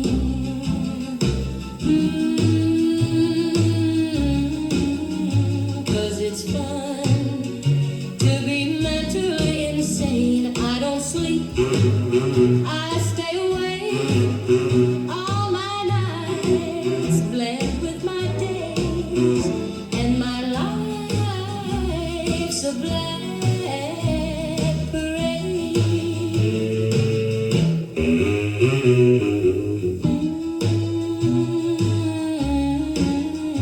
but it's fun to be mentally insane.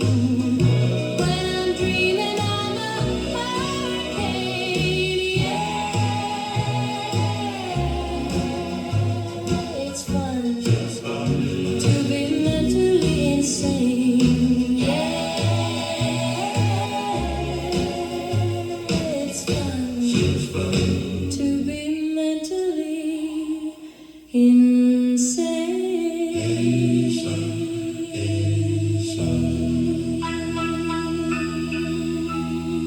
Diane Renee from 1961 on KLAF 1190.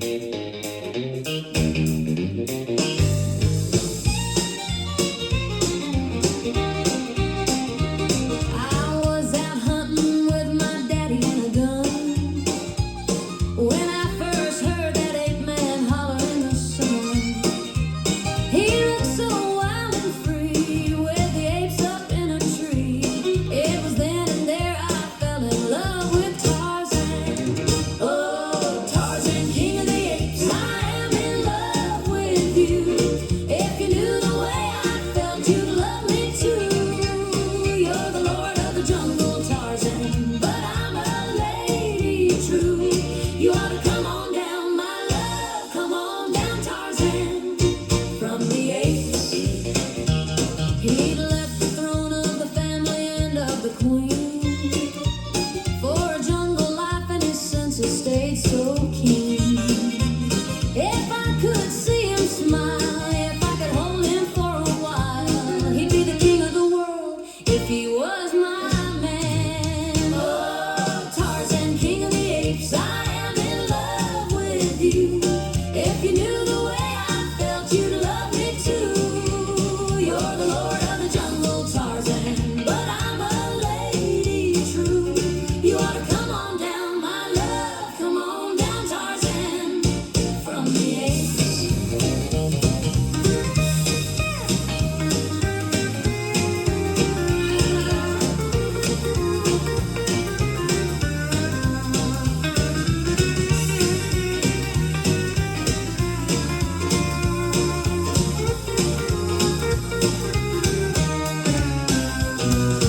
Tarzan, king of the apes, I am in love with you. If you knew the way I felt, you'd love me too. You're the lord of the jungle, Tarzan, but I'm a lady true. You ought to come on down, my love, come on down, Tarzan, from the apes.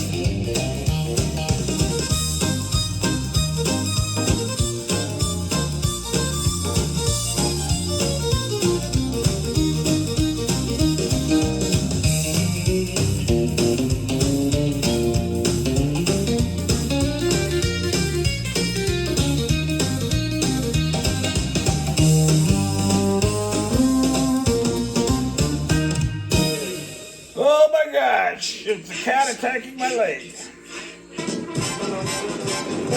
The lively one means weekend fun. KLIF 1190. In Dallas town, the people toast. A station station that stops from coast to coast.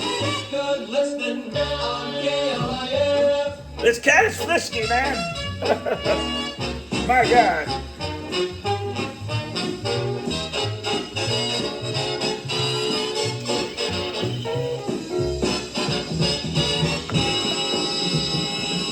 The Grottu Orloff Show, KLF 1190. I see the frozen carbonated drink. Your favorite fountain flavors, icy cold. Looks like sherbet. Tastes so bold. I see. It freezes in the cup to last and last. The only frozen carbonated drink in the world. Icy. Have you tried one yet? Icy, we mean. The coolest, keenest, coldest drink in town. Yours exclusively at 7-Eleven stores. It doesn't pour, it gurgles into the cup. You really don't drink it, you slurp it up. It's the hottest cold drink going, and you can get one now at any 7-Eleven store. It's Florida's new fun drink, Frozenated Icy. Fantastic, and in flavors. The only frozen carbonated drink in the world. Icy. Now available at the Lone Star Drive-In. At 7-Eleven. And 7-Eleven, yeah, whatever you say. Holy shit, you're tuned in to Grottu Orloff on KLIF Radio. He's real boss, man. Rock and roll. Thank you, Mr. You shall President. utter no word without the permission of Basra. Her heart is weakening. It has to be replaced with a new one. This very night. The blood drinkers. Vampires preying on the innocent. In the dark of night, they attack to refresh themselves with the warm blood of the living, leaving behind them corpse after corpse, with no one safe from their deadly fangs. These are the blood drinkers. And Edgar Allan Poe's immortal classic of horror and hate. The Black Cat. Is it real? Is it alive? For unimaginable shock scenes, see The Black Cat from the pen of Edgar Allan Poe. Now playing in a theater or drive-in near you. Tonight and tomorrow night, The Outline presents Trip 66 at Longshoremen's Hall, Beach and Mason Streets on Fisherman's Wharf, featuring the sounds of the Grateful Dead, The Loading Zone, The Answer, The Seance of Sound, all these in continuous music from 9 to 1. You'll encounter such spectacles as Columbus Needs Indians, The Merry Pranksters, Hetty the Witch, Liquid Projections, Colored Tar Pits, Royal Trumpets, Air Dome Projections, and much, much more.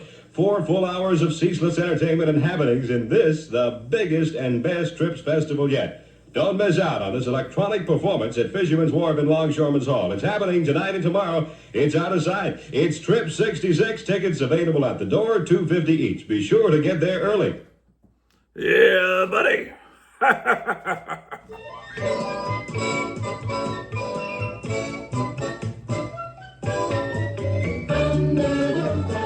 Chevrolet, wonderful things for 66. Beautiful news for the USA. Under the rooftops of Chevrolet. Under the rooftops of Chevrolet, a selection of excellence for 66. The remarkable Corvair, America's only rear-engine car. Chevy 2 with all new styling. Chevelle, a sleek sensation. Headlined by the new SS396. And the big one, America's favorite Chevrolet. Made even jet smoother for 66. And 4 new models of distinctive luxury, Caprice. All at your Chevrolet dealers now. Come in and see how happy you can be today. Under the rooftops of Chevrolet.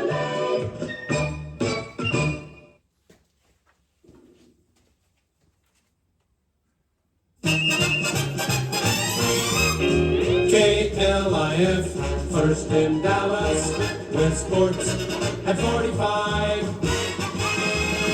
Your favorite team lost. The Grottu Orloff Show. They say stupid people don't know they're stupid. They don't know it. They just go with it. They say they walk around not even thinking. So I must be brilliant.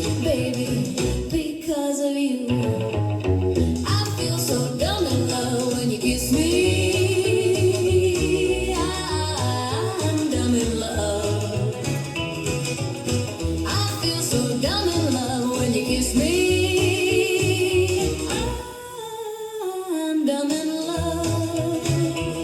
I was smart enough to walk away from all of those losers, but when you said you loved me, well, it didn't compute. You got me tongue-tied and love blind. They say that's when you know that it's true. I feel so dumb in love when you kiss me. I'm dumb in love. I feel so dumb in love when you kiss me. I'm dumb in love. And I hope that it never ends. I love you, baby, stupid as I am. I feel so dumb in love when you kiss me.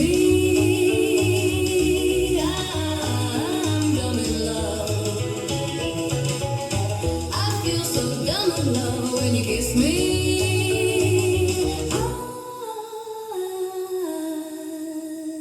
Dumb in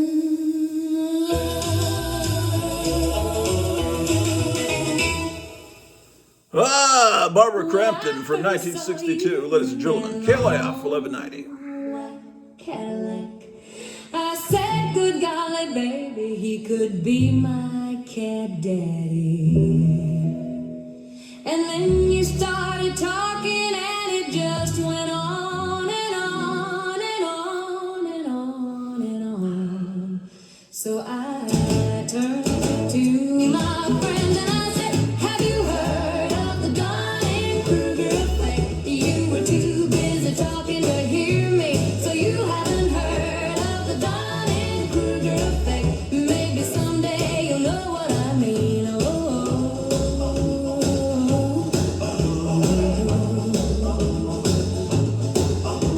Now it's 3 years later and we're getting in the groove. You started paying attention and we started getting smooth. Now, baby, don't you worry. I know you did your best. Just takes a little practice. It takes a little practice. And I turned to my friends and I said, have you heard of the Dunning-Kruger effect? It takes a little practice. It takes a little practice. And maybe someday you'll know what I mean. Have you heard of the Dunning-Kruger effect? Takes a little practice. It takes a little practice. And maybe someday you'll know what I mean. Have you heard of the Dunning-Kruger effect? Takes a little practice. It takes a little practice. And maybe someday you'll know what I mean.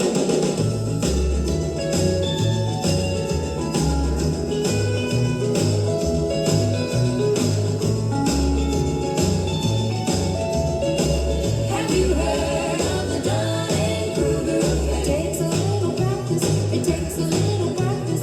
And maybe someday you'll know what I mean. Have you heard of the Dunning-Kruger effect? Takes a little practice. It takes a little practice. And maybe someday you'll know what I mean. Have you heard of the Dunning-Kruger effect? KLIF 1190.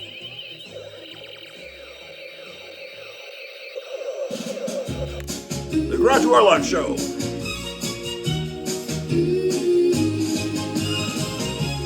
I've been trying to hold on, 'cause I don't wanna hurt no one. But I keep seeing your face. You told me you'd leave me, and I don't believe it. But I feel like I am going crazy.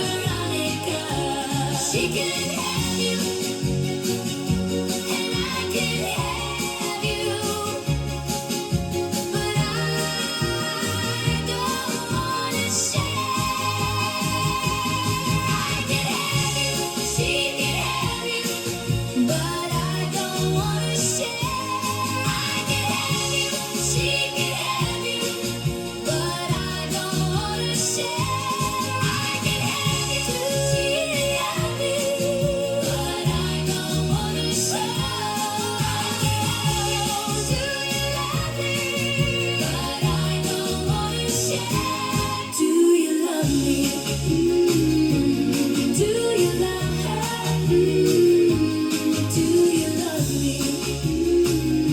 Betty and Veronica. Do you love me? Do you love her? Do you love me? Betty and Veronica.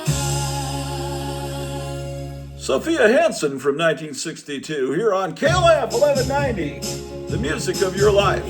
Grottu Orloff Show.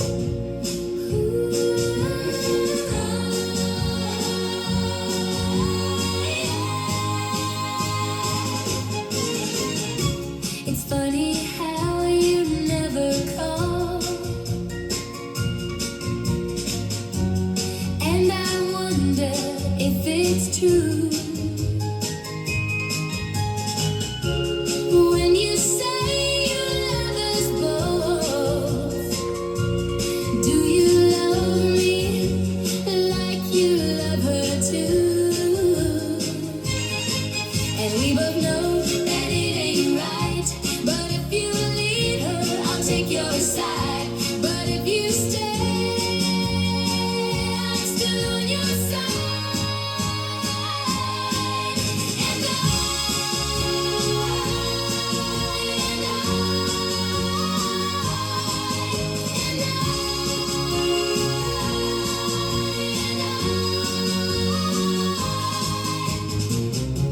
the sky's been getting so dark now, and you ain't coming home. But I'll be waiting right here. But I'll be waiting right here. But I'll be waiting right here. But I'll be waiting right here.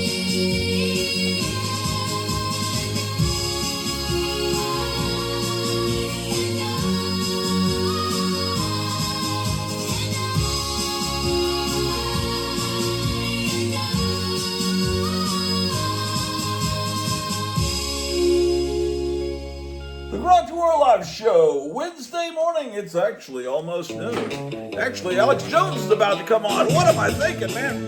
Not a girl, not a woman. She's not even human. Not my friend, not my lover. She's just undercover. She will find you and unwind you, but she won't even try to. She's like some weird old record that my grandma bought on a drunken night. She's skull, not a human being. She's skull, yeah, not a human being. Not a human being. Not a human being.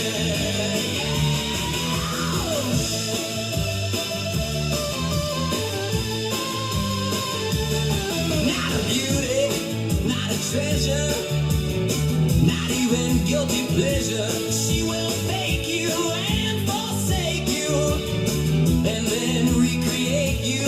She like some weird old monster from a comic book that you never read. She's skull, not a human being. She's skull, yeah, not a human being. Not a human being. Not a human being.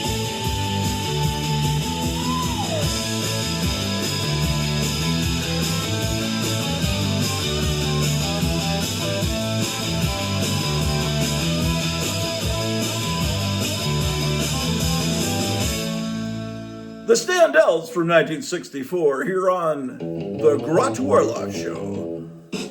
KLF 1190. The way she was born, I can't explain it, it sounds too absurd. I don't even think she can talk, no, 'cause I don't understand a word. You better believe that baby's not a human being. My baby's not a human being. My baby's not a human being. My baby's not a human being. She's so warm,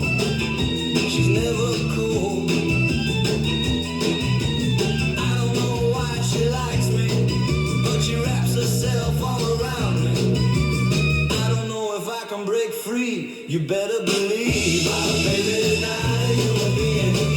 My baby's not a human being. My baby's not a human being. My baby's not a human being. And I know you don't believe me, and I know you never will, but I never felt like this before, and I know I never will. You better believe it. You better believe it. You better believe it. You better believe it.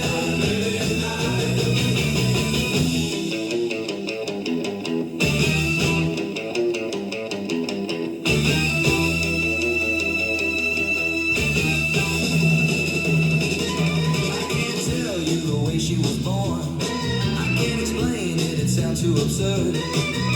I don't even think she can talk, no, 'cause I don't understand a word.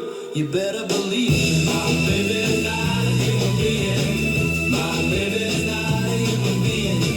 My baby's not a human being. My baby's not a human being.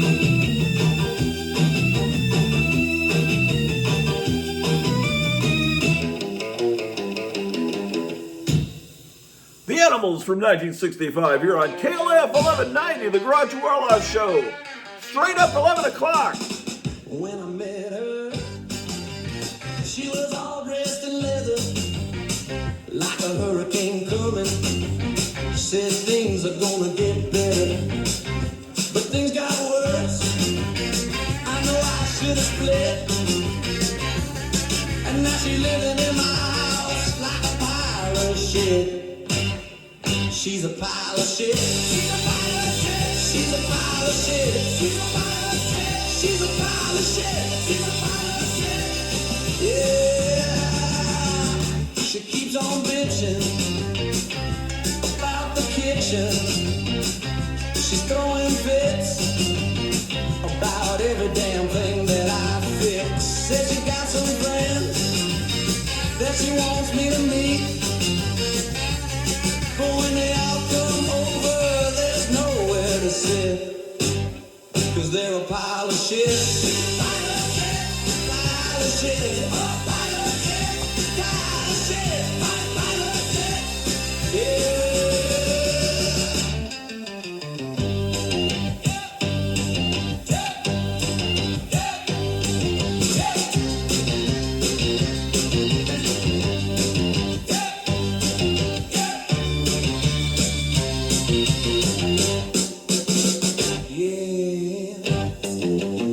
Her daddy's rich, and he bought me this here gold-plated Gretsch. And I told her that I'd take it if she didn't throw a fit, 'cause I'm not dumb enough to give up a pile of shit, pile of shit. Pile of shit, pile of shit, pile of shit, pile of shit, pile of shit. Pile of shit, pile of shit, pile of shit, pile of shit, pile of shit.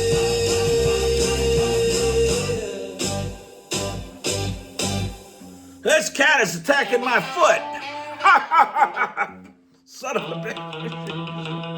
Son of a cat. Daughter of a cat. Ah! She's a 10 out of 10. She's the prettiest girl I've ever seen, but I think she's trying to kill me. Gonna take my baby. Gonna take my baby. Gonna take my baby to get a cheeseburger. Her name is Morticia. Her name is Morticia. Her name is Morticia. She's got black hair. Gonna take my baby. Gonna take my baby. Gonna take my baby to get a cheeseburger. I don't know, but I think she's gonna kill me. I don't know, but I think she's gonna kill me.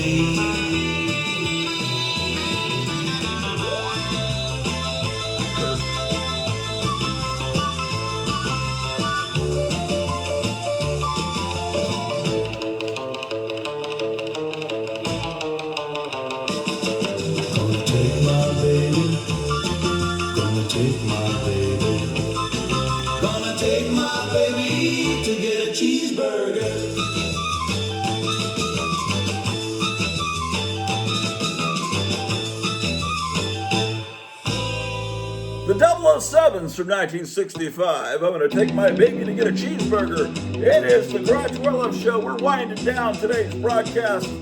Alex Jones is going to be coming in after this. Two-tone coupe de ville, riding down the hill. Got a souped-up 409, runs like it's standing still. And a Woody with surfboards, a Jag X-King. Hey, Big Daddy Roth is king. Big Daddy Roth is king. Big Daddy Roth is king. Big Daddy Roth is king. Outlaw road agent, some of his designs. You got the mystery and beatnik bandit comes alive. Surfite, rotar, all his wild machines. Big Daddy Roth is king. Big Daddy Roth is king. Big Daddy Roth is king. Big Daddy Roth is king.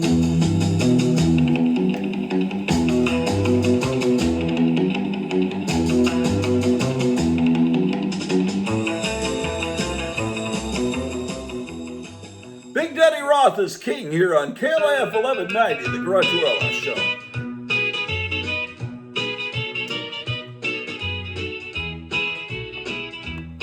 Well, I saw my baby in the latest issue of Famous Monsters, a film and magazine. She got the centerfold all to herself, and I think she looks really good in green.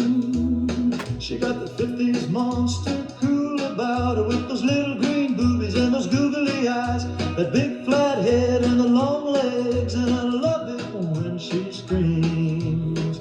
She says, I'm a teenage werewolf, I'm a teenage Frankenstein,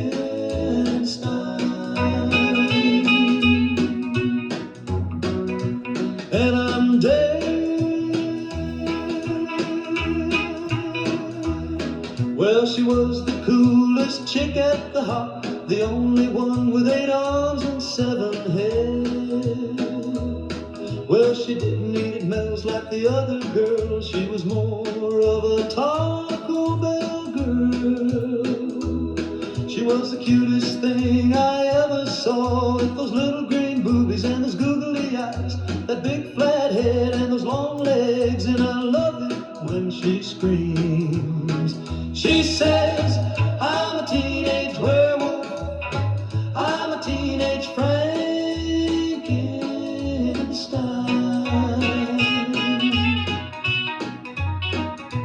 and I'm dead.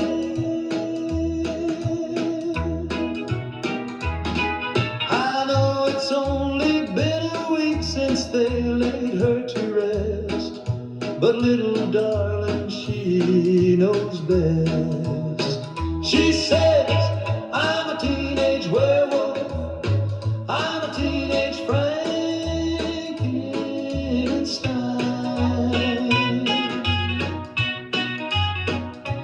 and I'm dead.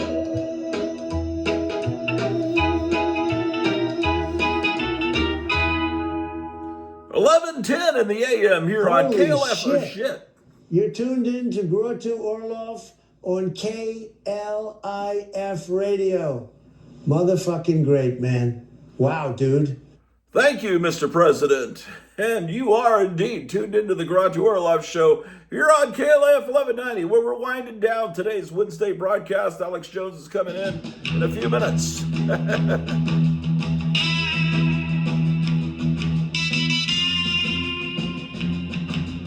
The Rebels from 1964. Let's go. Who's that crawling from the grave? Grottu Orloff. Who's the big hard bringing town? Grottu Orloff. Who's the bad news your mama told you about? Grottu Orloff. Who's the reason you're not in school today? Grottu Orloff. He was born in the city of D.C. He's an all-American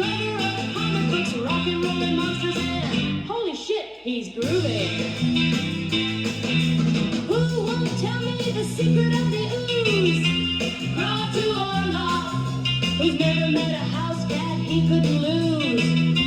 Grottu Orloff, who's big enough to eat you whole. Grottu Orloff, who'll never leave you all alone. Grottu Orloff, he was born in the city of D.C. He's an all-American lover of comic books, rock and roll, and monsters, and holy shit, he's groovy.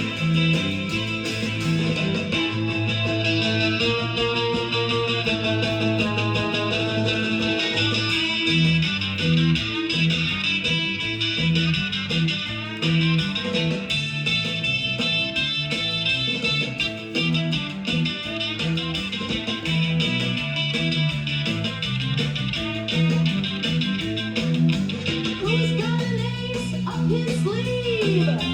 Grottu Orloff, who's the bad guy with a heart of gold? Grottu Orloff, he was born in the city of D.C. He's an all-American lover of comic books, rock and roll, and monsters, and holy shit, he's groovy.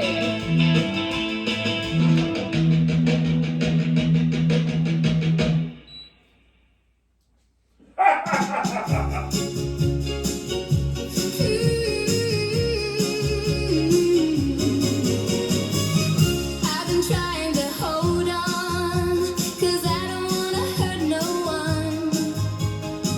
But I keep seeing your face.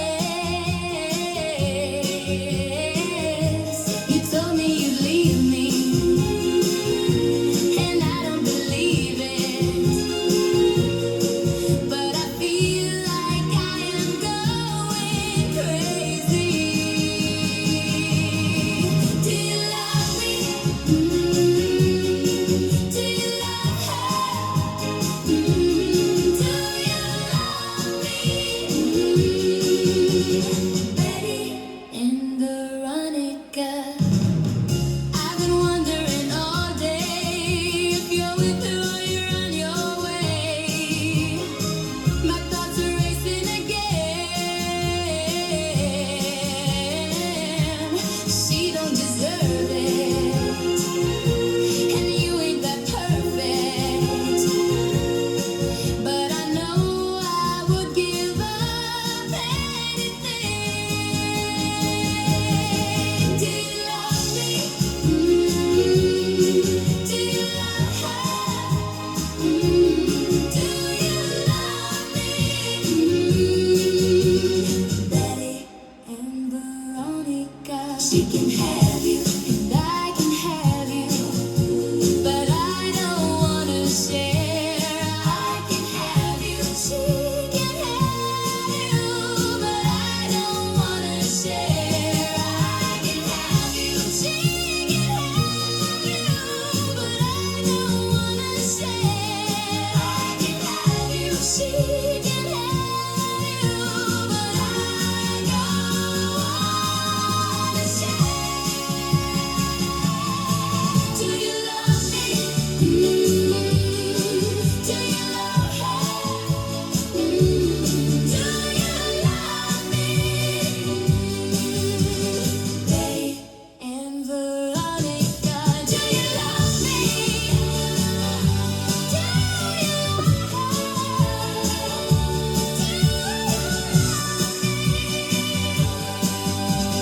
Betty and Veronica.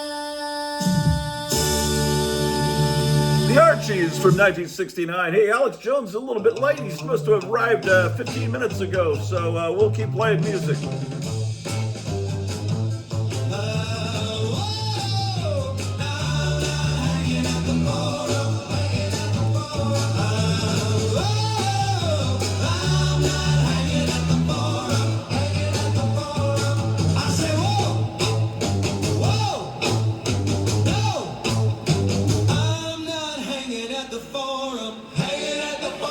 Now that I got you, now that I got you, now that I got you.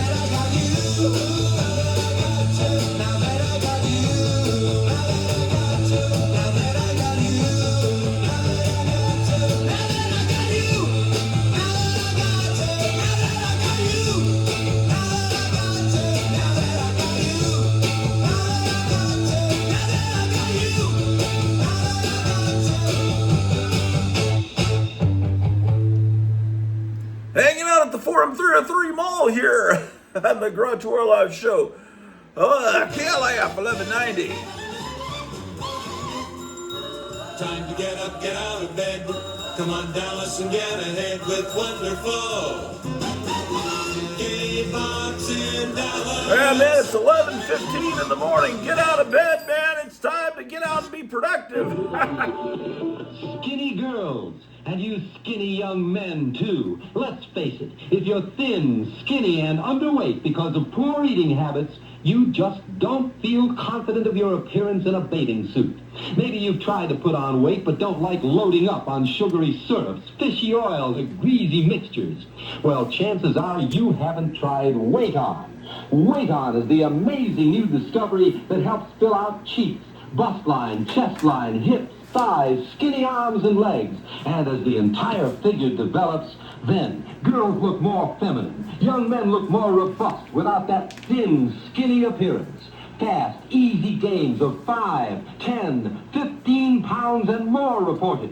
So don't be skinny. Get Weight On. WATE-ON. Weight On tablets and liquids at druggists. Satisfaction or money back is guaranteed. They've got what we want at Second and Fremont at the Horseshoe Club.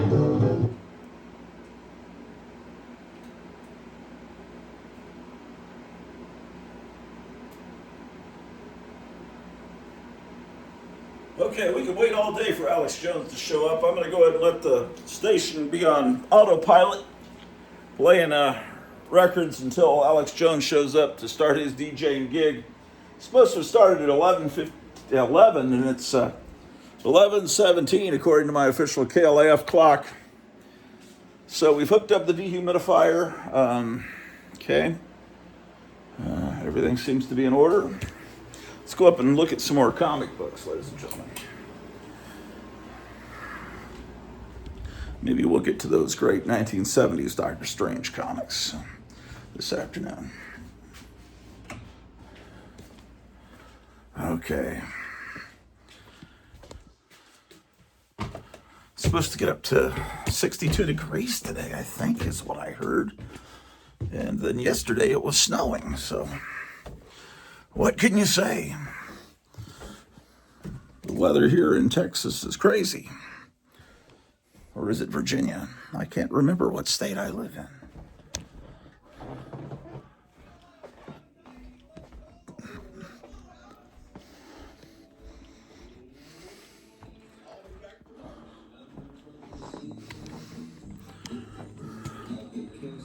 Oh, I need the lights on, don't I? I left my reading glasses downstairs. What is going on?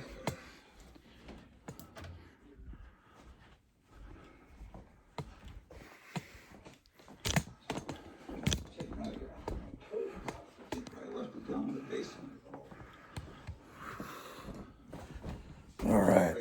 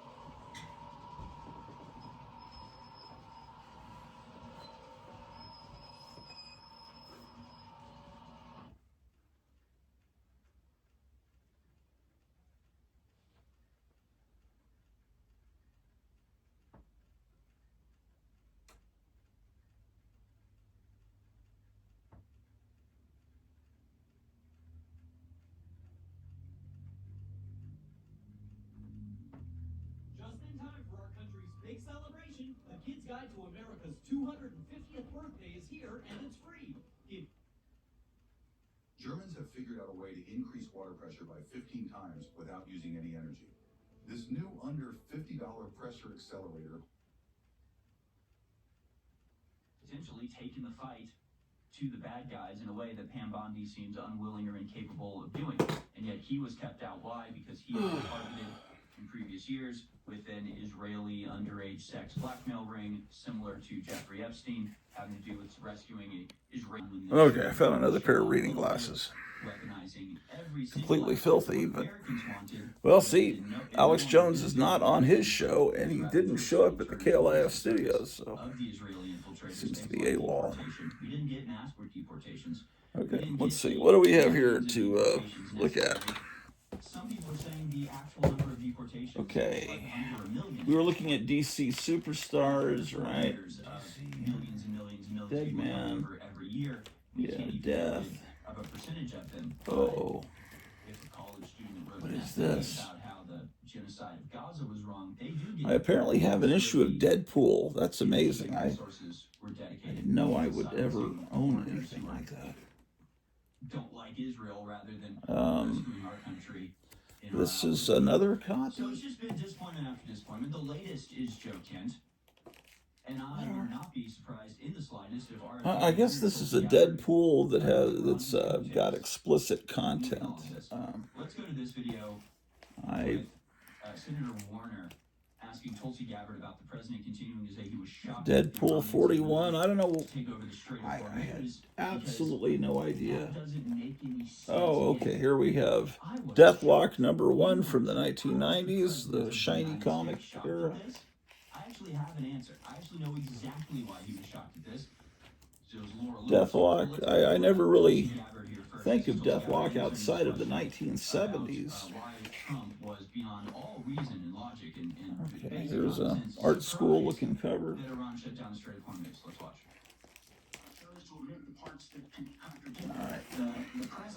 The president continues to say as well. Here's Deathlock from the 90s. And it's 22. Provide any intelligence that would say that it would be. With this 1990s art, it's just not. I'm not aware of those remarks. And I From think around 1993. Can point to the fact that historically the 23. always threatened to leverage their control of Chaos in Coney Island is #2 in a 4-issue series. That Iran struck the adjacent Gulf states. Yeah, I don't know. 21. I completely forgot that Deathlock came back. This is a British comic. This was really popular there for a little bit. In the early 90s. Death's Head 2. But everyone's forgotten about it now. I mean, it's a Marvel comic, but it's a British character, I think. Deathstroke, the Terminator. Those of us within the intelligence community continue to provide the president with all of the best objective intelligence available to inform his decisions. So again, we have reported multiple times Demolition in Dallas. During the June conflict, Operation Midnight Hammer, that Tulsi Gabbard was providing Donald Trump with the accurate information about the nuclear program. This copy of Debbie, I think I need to put. I have a box with DC humor. I need to pull this and put it into that box. Trump was listening to somebody else. It's got an interview with America's typical teenager, Maureen McCormick. That's an inside joke because it used to be in the Archie comics. They used to call Archie America's typical teenager. She was aware of it. She briefed Trump on it. Trump listened to someone else. He was getting information from somebody not within the American intelligence. So that's just amazing. From Israel, who were telling him things that he believed over and above his own Office of National Intelligence. He said that's his words. Literally, he was put to the question by a reporter. Tulsi Gabbard says they don't have nuclear weapons. What do you say that? Defenders of Dynatron City. I think I pulled this out of a dollar bin because the art looked interesting. I don't know really what it is, if it's an animated cartoon or if it's based on a video game. Oh, it's a video game from LucasArts. Okay. And Defenders of Dynatron City 2. Defenders of the Earth was an animated series where King Features was taking all their characters that used to be wildly popular, and you know, people had forgotten them, and putting them together as a team. Mandrake, the Phantom, Flash Gordon, and issue 2. It's a Marvel comic, but it's under the Star imprint, which were comics aimed at, I think Marvel kind of called them comics aimed at your little brother. You know, they did comics that kind of looked like Harvey comics, and they had Heathcliff and Alf. I don't know if Alf was part of the Star line. It may not have been. But they had a comic that looked just like Richie Rich, but he was a spaceman or something, I don't remember. Okay, so we move into the Defenders now. I don't have Defenders number 1. I have Defenders number 2, though. Defenders number 3. Let's get through this box. Defenders 4.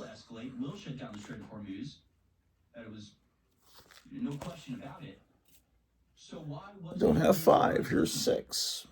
Because he was kicked out of the State Department. He was fired from the State Department. Why? All 20-cent comics are wonderful. I don't have 7 and 8. I have 9. I'd kind of like to get those issues. 10. I'm missing 10, 11, and 12. Here's a beat-up copy of Defenders 13. We're now in the 25-cent time period. Boy, it looks like Hulk has been eating at Taco Bell. He's starting to look a little, I don't know, looks a little like J.D. Vance there. I'm not, no offense, J.D. Vance.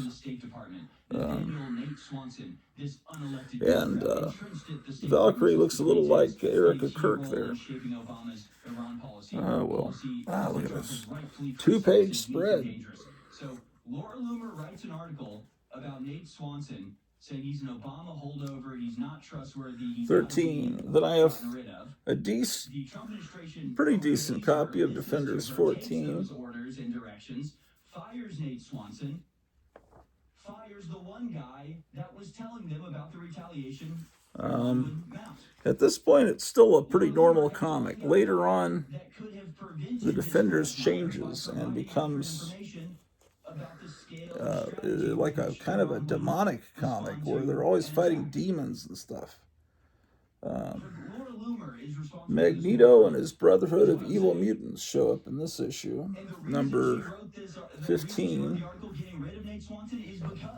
Here's my first copy I ever bought. This is the first copy of the all those copies were someone else's copies that I bought at a later time. But this is my childhood copy, The Defenders 17. I remember buying this at the San Antonio PX at Fort Sam Houston. So this is my childhood copy, the condition I would have kept the comic in, that I've had since 4th grade. And 18. The next issue. It's still going on, no signs of stopping. It looks like we're staging troops to go in. We're bombing Karg Island. We're destroying all of the oil infrastructure in the region. I'm missing 19. Here's 20. Some demons trying to get things coming in to fight the demons. Another copy of the same issue. Exactly what would happen 4 days before you launched the attack. Only you fired him because Laura Loomer wanted you to. So Okay. That's where we're at. That was what issue? Was that 20? This whole thing can be summed up in this Okay. headline from Washington Then Post. 21, 22, 23, I am missing. Here's 24. They'll be slaughtered. Here the son of Satan shows up. And Daredevil. Even though it would lead to a massacre, according to a And State Luke Department Cage. report by the Post.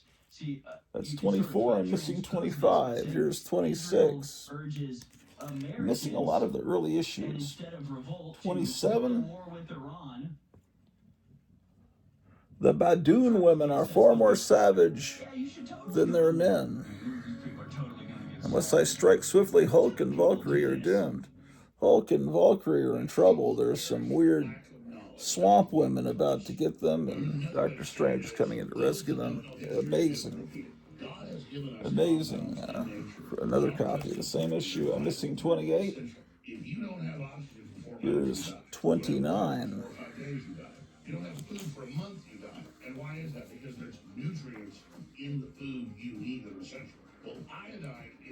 Yeah, I need to somehow. I don't think these are that pricey. I think I could somewhat easily fill in the gaps in these early Defenders comics.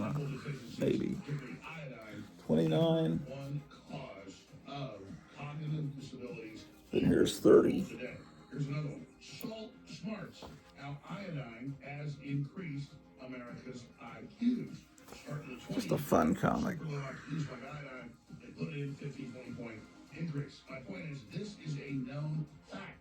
It just got declassified 2 weeks ago. CIA operations. Jack Abel doing the inks was Howard Stern's uncle or cousin or something, and he would he mainly worked over at DC and would send Howard Stern as a kid free comics. I recall that story. But back when Howard Stern used to be listenable and actually great, at one time he was. It's hard to believe that. He seems to have been taken over by the mind virus.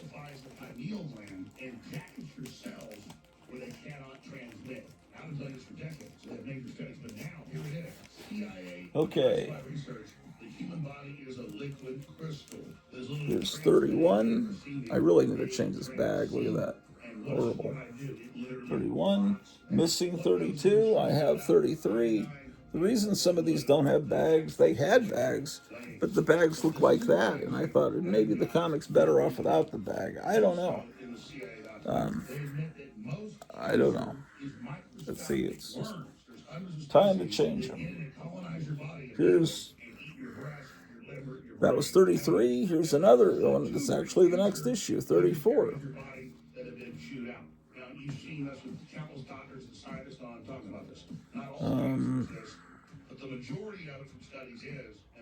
This is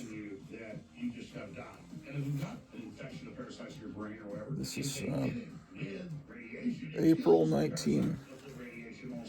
These glasses aren't as good as the ones I was wearing downstairs. I need to go get those. April 1976. So I'm in 5th grade at this point. Yeah, this title of the story, I think we're all bozos in this book, that's a little inside joke from the Fire Sign Theater comedy album called I Think We're All Bozos on This Bus. If you don't know the Fire Sign Theater, I recommend you.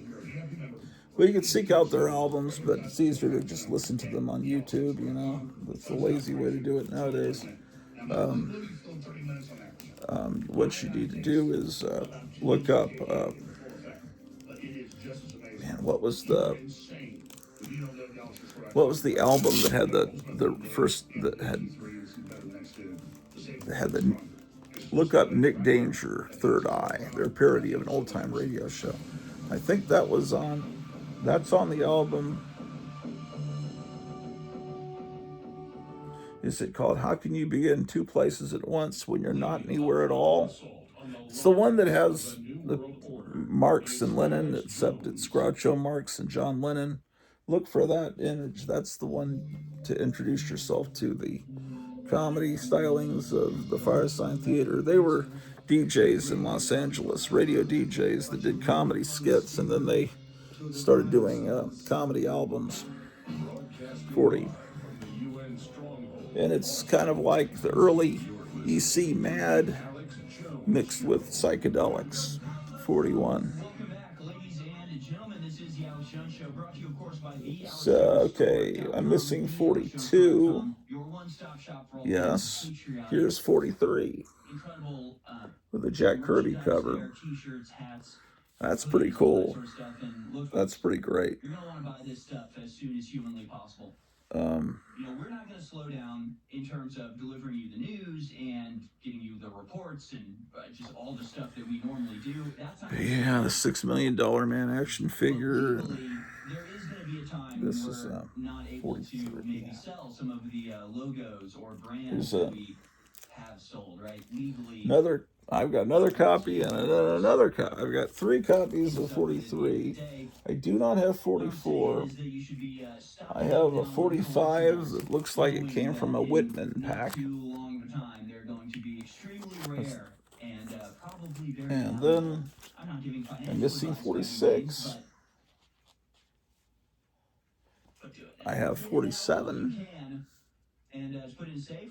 See, that's great. She's joined at this point. Kids can inherit a fortune because once these are gone, they're going away forever. And one day, and not too long, Nice we'll art. look back at the historical powerhouse that was InfoWars, and these little souvenirs. Okay, of this. InfoWars, And then here's reminders of another copy of 47 that came from a Whitman pack, the little 3-packs where you can get, 3 comics for 79 cents or something like that. So, remembering a chance we had that we blew. they didn't do anything with the barcode, but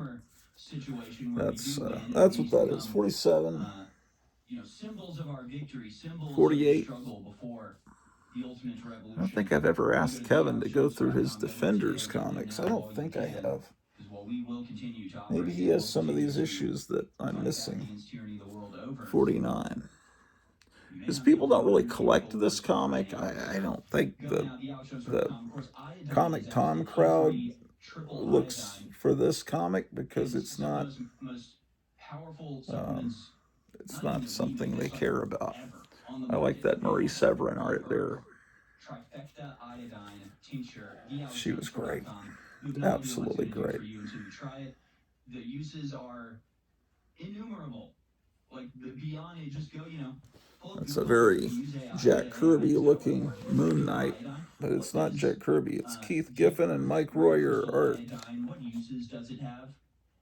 And But they're really channeling Kirby here. And this is the same book, isn't it? 49.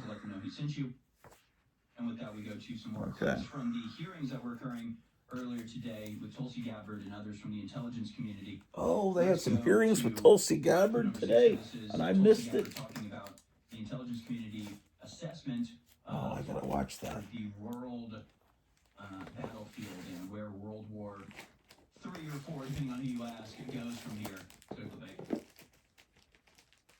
However, the intelligence community assesses that Russia, China, North Korea, Iran, and Pakistan have been researching and developing an array of novel, advanced or traditional missile delivery systems with nuclear and conventional payloads that put our homeland within range. Okay. We got a lot of killing to do. I guess we got Another copy of 49. This cover artist is good. Assassinations Who is it? place around the world if we're going to be killing the leadership of every country. The way he draws the girls. Vaguely dislikes us and has the ability to create weaponry. Okay, then Pretty much everyone. So 50. if there's a different strategy we could take. I'm just thinking out loud here. Maybe So killing everyone isn't the best idea. I'll workshop that. We'll see. Keith Giffen is the artist, so he must be doing pencils and inks at this point. Working, weirdly enough.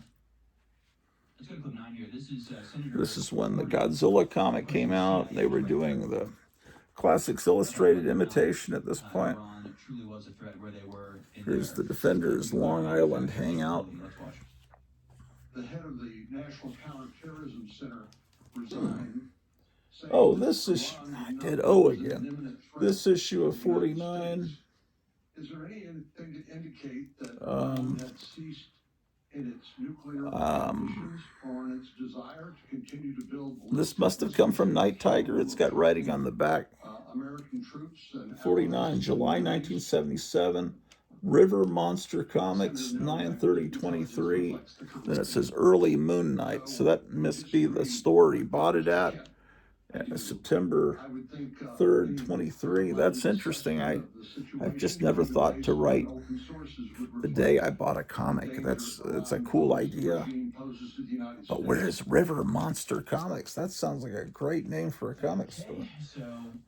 50. Great. I mean, again, at least under Iraq, they had the weapons of mass destruction. At least they could point to a report, fraudulent though it was. Okay, 49. Feels almost more respectful. It's like at least they lied to Did I us. show you 50? At least they Did I show you this already? I don't remember. Now, what we've got about 15 different excuses for why we had to go to war. 51. None of them even remotely based on evidence in any possible construction, right? Well, they killed 30,000 to 32,000, 90,000 protesters. Where and when? 52. Are there any images? Not really. Are there any reports from hospitals? No. Any reports from any news sites? No. 53. So the whole claim That I'm missing 54, 55, and 56. 57. It's kind of depressing, man. There's just so many I'm missing. That may have been 1/10 of the number of people killed, and so therefore 30,000 people have been killed, and we have to go to And war then on. I'm missing 58, 59, 60, and 61. And here's 62. Bombing campaign has killed many thousands of Iranians and has been focused on civilian infrastructure and not really particularly military. So I don't even understand. There's another copy of 62 that's not in a bag or board. Iranians kill Iranians. Iranians killed Iranians, therefore we have to kill Iranians. Does that make sense? Just go back to WMDs. It was easier, it was simpler, right? That's just one of the excuses. It's also the nuclear sites that were completely obliterated in June, but actually still exist, and they're on the cusp of a weapon. And another copy of 62. That was all kind of fake anyway. It's like some issues I've got multiple copies, and then I don't have. Then here's 63. Okay. 2 consecutive issues. 64, 3 consecutive issues. Practice to deceive, right? It feels like an exercise in futility, even discussing all of this. What I should be doing, really, honestly, is just ignoring absolutely everything they say before I even hear it, because I know it's a lie. Before I even know what they are trying to lie about. What I should be doing is just treating this like what it is and just say, okay, the war by America on Iran on behalf of Israel is going poorly, and the goal to render Iran into a chaotic, civil war-riddled mess for the next century or so is proceeding at a pace, all right? Those are the goals, those are the actual reasons that we attacked, and the simultaneous or sort of combination strategy by Israel to Must be some wind blowing out there. Iran, but also in that process cripple and severely destroy America, so that we no longer represent a rival to Israel in its drive to become a hegemonic superpower. That's what's actually happening here. So all this other stuff, it just feels like a waste to even talk about it. And again, going back to this article that I said at the end of the last segment, the headline again, the actual real headline. This guy is just depressing, man. From Washington Post. 65. Confirmed with official sources inside the Israeli government is, quote, Israel urges Iranians to revolt. Here's privately assesses they'll be slaughtered. 65. Israel urges Iranians to revolt, but privately assesses. It's full page house ad for Iron There's a Man. couple ways of looking at this, none of them good. But for one thing, you're the Iranians in this situation. You're not the Israelis. You're the Iranians. They're selling black and white magazines there. That's neat. To go to war with Iran, but privately assesses they'll be slaughtered. Would that be so out of the ordinary? Would that be so out of line with what we know? We're up to 1978 now. Israel urges America to go to war with 66. Iran, but privately they know America is going to get brutalized and slaughtered and lose the conflict. 67. That's true. Because we have seen that is literally their strategy here. So I really want you to think about this. I want you to think about how little sense it makes. 68. From the Israeli perspective. Think about if you're Israel. You've been just fiending. The Micronauts are coming. So desperate to destroy Iran, it just crowds your mind every second of every day for the last 40 years. And so you're doing economic warfare against them. You're, sending Mossad agents in to try to spread liberalism. You're trying to seed Starlink terminals so they can get access 69. to Western media to try to sort of cause friction with the conservative, very religious orthodoxy order that exists in Iran. 70. And maybe you're contacted by Iranian dissidents who say, we're sick of this religious. There's a copy of 70, not bagged and board. Let's look at it. We want to help you. And so you, as Israel, run your little simulation. You go, what would happen if this group rebelled against the Iranian regime? Oh, they'd be slaughtered to a man. They'd all be killed. The revolution would go nowhere, and they would be brutalized. Okay, amazing. What 70. type of person then goes to those rebels and goes, do it, go for it. Then we're missing 171, 172. Here's 73. What is even what? Why would you do that? Why would that be your advice? Like, even if your goal is to take down Iran, the only reasonable thing to do would be to tell them, hey. And the last books from this box, we'll look at them. I don't know if I don't know. Maybe. You can do some quiet stuff, do some leafleting, do some things that aren't revolt outright, but can help you grow your ranks. And then once you're at a certain critical mass, then it will be time to 82. when you're powerful enough for it to really impact and make a change. 83. They said, go for it. They advised them to revolt. Their allies, people that wanted to help them, people that were willing to go against their own 84. To overthrow it for the sake of the Israelis, and the Israelis tell 85. them, go for it, even though they know they're going to be slaughtered. Missing 86. Here's 87. What even is that? The only thing I can guess is they're just like, you know what? It'll cause chaos, and that'll be good enough. The only thing I can guess is that, like, 88. Knew that there was never a chance that a revolt was going to work, so it didn't even matter if they tried to build strength quietly before 89. a revolt. It was like, look, they launch it now, it causes chaos, goes nowhere, they all get slaughtered, or they build up for several years, 90. cause a revolt, cause chaos, and get slaughtered. Let's just do it now. Let's just get it done with now. Here's, this is what it's like to be an ally with the Israelis. Early direct distributed comic. Then this is a newsstand version. You can see the difference. It's not like they may be slaughtered, but in turn will achieve From 1980. great victory. It's like King Kong there. Them, knowing they'll get slaughtered, will encourage that they revolt. Knowing they'll be slaughtered, but in turn will weaponize that and then go to war with Iran, and their sacrifice will have overthrown the 91. They just went, oh, you want to revolt? You should. Trust us. The Iranian regime won't do anything. We'll protect you. We got your back. We'll communicate. We'll help organize with you. And then they all just get slaughtered. And Israel achieved nothing. They just got their allies who were helping them killed. And that's the choice they made. 92. I'm telling you, folks, they're crazy. They're crazy. 93. It doesn't even make strategic sense. Israeli officials told U.S. counterparts they hoped for an uprising, even though it would lead to a massacre. 94. It's a new demonic Hellcat, it says. Told their counterparts they hoped for a war with Iran, even though it would lead to a massacre. Like, they... Do I need to explain? Like, do I need to elaborate? And then Dracula shows up from Tomb of Dracula in issue 95. He doesn't really looks a little off model there. And 96. We have your back, okay? We got you on this. You'll be in charge of Iran if you just help us. Guest starring Ghost Rider. Those get mowed down. Israel's like, hey. And that's the end of this box. Why did you do that? What's wrong with you?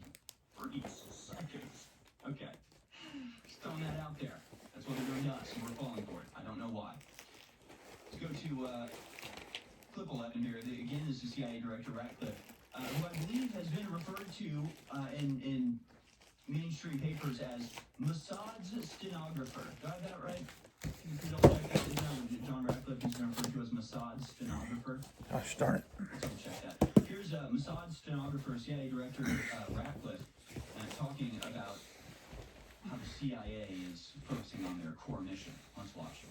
Last year when I was here in my confirmation, I promised you all, and you had all asked for, a more aggressive CIA, one that was focused on core mission, getting back to the business of stealing secrets, to be able to provide our policymakers with a decisive strategic advantage that would allow and advance and contribute to foreign policy and national security successes.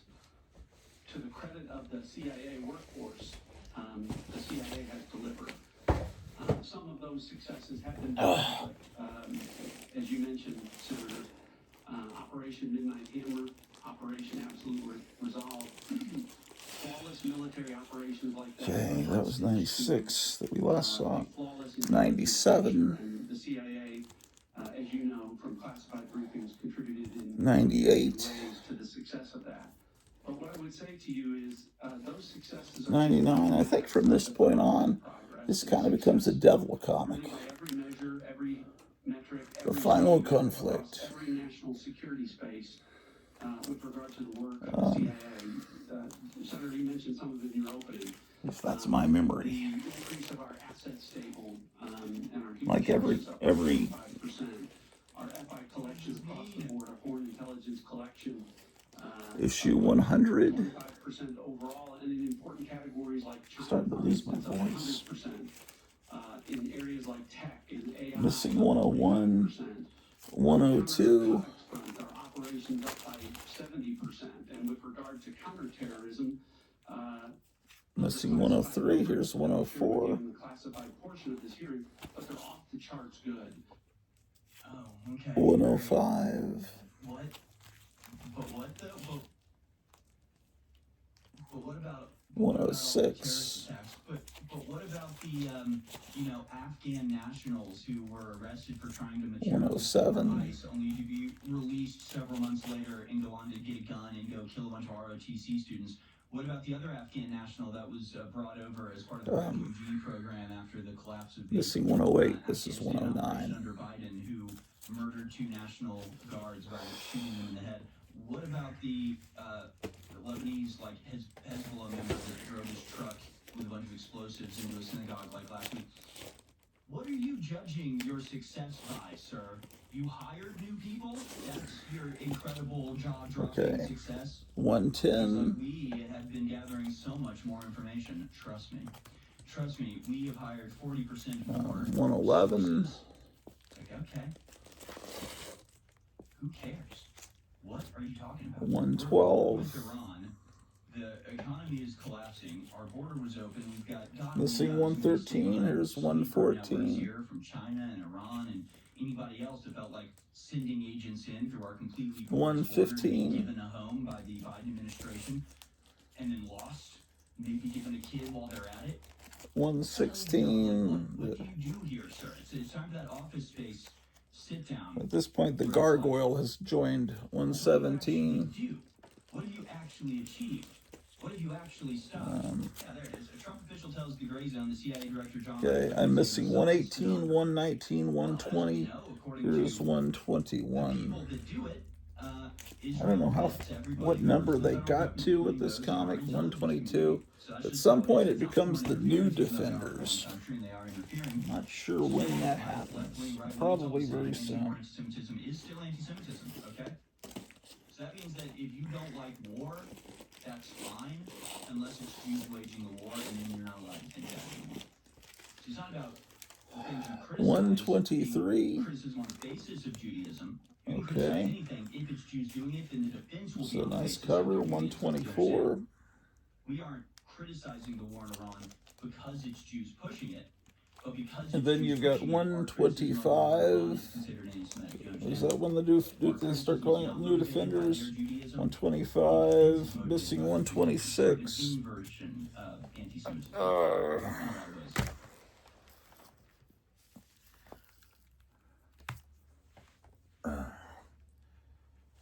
What did I just show you?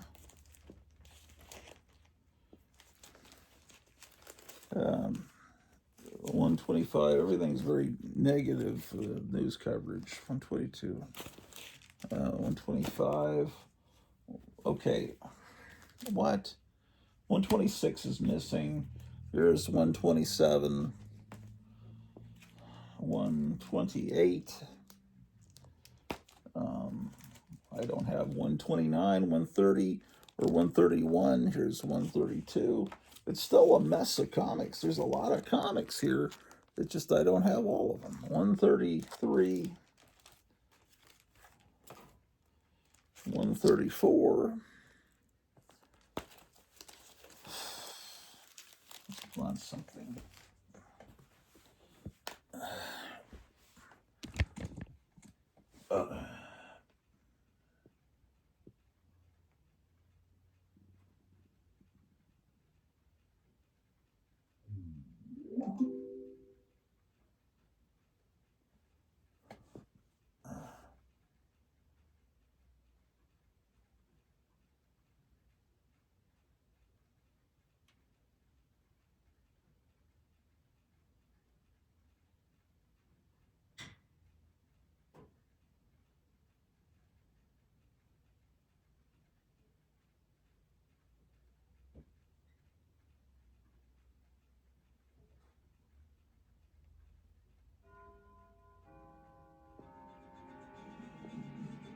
There are all these rumors that Netanyahu is in a coma or, dead or something.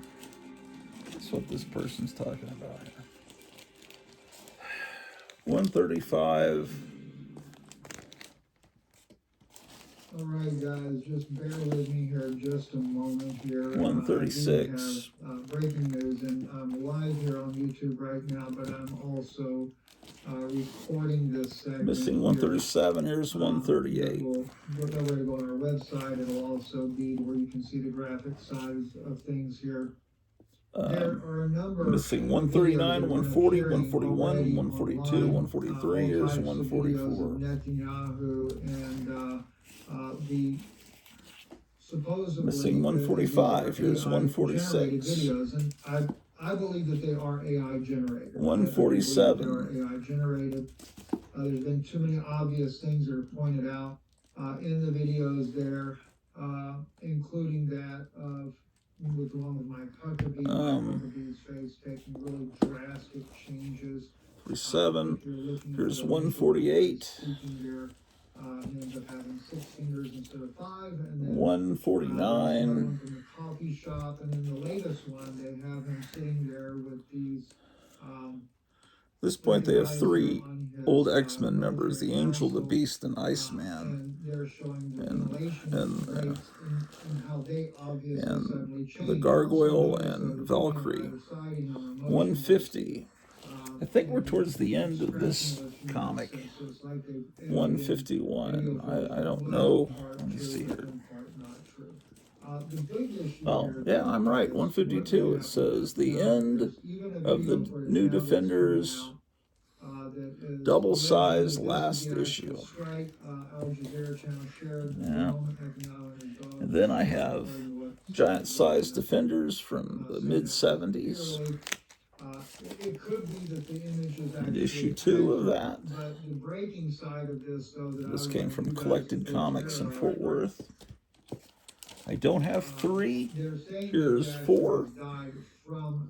Also from Collected Comics. I actually know someone that knows the Prime Minister. Here's 5. Has always been involved in some of the latest breaking and happening. Another copy of 5. And then there are the annuals. I have an annual of annual number 1 of the Defenders. And then I guess this is the Defenders number 7. It's some modern comic, very badly drawn. I guess I got that out of a dollar bin. And then there was the Secret Defenders with all the shiny knightiness. I guess I tried that out. Here's issue 18. Was that the Prime Minister is actually in critical condition. He is in a coma. And then I have Defenders of Dynatron City, which I think I had another copy of that we saw a little while ago. And then here's the Kirby Demon comic, number 1. And that kind of goes back to another source that I have. Here's Kirby. Kirby's Demon number 3. You know, I don't think he will need to need amnesty much longer. So it seems that also the Iranians believe that he was not another copy of 3. I don't have 4 and 5. Here's 6. survived. But This is like when I was in second grade, this comic was coming out. I don't have 7, here's 8. My collection has got a lot of holes in it. From my end, and I know this Number 10. pretty well. I already and feel that it They is sure very did reliable market a lot of information. demonic stuff to us when we were kids. Here's number Is 11. in a coma. And this is one reason why I think that there's not any announcement about his death. Another copy of 11. Perhaps had he died in the 12. explosion, and from what I'm understanding, Al Jazeera is the one that released this footage that you're watching on the screen. For those 13. of you that watched there, some are saying that he was killed. Another copy of Yesterday, 13. I didn't get the message until this morning, but as of yesterday, No 14 or 15. Here's he is 16. actually in a coma. Now, could he have passed Another away copy. since And then? then That's very likely. I can't say that it's Simon not the Beasley, case, but we do Demon, know that issue 12 from the 90s. they're trying to convey to their enemy. Oh, we're getting into Detective Comics. How great. But I think that I'd like to start with Detective Comics in another episode, unfortunately. Because not many people are going to make it to 6 hours and 4 minutes into a video. There may be, I'd be surprised if 2 or 3 people make it to this point in this video. So we'll start over with this box is going to have Detective Comics and Doctor Strange in it. And it'll have Doc Savage in it as well. Not just from car, but from other sources as well. Now, very common for when Let me go ahead and put those books in there so when we go through the rest of this box tomorrow, or whenever, tomorrow or Friday, we'll be able to, they'll already be in there. There's Double Dinosaur, okay, Marvel's Doc Savage. Also, those of you There's a copy of number 5. I'm not sure if Night Tiger or Jumbo sent that to me. I already have a copy of 5, but I'll put it with it. That's good to have more than one. This is a DC Doc Savage that I didn't have that I think came from a Night Tiger prize package. DC tried to do Doc Savage multiple times. Doctor Strange number 1. I got that recently. And I had Doctor Strange number 2, so this goes in front of that. We'll see all of them tomorrow or sometime. Issue 10, and I have some other Doctor Stranges I'm about to get from Kevin here soon. 9, okay, I have 9. Here's, I put 10 in, then there's 11. And then I have this issue where Doctor Strange meets Dracula. There, see, Dracula looks right there. He didn't look right on that Defenders cover. 14. He has been transferred to Moscow. Okay, so I have 13 and 15. 14 slides right in. Perfect. Ooh, I said perfect. I hate when people say perfect. Okay. Well, I have nothing more to say to you, ladies and gentlemen, so we will end this broadcast. Take care, and don't take any wood nickels.